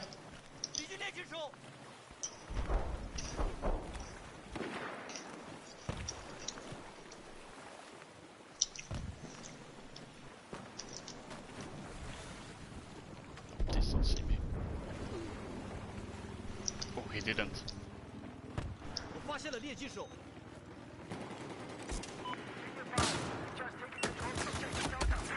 Ha! I killed someone with the defib. What? Nice. Way to go! Now where's my L85? Dude, I hate getting defib kills. It's the worst in this game. Yeah, it's really annoying. Oh no! Like I can get medical syringe kills in Battlefield 1. I mean, I don't recommend you do All it, aboard, boys. but you can. Go without me.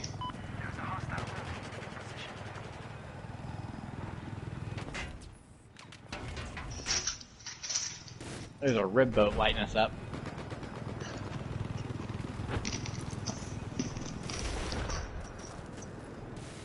I've spotted hostile anti-tank soldiers.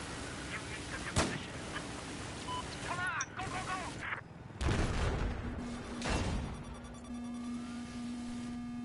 We've just lost the... Oh no! A small, really. Oh, and the bag, of course. There's a guy on top of this roof. Got him. Get back! Good Okay. wipe. Get in the gas station, get in the gas incoming. station. LAV Get in the incoming. gas station. I've got Really a far. stinger. Get in the gas station. It's like Warzone. Hide in the gas station.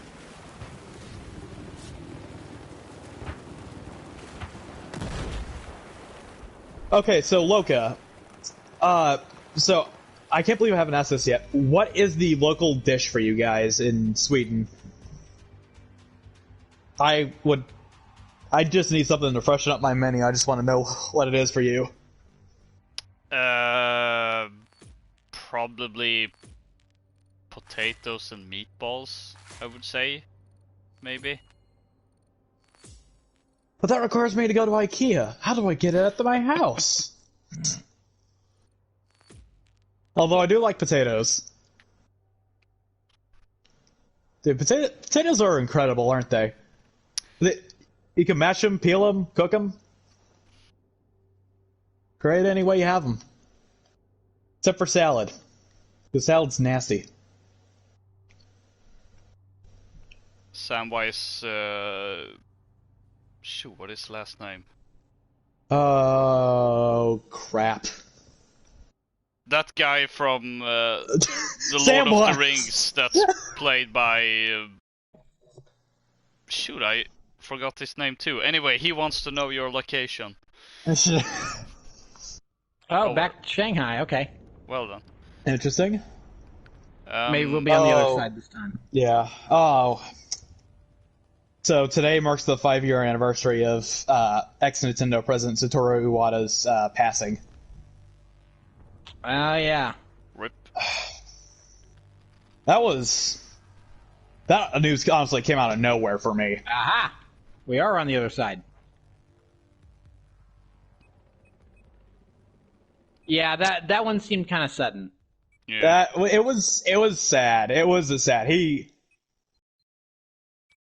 Honestly, when Shigeru Miyamoto or anyone, any of the legends over at Nintendo pass, it's gonna be a hard. It's gonna be a hard. It's gonna be a hard time. Oof. Actually. Oh. Okay.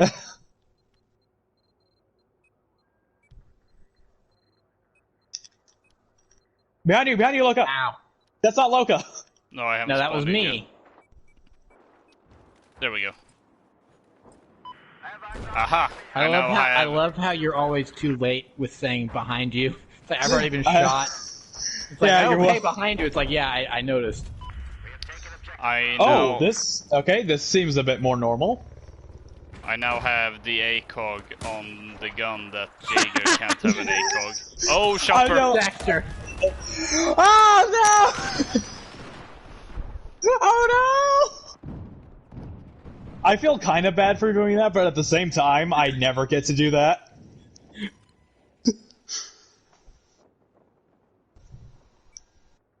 Hey, on the plus side, he doesn't have a kill cam. Well, he may have just pulled a shoot, but Yeah, this seems a bit more like it. This is your average Shanghai map. Yep. Tank coming our way to D. Oh, boy. there it is. frame rate drop. Eleved! Eleved! That was fast. Well done. Ow. Ow. Ow. I wasn't even close! I wasn't close either. Did it get all of us? Nope. Okay. We were standing right next to each other and I got both of us. Well done. Ah, I still got my stinger. Where are they? Whoop! Ah. Bye bye! Oh, that's always fun, even if I die. Eh. Oh, thanks for the revive, Loka. You're welcome. Let me through. There we go. Ah, frame rate. Obnaroja, grazas, sovadata. What? I think you said there's an enemy soldier in Russian, even though we're playing as the Americans. I don't care. Dude, the Russians have some of the greatest found the voice spy. lines in any game.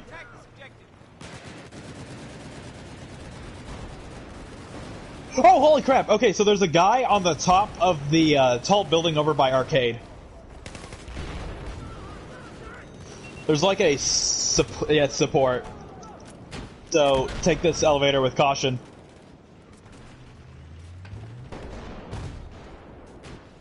Oh, hang on. Come on, buddy. Get up. How did that All right. not? How did that? Hey, Loka, do you want to come on this elevator with me? Sure. We got some guys to take out up here, and I can drop a deploy beacon. Ah, the poor rando. Behind us! Hang on. Dang it. I thought I could get the knife. Where did you come from? Did his body tumble? Or was it just me? Or was I think I I the only just- one that saw that? I don't know. I think it was just you. I don't. Bogey's below us. I see them. Oh, Oh, they're shooting back. Yep. Vehicle hit. that's not a kill. That's not a kill. Thank you. I love that the Donkey. emblem shown on Daxter's player character is the default. Watch it, guys. Battlefield. I Whoa! missed. He totally Oh! Did he shoot? Did he parachute? No, he hit the side and he crashed because I had already damaged him with my straw. Nice. Nice, nice. Objective Alpha has been neutralized. Oh, up, behind you, elevator. Too late. Ah! Dang it. When you go up there, you always bring a claymore. Excuse me. Oh my gosh. Oh, Instantly I'm glad we had the banned. same idea. Vengeance shall be ours.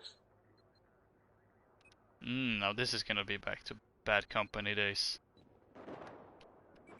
Are you equipping some sort of fancy loadout there, Loka? He's equipping the gold magnum. No, the Well, M416 with Ooh. a grenade launcher. With noob tube? Are you doing under rail or are you just going? I didn't have on the rail on actually. No wait, that's a pistol. What am I doing? Although Oh, I got the. it might be Ooh. better. Yeah, never mind. Forget I said anything about grenade launchers.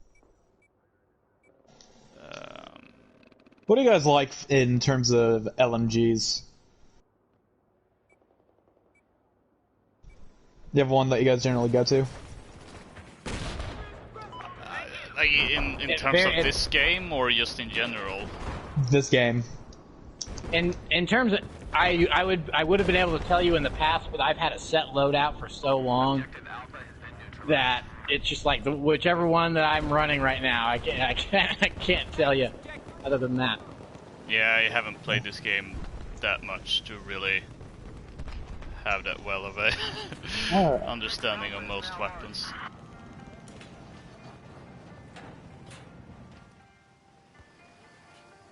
So do you think these guys on the helicopter wear ear protection?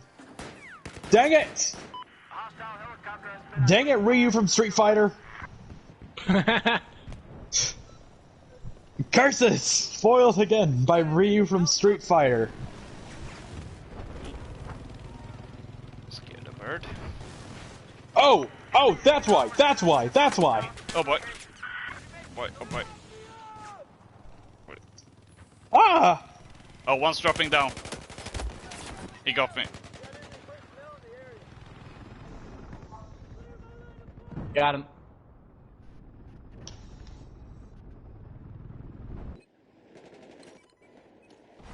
What did he just do? He crashed.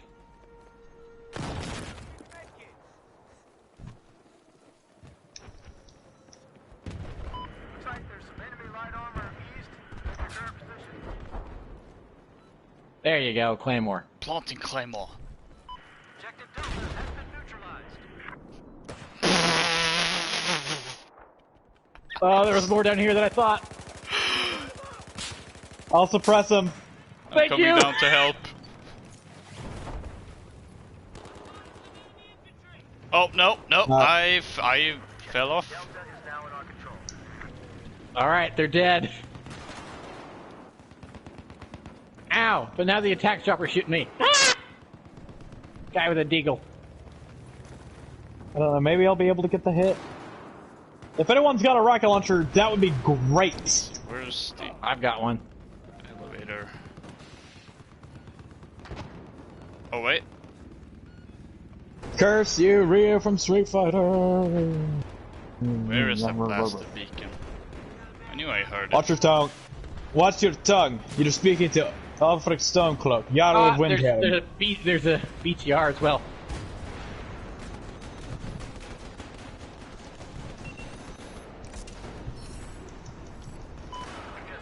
I live. Although maybe not for long. Ow. Oh boy. Oh, there's another guy on the roof. Oh. Tag him. So many tanks. Amoroja El Aved. I'm gonna say that every time because that's the only one I can pronounce without sounding too offensive. It's my blessing and curse, and I wear it proudly.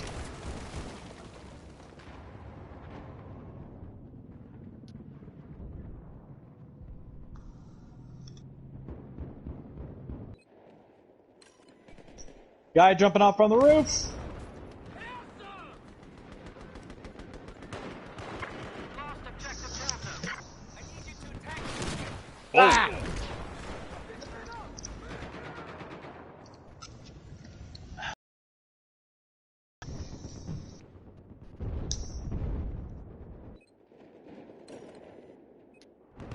let's try that again. No. Ah!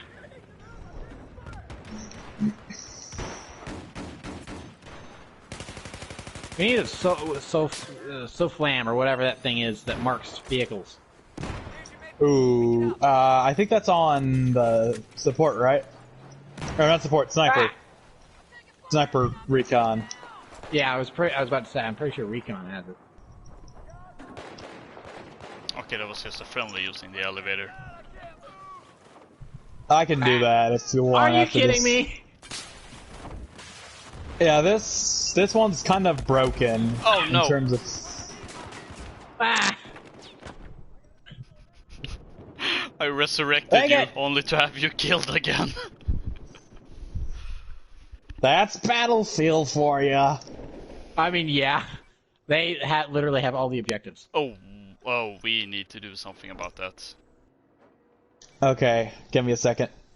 I've had to spawn back and spawn. How dare this game do this to us?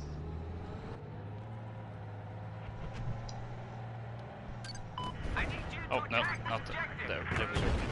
Uh-oh. Oh no! They got tanks!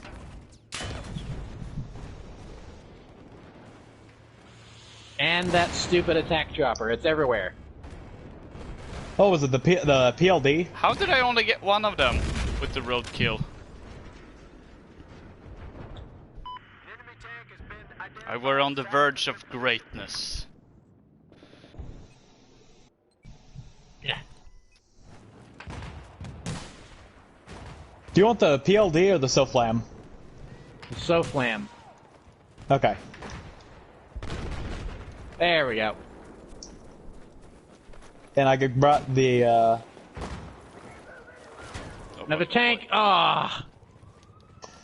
He got me. So is that any lock-on weapon? I don't know how it's used. All I know is that you can use it to target vehicles.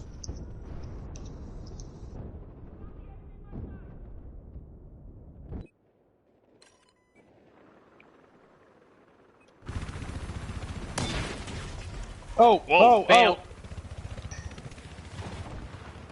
What do you It was I'm going Ryu to from Echo. Street Fighter. Oh! Echo's a Nah, good he's choice. fine. I need you to attack this objective. I swear the. Ah, what the heck? That Ah. guy's... The gunner is scary good.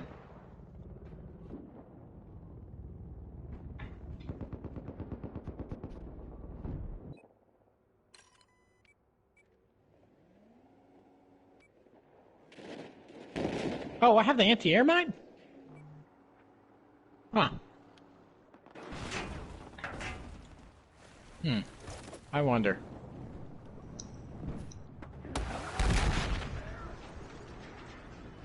Hiding under the water didn't help against that gunner.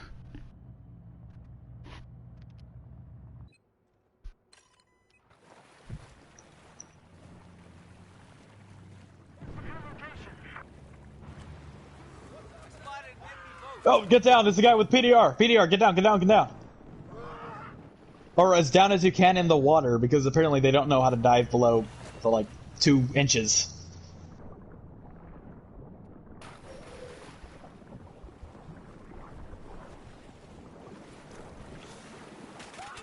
Dang it! Oh no! It's like shooting fish Oh, in I a got barrel. Alright, that was just get to cover and let us spawn. I'm hiding.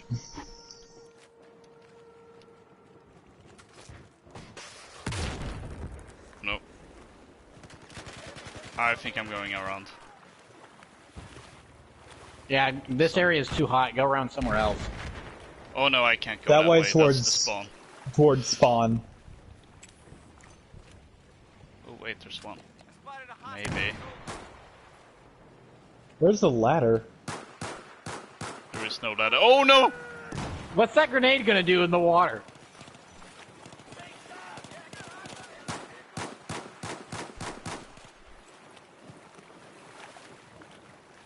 Dang it. Run, run, run. Spider-Man, Spider-Man does whatever a Spider-Man does. Well, at least this will increase my skills in athlete. Oh wait, wrong game. Athleticism. Oh yeah, dude, that was like Morrowind was the last time I saw that, man.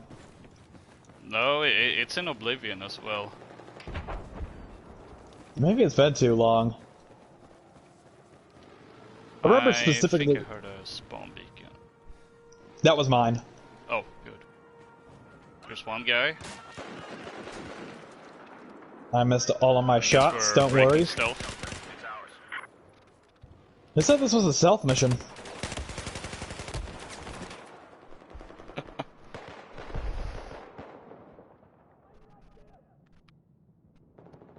Ah.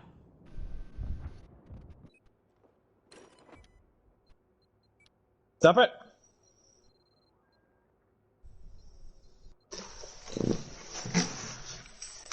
Also, how come like every other I'd say I don't like how a lot of the units look in this game compared to others. I think they look quite frankly stupid.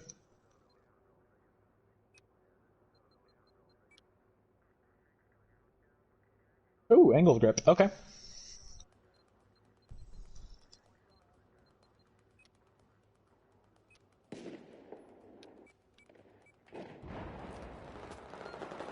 Did we lose? Not yet.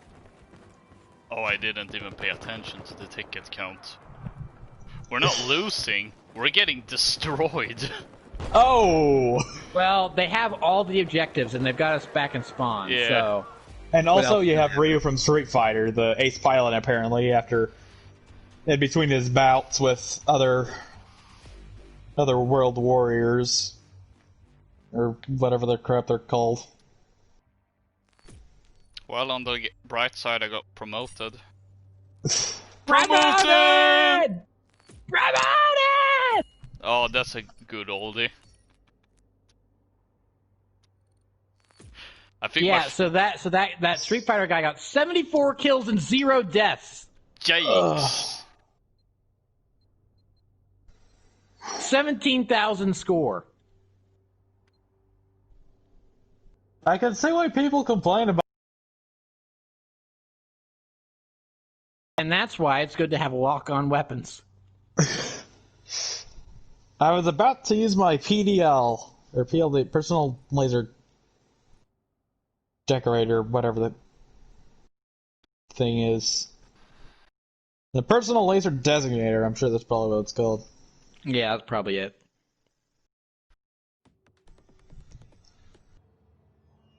Oh, we're Have we got through the rotation? back here. I think we've gone through the rotation Yeah. of whatever is in this server. Do you want me to try looking, Loka, for a server?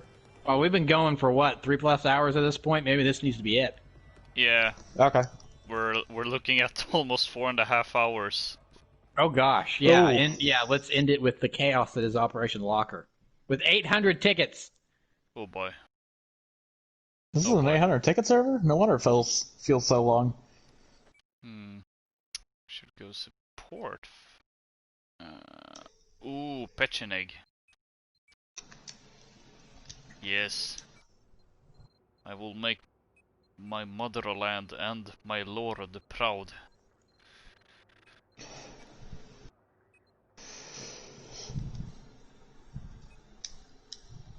Although I don't want to use the magnifier.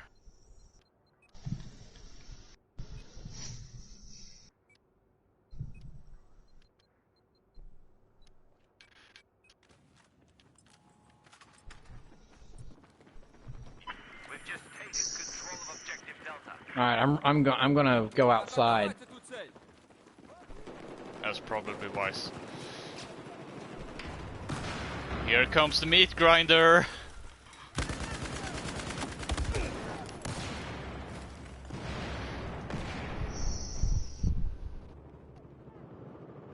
One tango down, more on the way. Flash out. Ah! There was a claymore in there. I don't know why it was set up there of all places, but...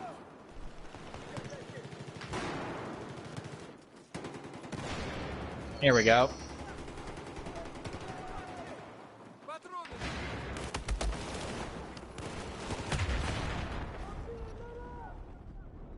Oh.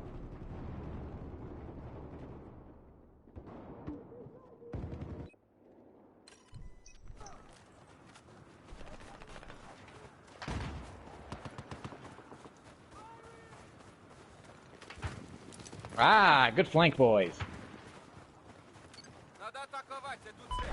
No, I didn't know you were behind me. Do you need help, Loka? Yeah, a little. Actually, it's auto re-end. No. That gets me more points.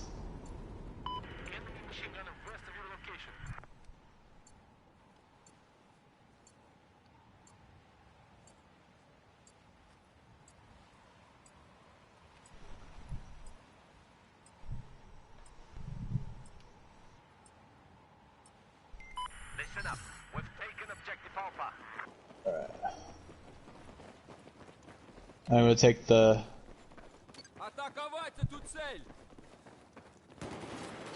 Ran to one.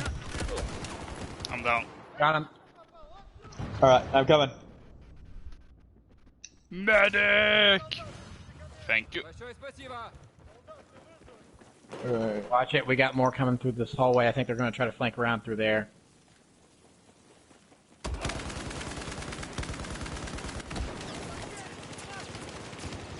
Ah, I'm down.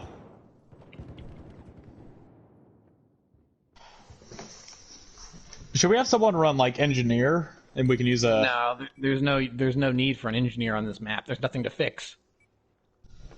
But there is something to RPG, What? like all the tangos. All right, I'm gonna go try to cap C.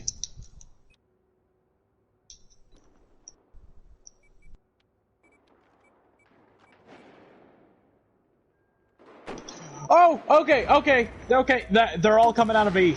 They're all coming out of B.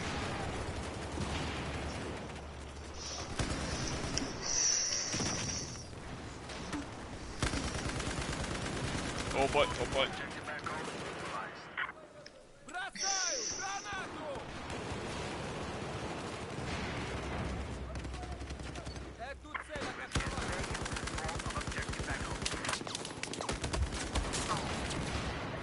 They're flanking around behind us too.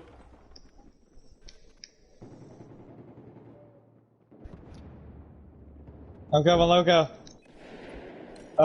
Never mind. They're everywhere. They're swarming. Oh boy. Oh boy. All right.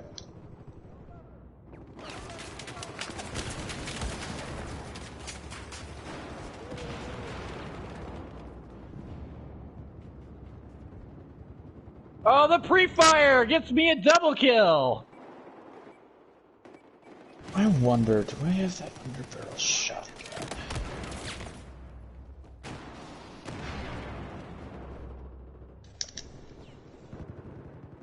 Ah.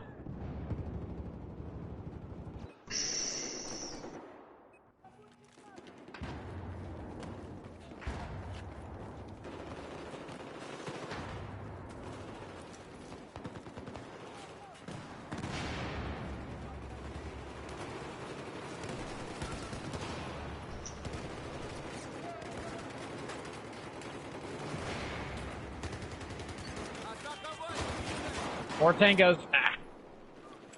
Fire! Oh no! I'm getting a knife. Oh no! Oh.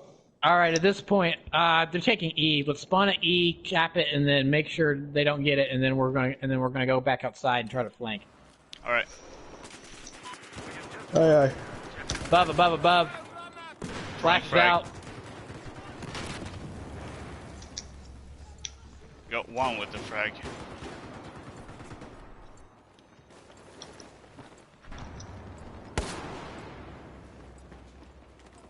And I'm coming.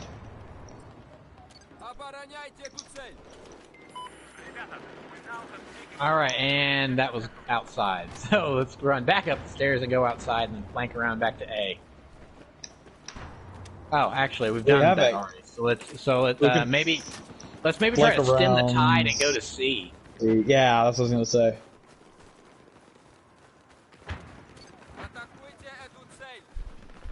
Watch out for snipers. There's a guy running into D over there. Ah, a sniper got me. Oh. Also, some other guys coming from there. Of course it's the AEK. Why wouldn't it be that?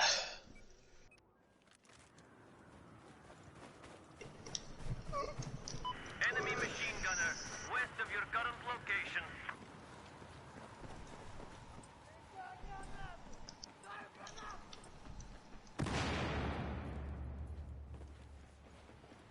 Is there someone still here? I don't know. No idea. I'm trying to find out. That's the outskirts. Checking the... Generally, this corner's where I'd hide. Nothing. Okay, that must be gone. Found him!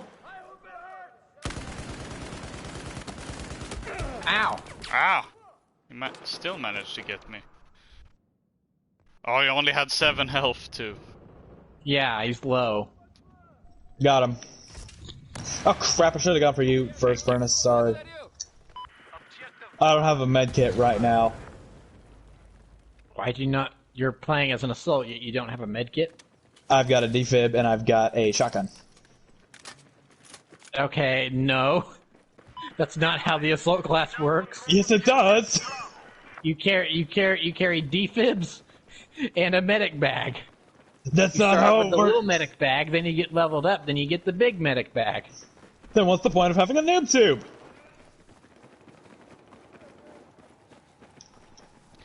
This is why merging assault and medic was a mistake. We're in, we're just losing A again. Oh, okay, there's gonna be a bunch of bogeys there. I'm going around outside.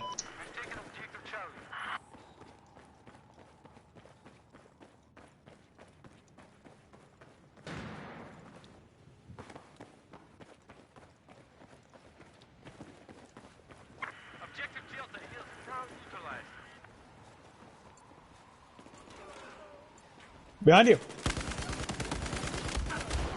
Ah.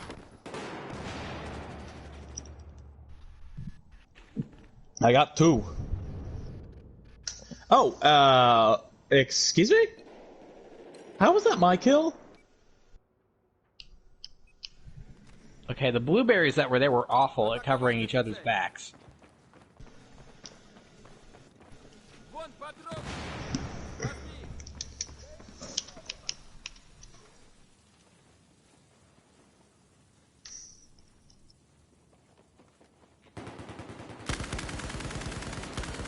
Oh. I was reloading.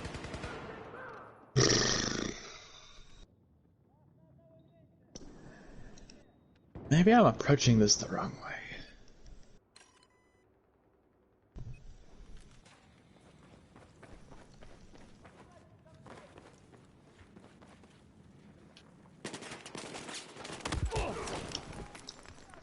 Let's try this.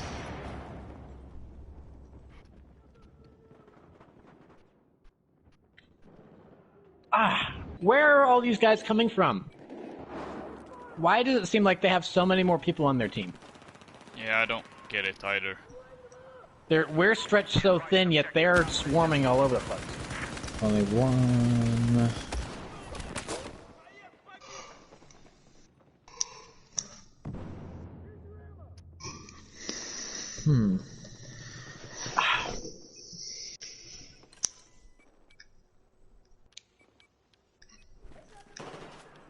Oh. Up. I think he just dropped. No, that was just the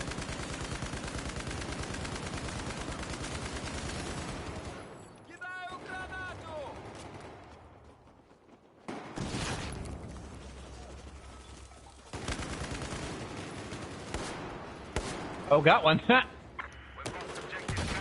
What? What?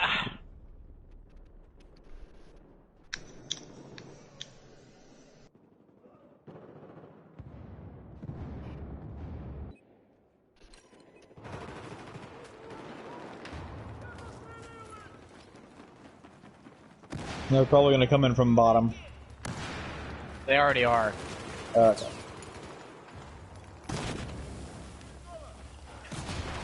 Do you guys have any claymores? No. What? Where did that gunfire even come from? It came from behind? What? What is this? Our team is useless. We're the only ones doing work here. They're just letting us get swarmed. Yeah.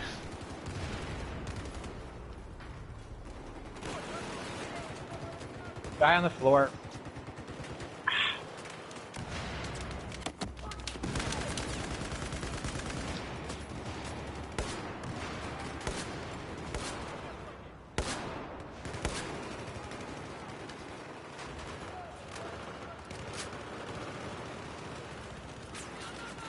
Behind us!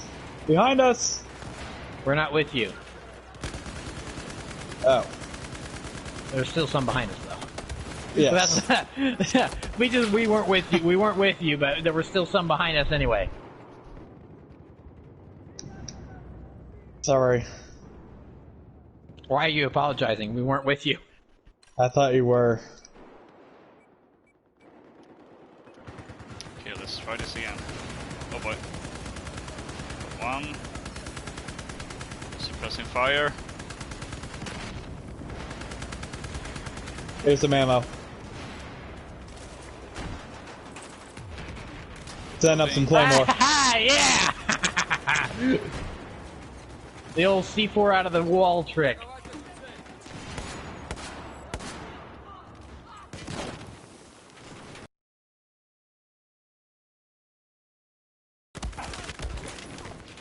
Oh. Grenade! Grenade behind you.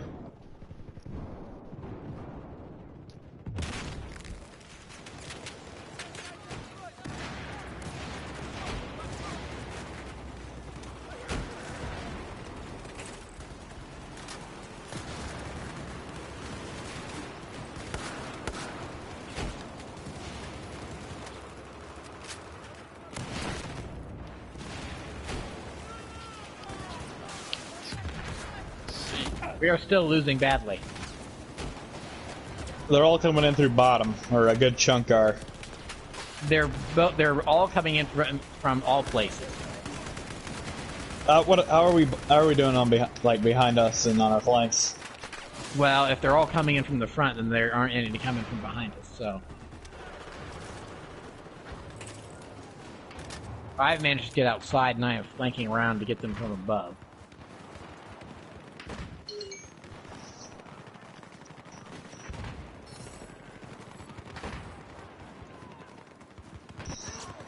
Ah. What?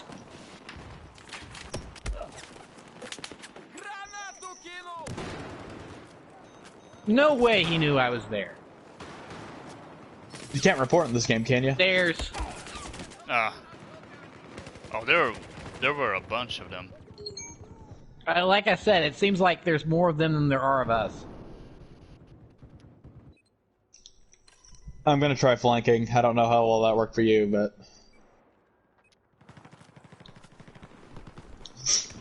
I mean, that would probably still work better than going into the meat grinder. Yeah.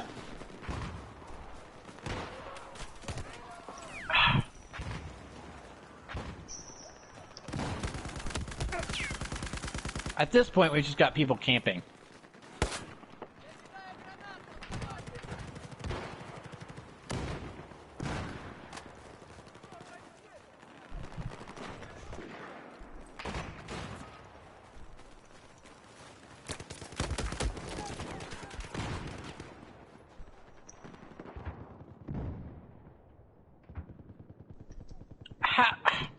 Really?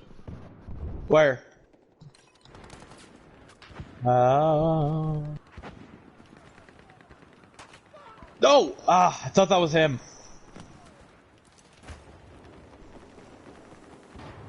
Where are we? No. I'm sneaking up on someone. Oh, nice kill, nice kill.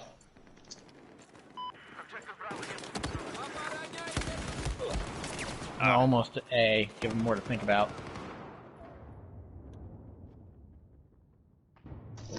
Is there any reason why you'd run a carbine over an assault rifle? Because I don't think Someone here had stopped. Yeah, I see one. Oh wait. Green and red's hard to distinguish from. Ah. It's only down at 4 health. Swarming again.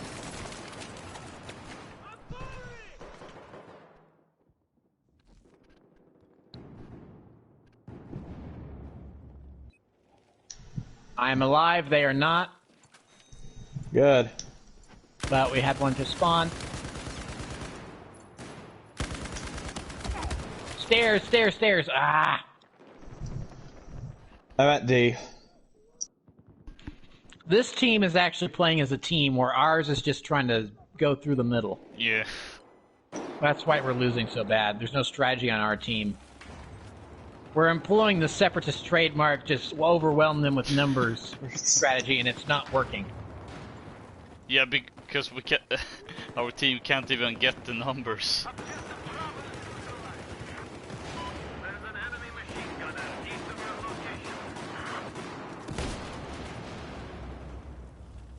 Oh, that was only suppression. Interesting. That is the slowest reload I have ever seen for a shotgun in my life.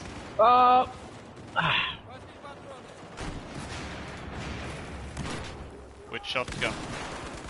The Dow. Ah, the big chunky one.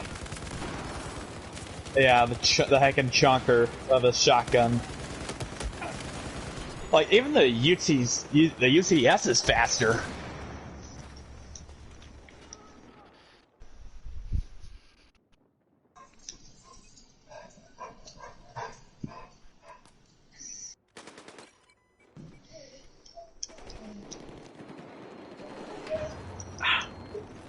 They're everywhere! Oh, that's you. Sorry.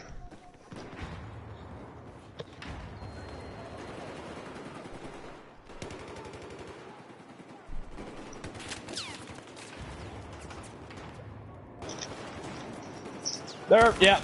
They're all on the flank on your left. On the left side. In the breach. Thank you.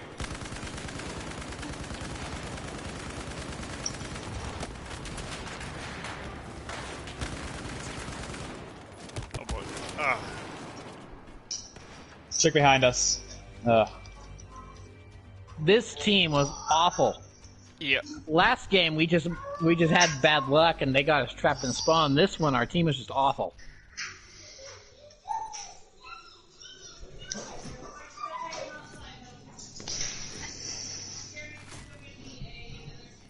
We're the only ones trying to employ strategy.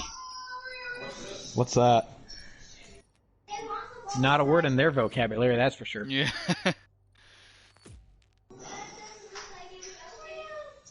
Yeah, and look at that. I was on top of the leaderboard. Ooh. I was actually trying to do stuff and employ strategy. I ended up on 5th place. Where was I? I just dropped. Yeah, a bit of a downer of a match to end on, but oh well. But it had a almost 5-hour run. I'm exhausted.